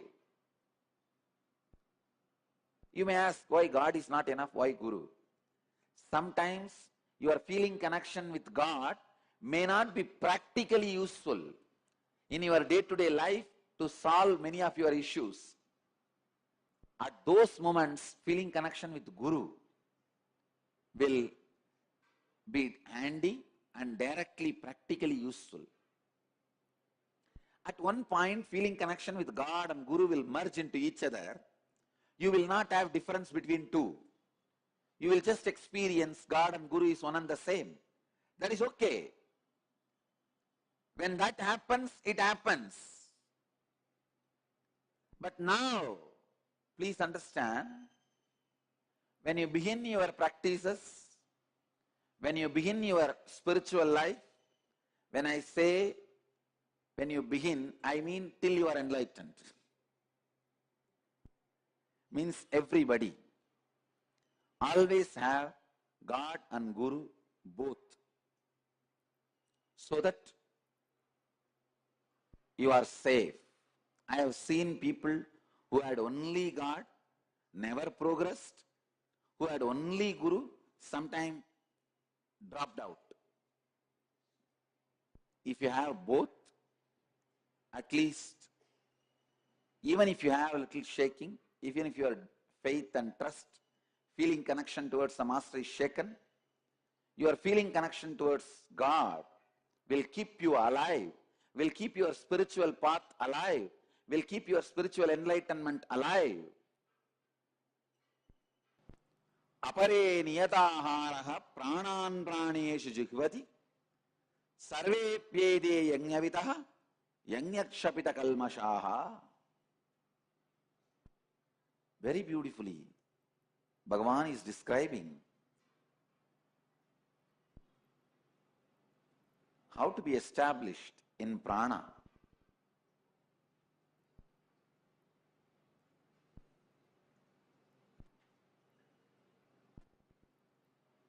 Try this simple process of maintaining the report in Book of Art, whether you are able to retain, establish yourself in prana whole day.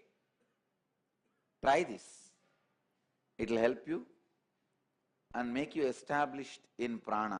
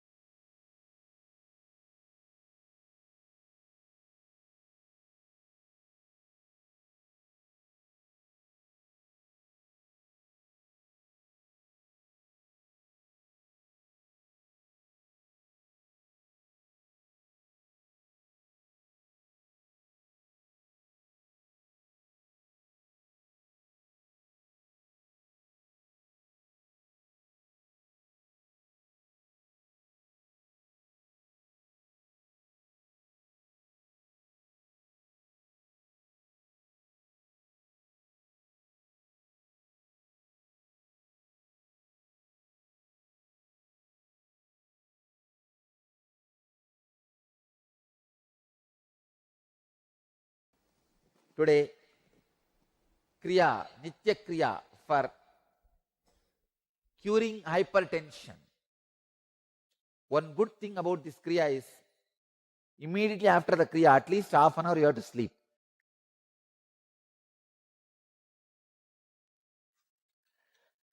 I will sincerely recommend to do this Kriya before falling asleep. In the night time, do this Kriya and fall asleep. Understand? You can teach this to anybody with a guarantee, money back guarantee.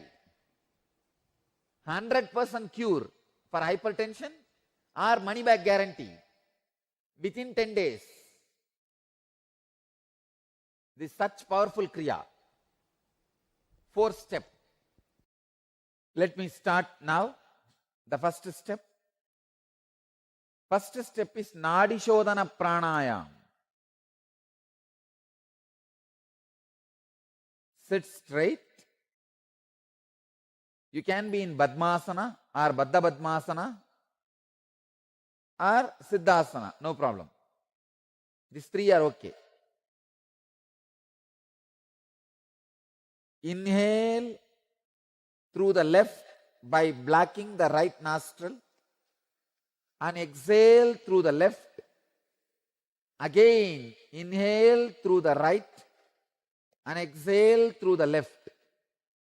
In through left, out through right. Again, in through right and out through left. Do this 21 times. Please start. Use your hands to close the nostrils. Do it sincerely. In through left, out through right.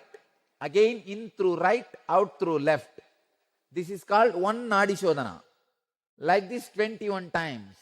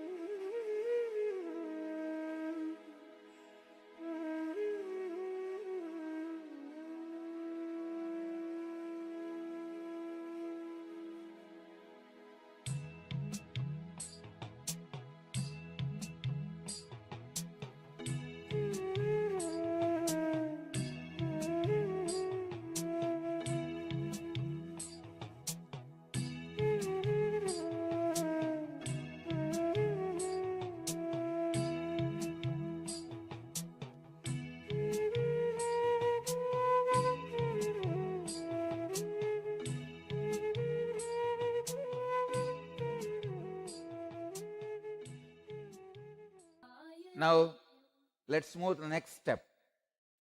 Second step. Please understand. Pavana Muktasana. Let me read the sutra. Dvayostu padayoho parshim latvasya svanitampake januni vakshasi sadhuhu baddati karabandhanaihi. Having brought the heels of 2 legs close to the perineal region and the knees close to the chest with the tying of the hands, The noble one holds the knees. This is the Pavanamuktasana. Please understand. Hold. Right hand should be on the top, left should be the bottom. Hold the knees. Your hand should be on the knees. In this Pavanamuktasana, start the humming process. Brahmari Dhyana. Next step, start the humming. As you see, please understand. When you inhale, hum. When you exhale, hum. Both moments, start humming intensely. Start.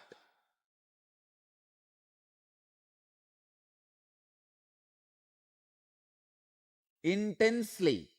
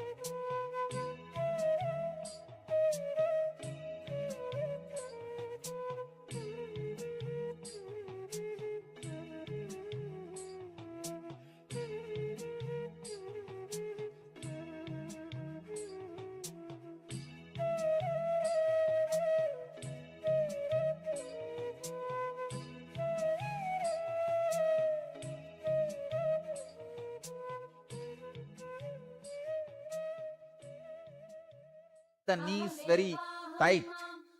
The heels has to touch the body. Keep the knees closer and continue.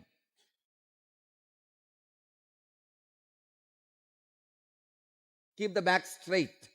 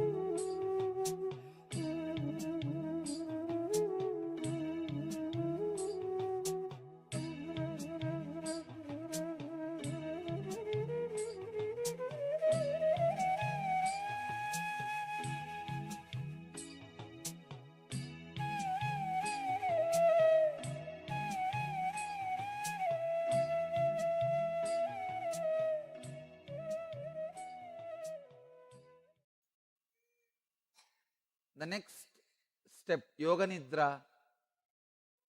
Let me read the instruction in Sanskrit. Vichina Sangalpa Vigalpa Mule Nishesha Nirmulita Karma Jale Nirantara Abhyasa Nitanta Badra Sajumpati Yogini Yoga Nidra. Vishrantim Asadya Turiya Talpe Vishwadyavasta Tritayoparishte Samminmayim Kamapi Sarvakalam Nidram Sake Nirvisha Nirvigalpam. Having cut off from the base of thinking and having completely nullified the net of the action, in other words, being unclutched from thoughts, unclutched from actions, and unclutched from the fruits of actions, by constant practice, the state of most sacred yoga nidra happens in yogi. Understand? Now, when you sit in Pavan Muktasana and do the humming intensely for 7 minutes, you get into a kind of a giddy state which you love to fall into. Just lie down and stretch the leg, unclutch. You won't be able to completely unclutch immediately. But the unclutching and the laziness combined together, not sleep, a kind of a half sleep you will fall. Get into that sleep. That is what is Yoga Nidra now. Please lie down. Unclutch. Don't snore. For next 21 minutes. When you do it in the house every day, do it before going to bed, late night. Do this and fall asleep. 100% cure for hypertension. Now just unclutch. You will fall into a kind of half asleep. Just fall into that state and relax. Unclutch and go to the state wherever your being leads.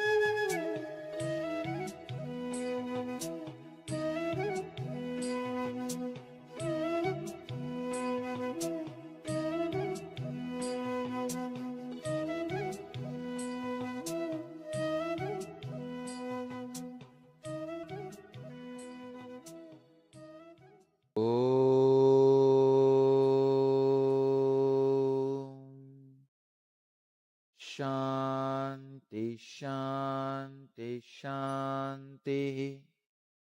Relax. Usually when you do it in the house, just do this yoga nidrans, sleep.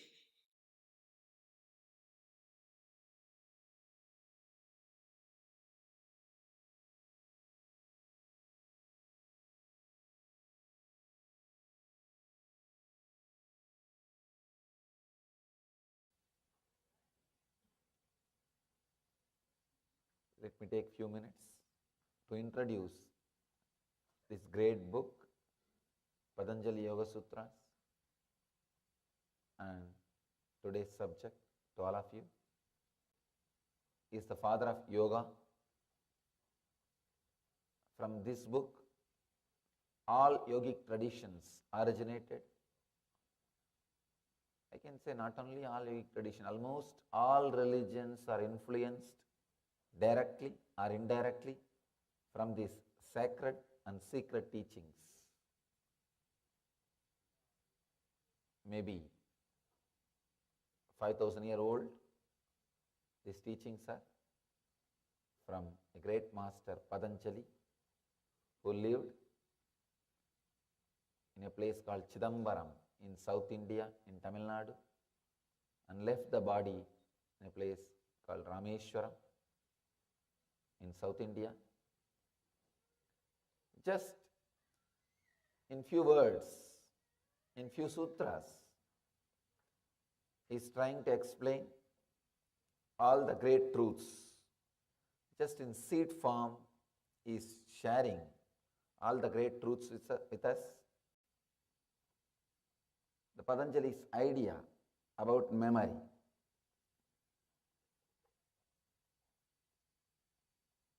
Anubhuta Vishaya Asampramosha Smrutihi.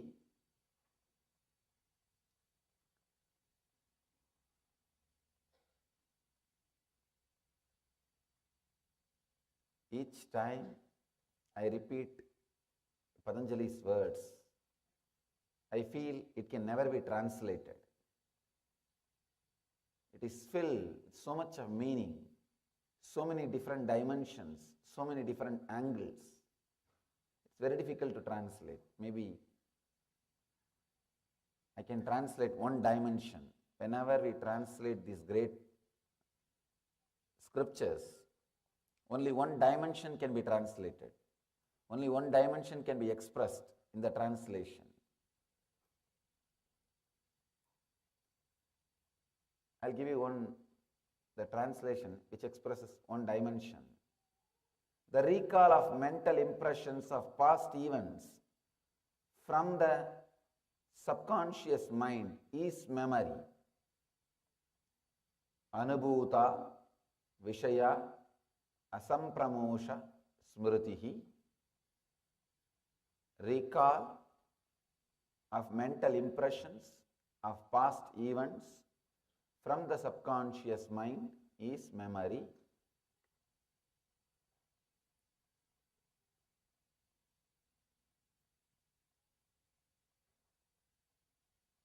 The memory can lead either to suffering or to joy in our day-to-day life.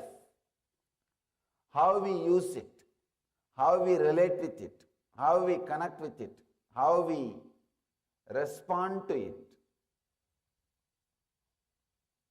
The memory is responsible for your spontaneity, decision making. I can say anything available to you in the outer world, memory is responsible.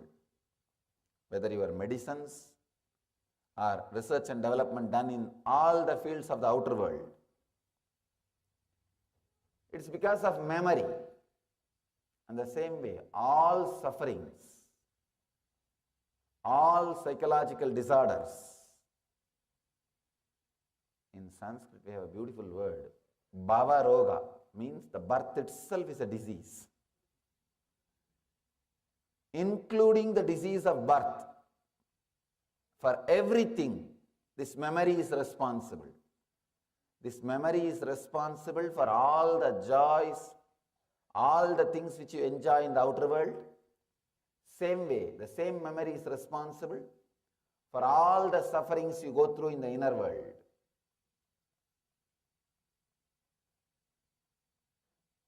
One more thing you need to understand. Memory is responsible for all the joys you experience in the outer world.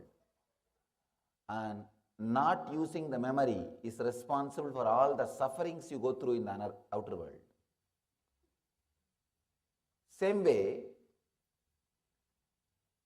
all the disturbances you go through in the inside is because of constant using of memory. All the joy you will experience inside if you are away from memory. Please understand the paradox. In the outer world, using memory brings comforts, luxury, things you need. But not using memory brings suffering, absent-mindedness, disturbance. In the inner world, using memory brings all kinds of problems. Relaxing from memory brings tremendous joy and peace.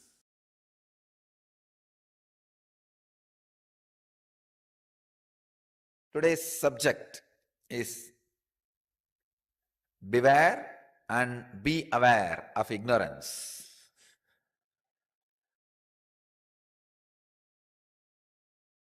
Not just beware, be aware. See, beware of ignorance is an intellectual waking up. Be aware of ignorance is a technique to go beyond ignorance. Technical knowledge and technique, both I am trying to convey just with this one topic. Beware of ignorance is a technical knowledge. Be aware of ignorance, technique to go beyond ignorance. Beware and be aware. Both needs to be experienced. How to experience both the space? Let's see how Patanjali is guiding us.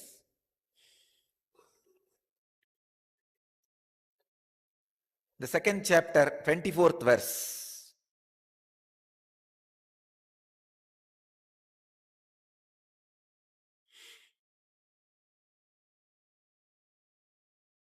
Tasya hetur avidya.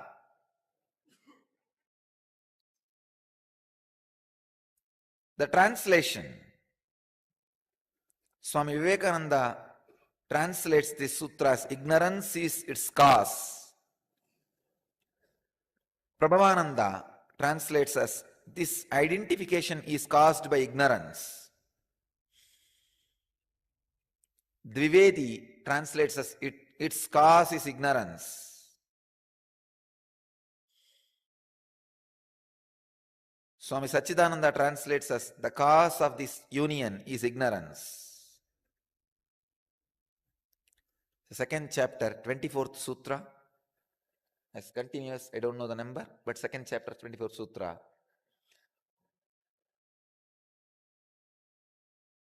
Tasya hetur avidya.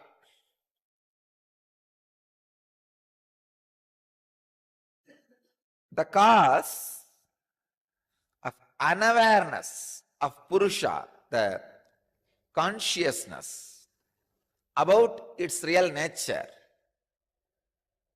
why it gets mixed with the matter, why it feels itself confused or identified with the matter is ignorance. I'll try to define ignorance.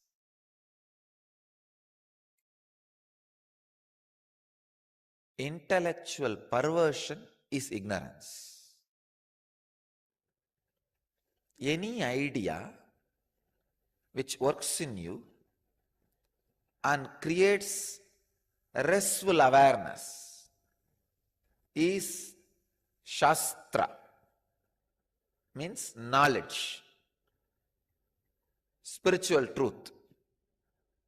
Any idea which works in you and creates violence, anger, an unsettled end. See, all ideas lead you to a further and further and further. If it leads to somewhere, naturally it will end at one point. The point, see, for example, when you learn about acceptance, this idea will naturally start growing in you. How to accept, what is acceptance and all that. Finally, end of this thinking process, if you feel settled and the acceptance is happening in you, it has become knowledge in you. It is knowledge. But unfortunately, this has not settled in you. Like a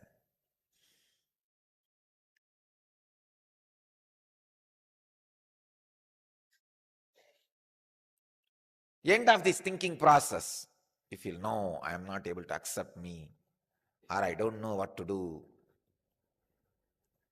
It just ends abruptly without getting the completion or without reaching its logical conclusion, just by kind of a suffering.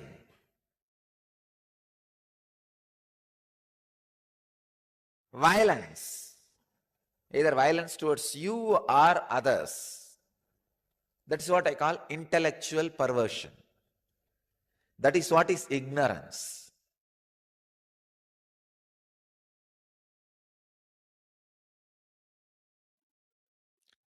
It is 131st Sutra of Patanjali Yoga Sutras and 3rd chapter, 25th verse.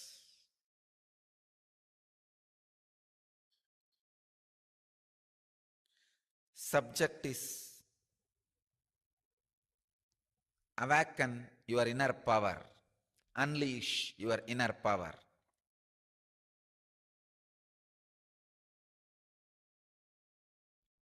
The sutra is Baleshu Asti Baladini. A very powerful sutra. Swami Vivekananda translates this sutra as through samyama on the strength of the elephant and other creatures, their respective strength comes to the yogi. Swami Prabhavananda translates as by making samyama of any kind of strength, such as that of the elephant, one obtains that strength.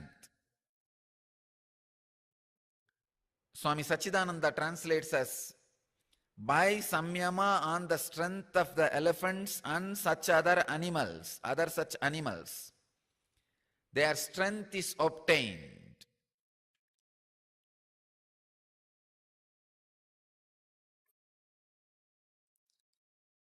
Before entering into the sutra, I wanted you to understand few basic truths. You are not as solid as you think. You are just liquid. Any shape your inner space takes, your inner essence also takes that same space.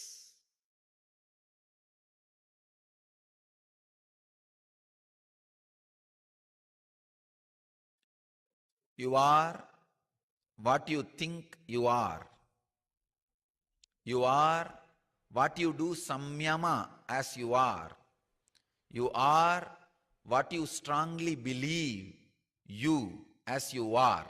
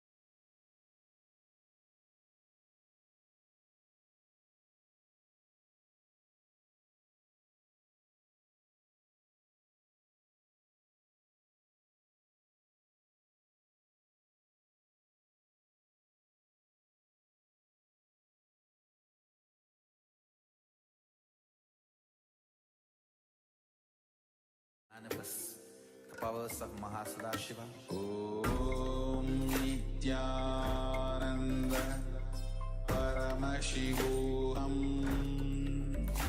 Om Nithyananda Paramashivoham.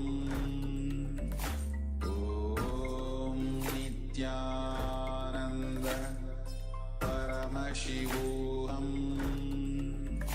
Om Nithyananda Paramashivoham.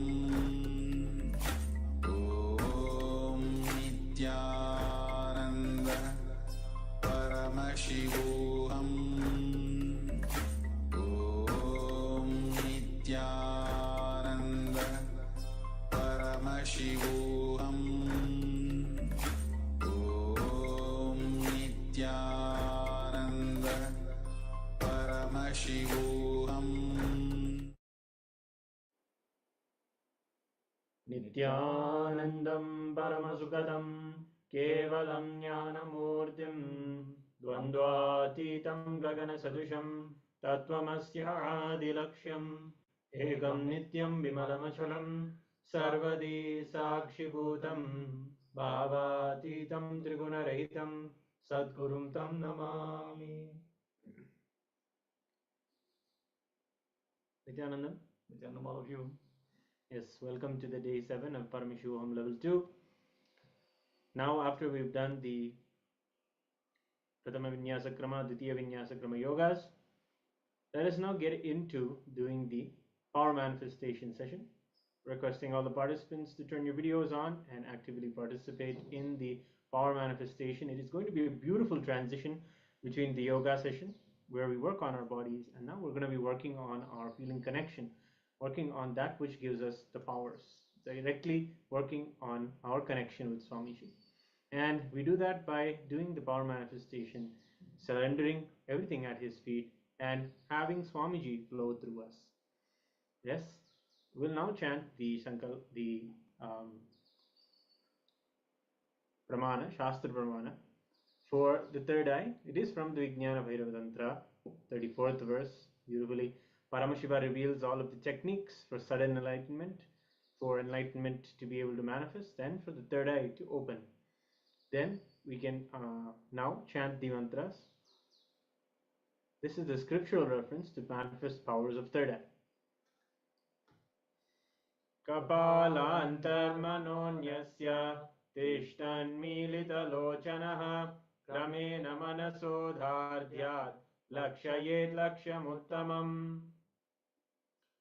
By fixing the mind on the inner space within the crown center and sitting stably without any movement, having the eyes closed in succession, by the stability of the mind and the inner space through the power of the third eye, one directly sees the ultimate goal, Lakshyam, by having the vision beyond the sight that reveals any object or place attaining the space of oneness with the source, Paramashiva. Yes. So, requesting everyone to settle down. Put your blindfolds on and get ready to do the third eye reading. So you're going to request Swamiji, who resides in your third eye, to reveal to you what is being shown. We're going to be projecting an image on your screen, which you will now request Swamiji to show you through the third eye.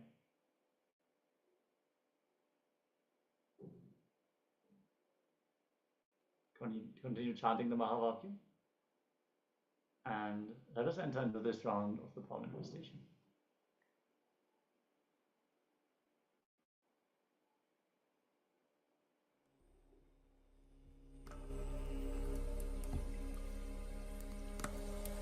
Om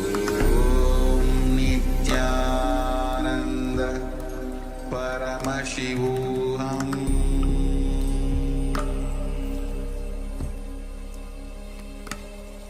Om Nithyananda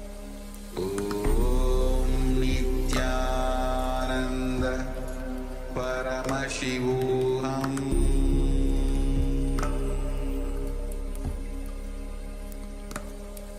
Om Nithyananda Paramashivoham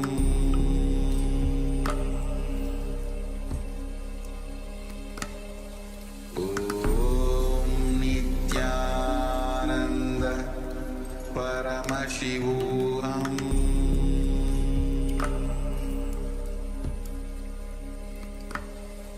Om Nithyananda Paramashivoham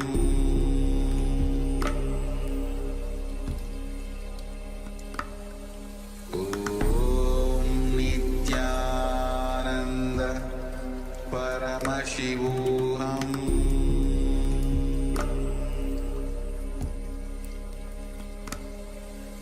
Om Nithyananda Paramashivoham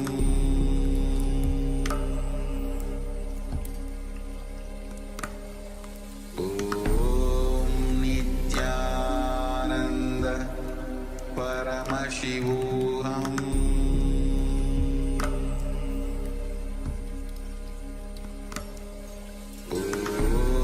Nithyananda Paramashivoham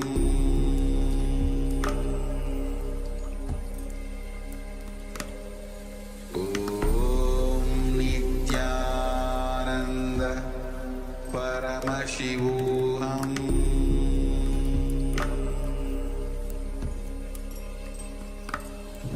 Om Nithyananda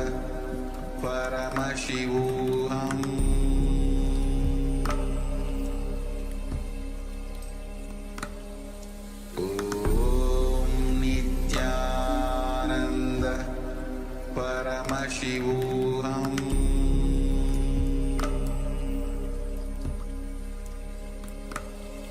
Om Nithyananda Paramashivoham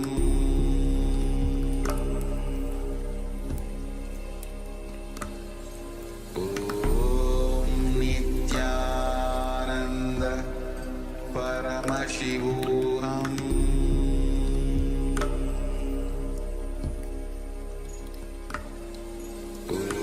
Om Nithyananda Paramashivoham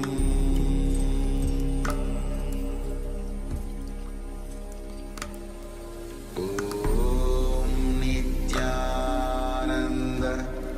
Paramashivoham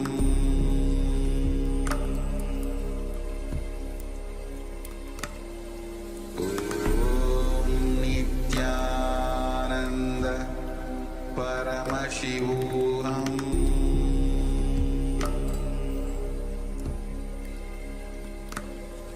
Om Nithyananda Paramashivoham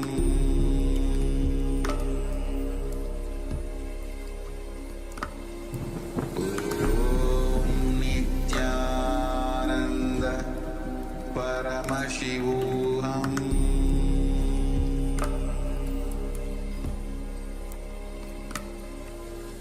Om Nithyananda Paramashivoham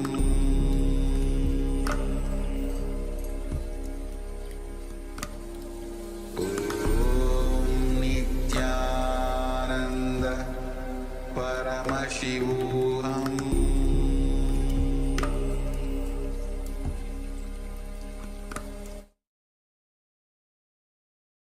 Yes, you can now remove the blindfolds and share whatever was revealed to you in your inner space. You're facing some technical difficulties completing with all the participants for the delay. So if you have not yet seen the image, please remove the blindfold and share whatever was revealed to you in your inner space in this round of the power manifestation.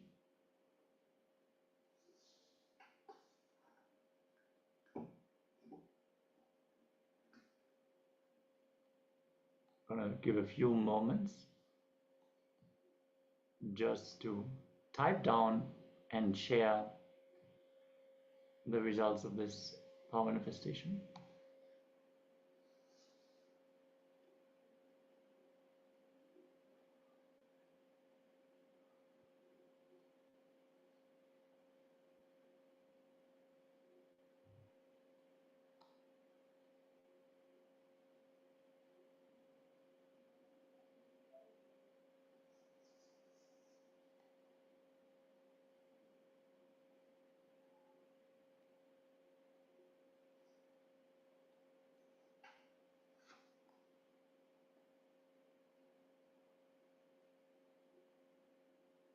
Yes. Yes, we actually saw that you had not been there in the beginning of the power manifestation. But we're going to have more power manifestation rounds, so don't worry.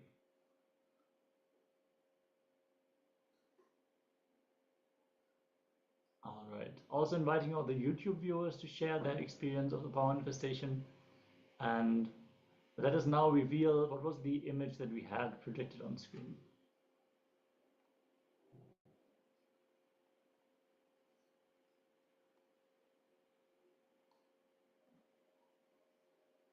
Yes, it's an image of a person walking on water. Ripples are coming out, and if you see the colors of the water lines or the water ripples, let us know. Red shoes and a skirt, light reflection, a lot of gray shades, and the highlights.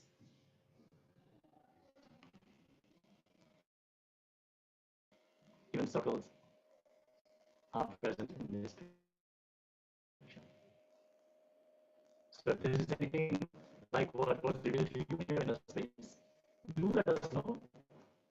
And let's get ready. We are going to enter into the first jnana segment of the day. This day is all about reality. What is real and what is not real? What is perception and how do we actually experience reality?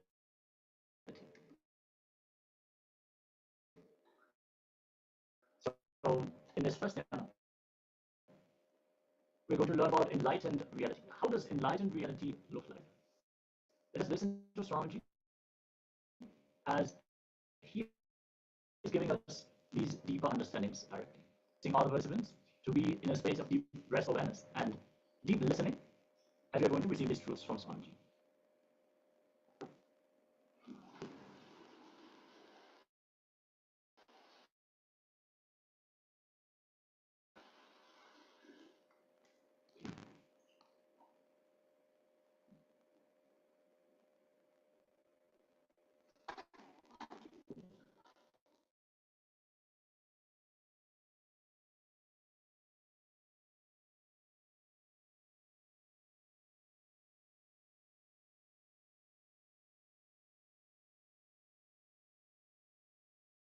First thing you need to know, whatever you understand as reality, the dimensions like a size, shape, quality, your association of good and bad with it, all that, even one quality does not exist in objective reality.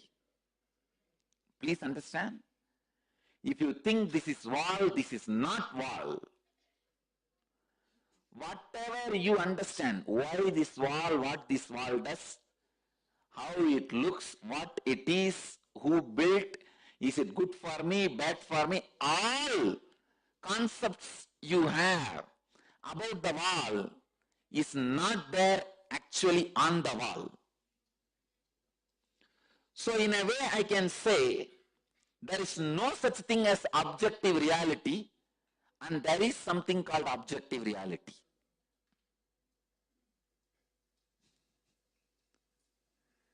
There is no such thing as objective reality is also true. There is objective reality is also true. Understand? I tell you there is no such thing as objective reality because anything you see, you perceive, does not exist as you perceive. And I tell you there is objective reality. Well, you know, because you may be liberated from this wall, but the other person who is not liberated will continue to see this wall as objective reality. Because of that, I tell objective reality exists. But I tell you, for you, objective reality does not exist. So, the right truth, objective reality does not exist for you, but the objective reality exists for the objects you see in objective reality. But as the objective reality does not exist for you itself, how can the objects you see in the objective reality can be objective reality for you? As the objective reality perceived by you itself is not reality, how can the objective reality perceived by the objects which you perceive in the objective reality can be objective reality for you?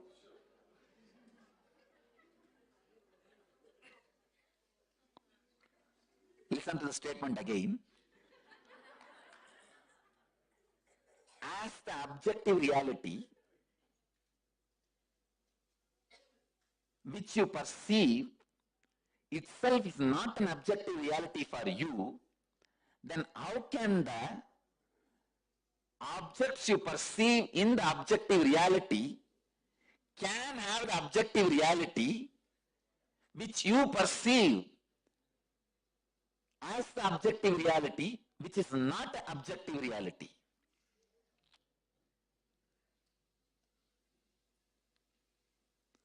So, what you know as reality is nothing but the perversion of your fantasy. What you know as fantasy is nothing but the perversion of your reality.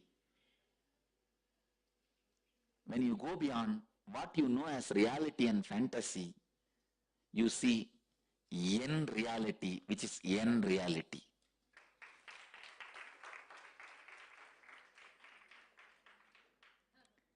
In enlightened reality,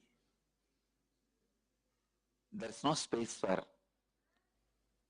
fantasy, reality, reality-based fantasy, fantasy-based reality. Fantasy-based reality is deities, reality-based fantasy is theme parks. Reality-based reality is enlightened reality, fantasy-based fantasy is your dreams. The reality-based reality awakens in you when you understand neither reality-based fantasies and fantasy-based realities and reality does not lead you to reality. The reality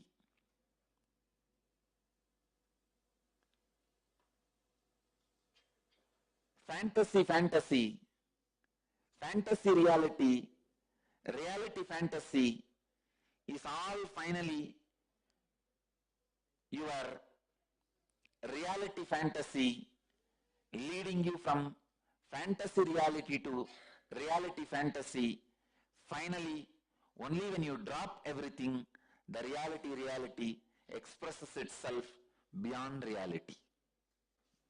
Life is faith, understand, that's all, nothing else. Whatever you know as reality appears as reality because those parts of the brain is awakened. If some other parts of the brain is awakened, suddenly something else will appear as reality.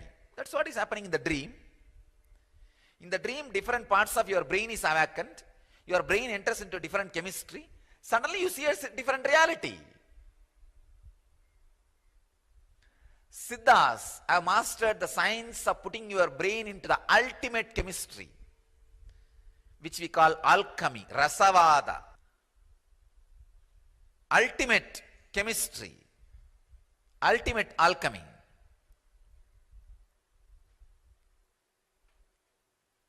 It is possible.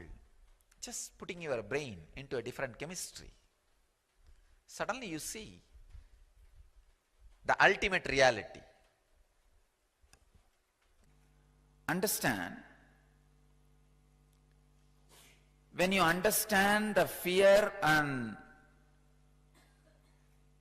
joy, pain and pleasure are illusion and delusion, that very understanding will make a huge change in you. You will feel like the earth on which you are standing is removed. Almost everything will collapse. Allow that collapsing. Allow that understanding to happen.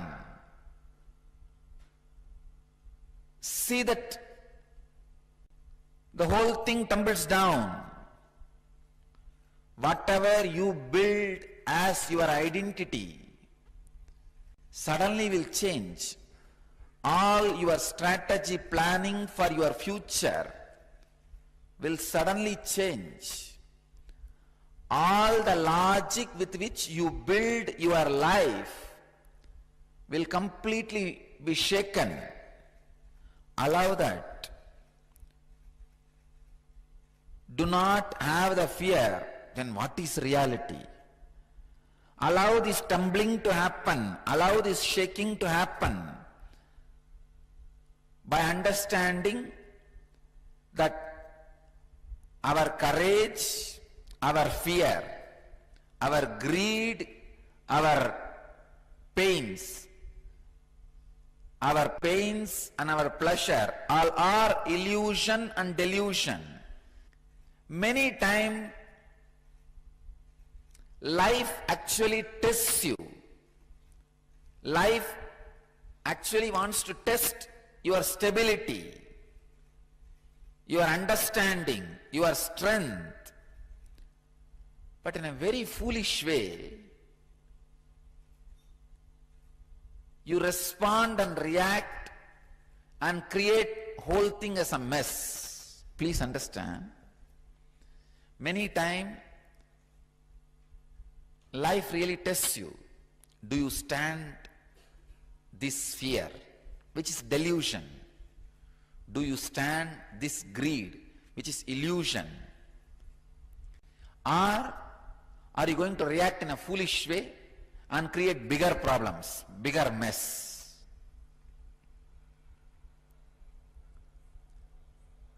Whenever fears take over you, or greed takes over you, when courage takes over you, when the pain takes over you, look into it. What is the percentage of it is real and what is the percentage of it is illusory or delusory? Let me give you a story. I have a story for you. The FBI had an opening for an assassin, so they started interviewing people. After all the background checks, interviews and testings were done, there were 3 finalists, 2 men and a woman. For the final test, the FBI agents took one of the men to a large metal door and handed him a gun. We must know that you will follow your instructions, no matter what the circumstances. Inside the room you will find your wife sitting in a chair. Kill her. The man said, "You cannot be serious. I can't shoot my wife." The agent said, "Then you are not right man for the job. Take your wife and go home." He was sent. The second man was given the same job. He went inside and all was quiet for 5 minutes. The man came out with tears and to the agent he said, I cannot kill. Then the agent said, you are not the right man. Take your wife and go back home. Finally, it was the woman's turn. She was given the same instruction to kill her husband. She took the gun, went into the room, shots were heard, one after another. They heard screaming, crashing, banging on walls. Then all was quiet. The door opened slowly. There stood the woman, wiping the sweat from her brow. Agent asked, what happened? She said, this gun is loaded with blanks. So I had to beat him to death with the chair. Many times life gives you the gun with blanks to test. But unfortunately, you make mess. Stand and see when the wave of fear takes over you, when the wave of greed takes over you, when the wave of courage takes over you, when the wave of pain takes over you. Wait, look, see. What is the percentage, the possibility of delusion and illusion?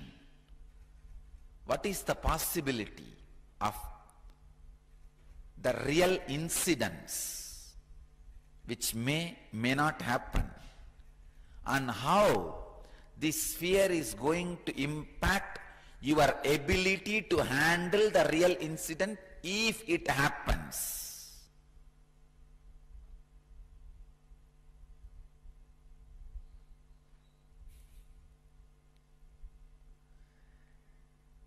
The ability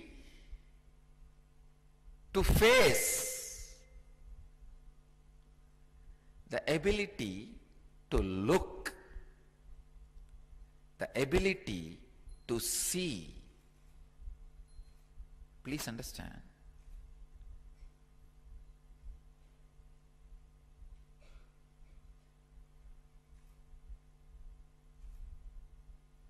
Ability to look without being bothered what is reality. Please understand, the moment you have the fear, the questioner, the fear which this questioner is having, what is reality, Swamiji?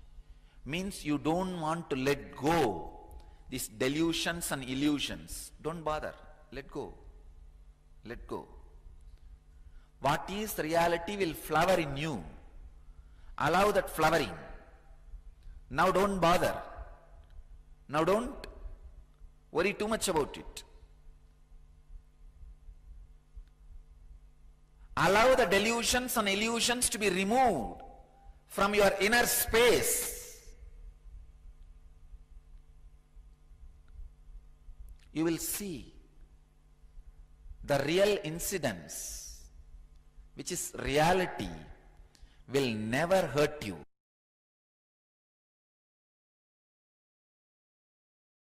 See, reality as perceived by you is not the real reality. So if you want to know the real reality, you need to first accept the reality perceived by you as reality. That's the first way to open that sheath. See, Annamaya Kosha means the most grass level of reality you perceive. Means most disturbed, confused, chaotic reality which you perceive as happening. Please understand. If it is reported to you through media, it is one more worst layer. If it is happening directly in front of your Annamaya Kosa, that itself is complete chaos. And if it comes to you by somebody else's chaos, chaos through chaos. Understand? Even if it happens in front of you, that is the grassest reality you perceive. accepting that and looking into it is the first layer, first step you need to do.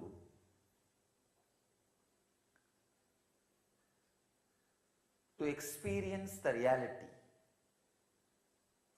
the ultimate reality. Have patience, the tremendous patience to look into it. First, accept, then have patience to look in. Don't react. Reaction is not going to help you. Accepting and looking in, looking in, looking in with deep patience. Reality will be realized as reality only by the deep acceptance and restful awareness. Your agitated mind, the angry mind,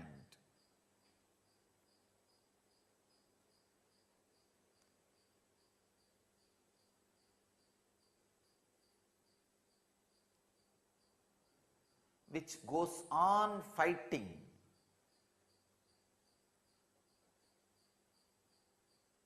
with the reality presented to you. Please understand, the reality presented to you is surely not reality, but you fighting with it is not going to make you experience the reality. But the angered, perverted, agitated mind goes on fighting with the reality presented to you. No. You are basically an enlightened superconsciousness. But with that superconsciousness, you can make a flower do what you want. You can't make a stone do what you want. Understand? There's a big difference. With that super consciousness, you can just look at a flower, it will just blossom. You can just look at a person, he will just open up. Just one small look, the person is melting. But with that same look, you cannot melt the stone. That is not possible. A crude reality cannot be handled by the agitated or unacceptable mind. First you need is acceptance of that crude reality, chaotic reality which happens in front of you. Then restful awareness. Look in, look in, look in. You will see, layer by layer, reality opens to you. But any agitation, the crude reaction to the reality presented to you makes the wound big, and you carry it for ages, lives. That is what is called hell. The ultimate sin is not looking into reality. That is the ultimate sin. That is why you carry the wounds deeply. Existential experience, perceptional experience.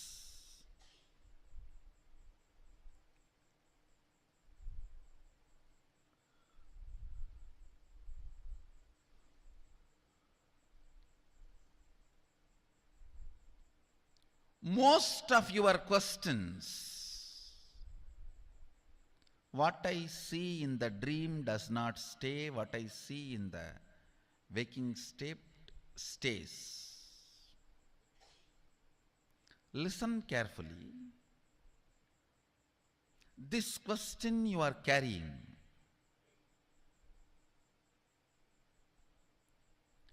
oh, what I see now in the waking state is more stable, solid, permanent, looks very vivid. But what I see in the dream is not that vivid. that permanent. I want to ask you, do you get the same question in dream state? Listen carefully. Do you get the same question in dream state? No. Because when you are dreaming, actually that looks very solid. When you are dreaming, it looks more as a existential experience, not perceptual experience. Now, in the waking state, again the whole waking state looks like existential experience, not perceptual. In the waking state, dream state looks like a perceptual experience. This looks like an existential experience. Only if you move a step further, you will understand this is also perceptual experience, not existential experience. Listen carefully. I'll not only logically establish, I'll establish it experientially.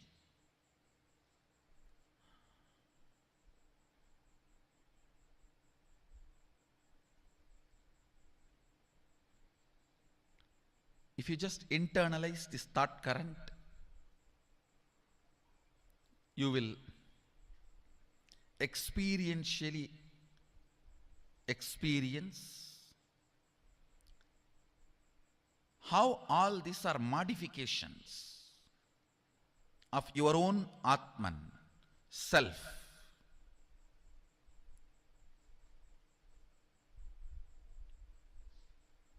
Your own existential experience is only one, your Atman. Everything else is your perceptual experience. Listen carefully. Gold, in its pure metal form, maybe in the form in which it is available for all of you guys to get to see, the biscuit form, pure 999.999 purity, something will be printed on it. It will be like a biscuit form.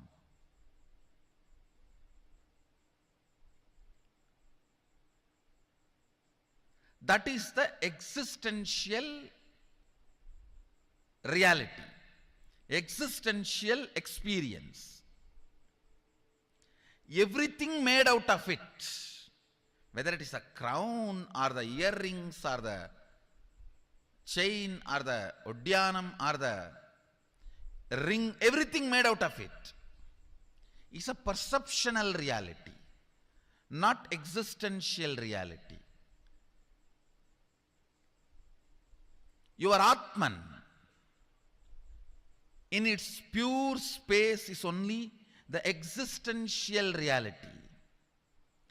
Everything else is perceptual reality. Listen. Actually, this truth is like it has to be drilled into your system. Then, even in the dream, you will remember, is this perceptual reality or existential reality? If you remember in the dream, is this perceptual reality or existential reality, you will wake up. In the waking state, if you remember, is this perceptual reality or existential reality, you will be awakened. Understand? In the dream, if you remember and question, is this existential reality or perceptual reality, you will wake up to the waking state. In the waking state, if you question, is this perceptual reality or existential reality, you will be awakened to the awakened state. Dream to waking up to awakening up. Carefully. The first logical question we have is, things here look very solid. If I hit the wall, I feel the pain. If somebody touches me with a lot of love, I feel cared. If I put something in the mouth, the taste is felt. So here things are more solid. But in the dream state, it is not. Listen. Actually, in the dream state also, if you dream as if you are falling, you will experience fracture in the dream state. How many of you had the dream you have fractured yourself? Raise your hand. That's all. When you wake up, the fracture does not exist. It's different. But in that state itself, as long as you are in that state, there also everything is solid. Everything is solid, just like this state. When you are in the waking state, how you feel everything is solid. That is exactly the way, precisely, it is felt in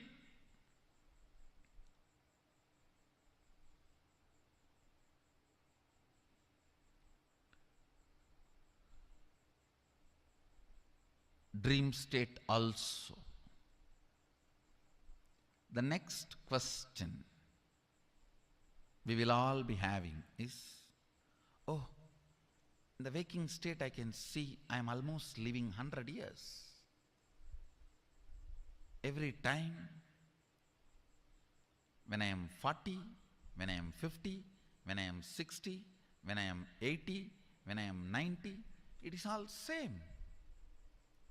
Consistent. But in the dream state, it doesn't look like that. Every day when I go back to the dream, it is different. Listen. Listen carefully to understand this question. How many of you have dreamt in one night itself you are writing examination and you are getting married, then the nightmare you wake up?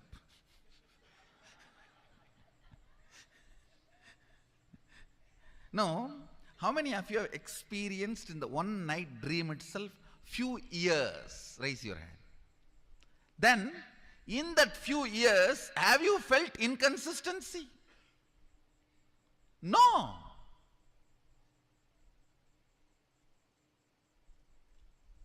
So who knows, this whole 100 years is not one night dream. Maybe you are writing examination, you are getting married, and kid, meeting the master, he roars in the dream, and you wake up, oh, who knows, suddenly now you may wake up and say, whole thing was dream, Swamiji. Listen, perception of time, perception of stability is not existential, it is perception, because how you feel the time looks very solid in this waking state. You feel the same way in the dream state. But when you wake up, you understand it was not true as you felt in the dream state. Listen carefully.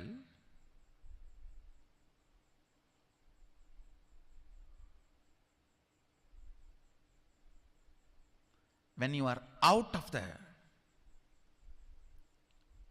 dream state, you can see the whole dream. You can see, you saw yourself as 20, you saw yourself as 30, you saw yourself as 40, you saw yourself as 50. You can see the whole.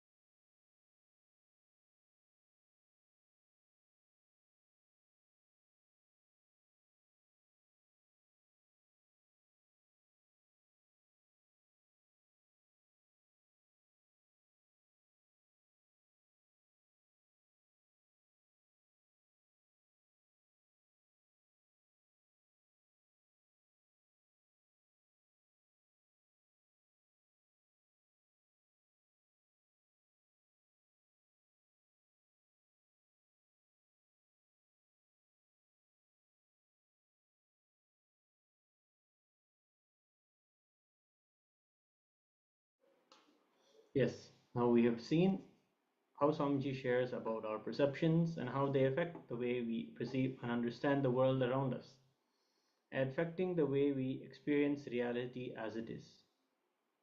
Reality is absolutely for us. It is our perception that makes us think the world is absolutely against us. We'll now go into an enriching internalization exercise that is going to help us see the reality that we have as it is, life positive, and a gift from Paramashiva.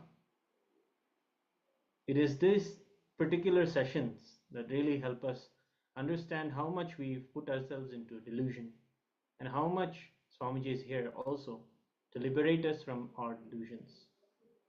So let us now understand the essence of the session. Yes, first you need to understand You are not the eyes. The eyes are just an instrument through which you can perceive this world. Many times you can see your eyes may be open, but you are not seeing, not registering the scene in front of you. Just remember, you are seeing through your eyes. If you look through the eyes, suddenly you will see you are witnessing everything. So you are not the eyes. Many times we are so engrossed in what we see. We forget that we are using a tool to perceive reality. It's like looking at your TV screen and thinking it is real. No, it is a tool that is showing us something about the world. So you are not the two holes called eyes. You are only seeing through the two holes called eyes. Internalize and pen down 10 powerful cognitions about perception, about reality that you have received from the session, and see how those can be applied to your life. Let us take a few minutes. We're going to project the assignment on screen. And if you have any questions, please let us know so we can help you out.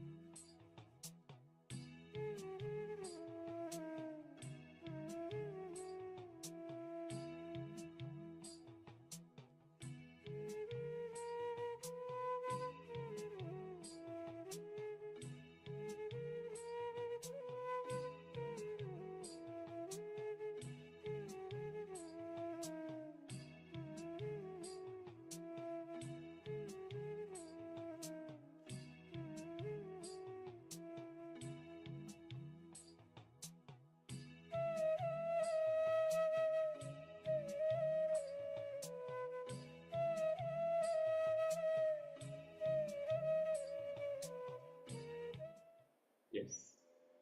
With this, let us now all settle down. If you would like to share anything about this internalization exercise, any insights that you have received, the powerful cognitions that you have noted down, do let us know. And with this, we're now going to get ready for the next round of today's power manifestation. We decided, since so many of you actually missed the first round of the power manifestation, we're going to have a second round of blindfold reading today.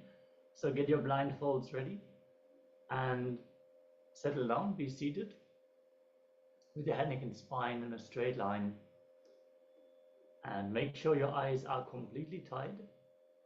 Also requesting all the participants to please be on camera. Yes, Ma Shobhana Saxena is asking about the next steps towards the Shiva Diksha. Again, Ma, this is going to happen on the first day of Paramashivoham. So from your side, there is nothing else required other than being ready on the first day of Paramashivoham. So attending the first day of Paramashivoham, that will be the preparation for the Shiva Diksha. So it is great that you have signed up using the form. For the next initiation, I'm not quite sure. We can check when is the next season going to start. And we will let you know exactly the date, Mom. For now, let us settle down and enter into the power manifestation. So get your blindfolds or any cloth that you use for the power manifestation. Make sure your eyes are completely tied and no light is falling into your eyes. Sit with your head, neck and spine in a straight line and connect to Swamiji in your inner space. Chant the Mahavakya. Om Nithyananda Paramashivoham.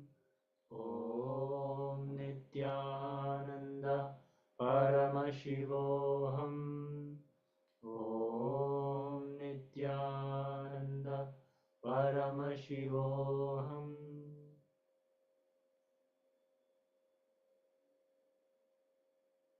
Surrender everything at Swamiji's feet and let him reveal the details about the image that we are now projecting on the screen. Let this round of the power manifestation begin. Nithyananda Paramashivoham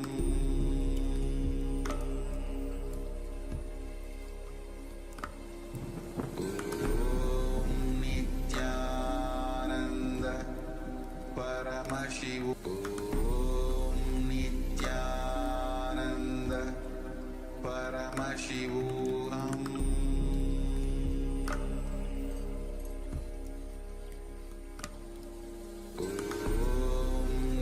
Nithyananda Paramashivoham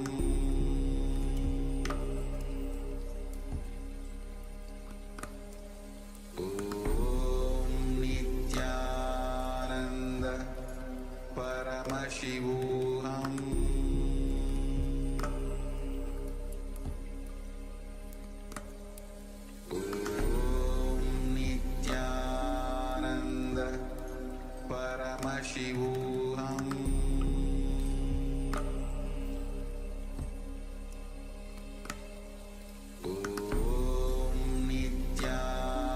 Nithyananda Paramashivoham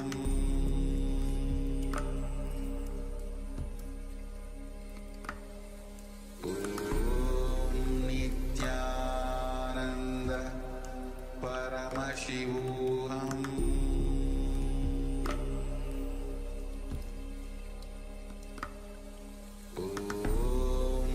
Nithyananda Paramashivoham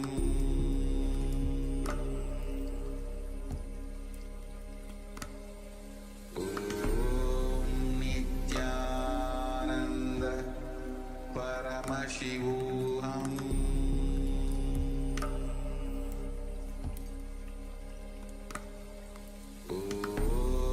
Nithyananda Paramashivoham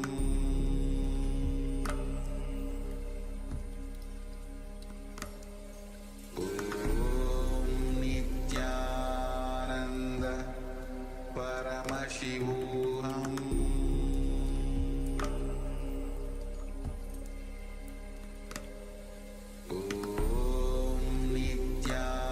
Nithyananda Paramashivoham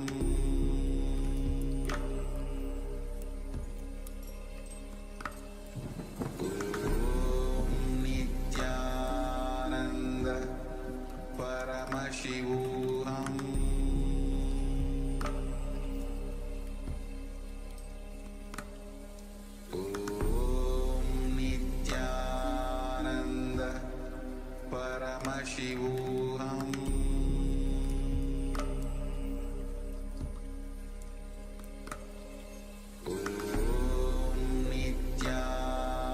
Nithyananda Paramashivoham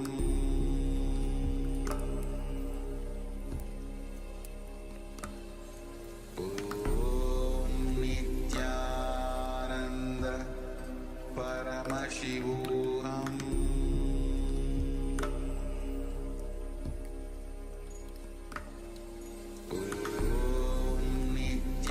Nithyananda Paramashivoham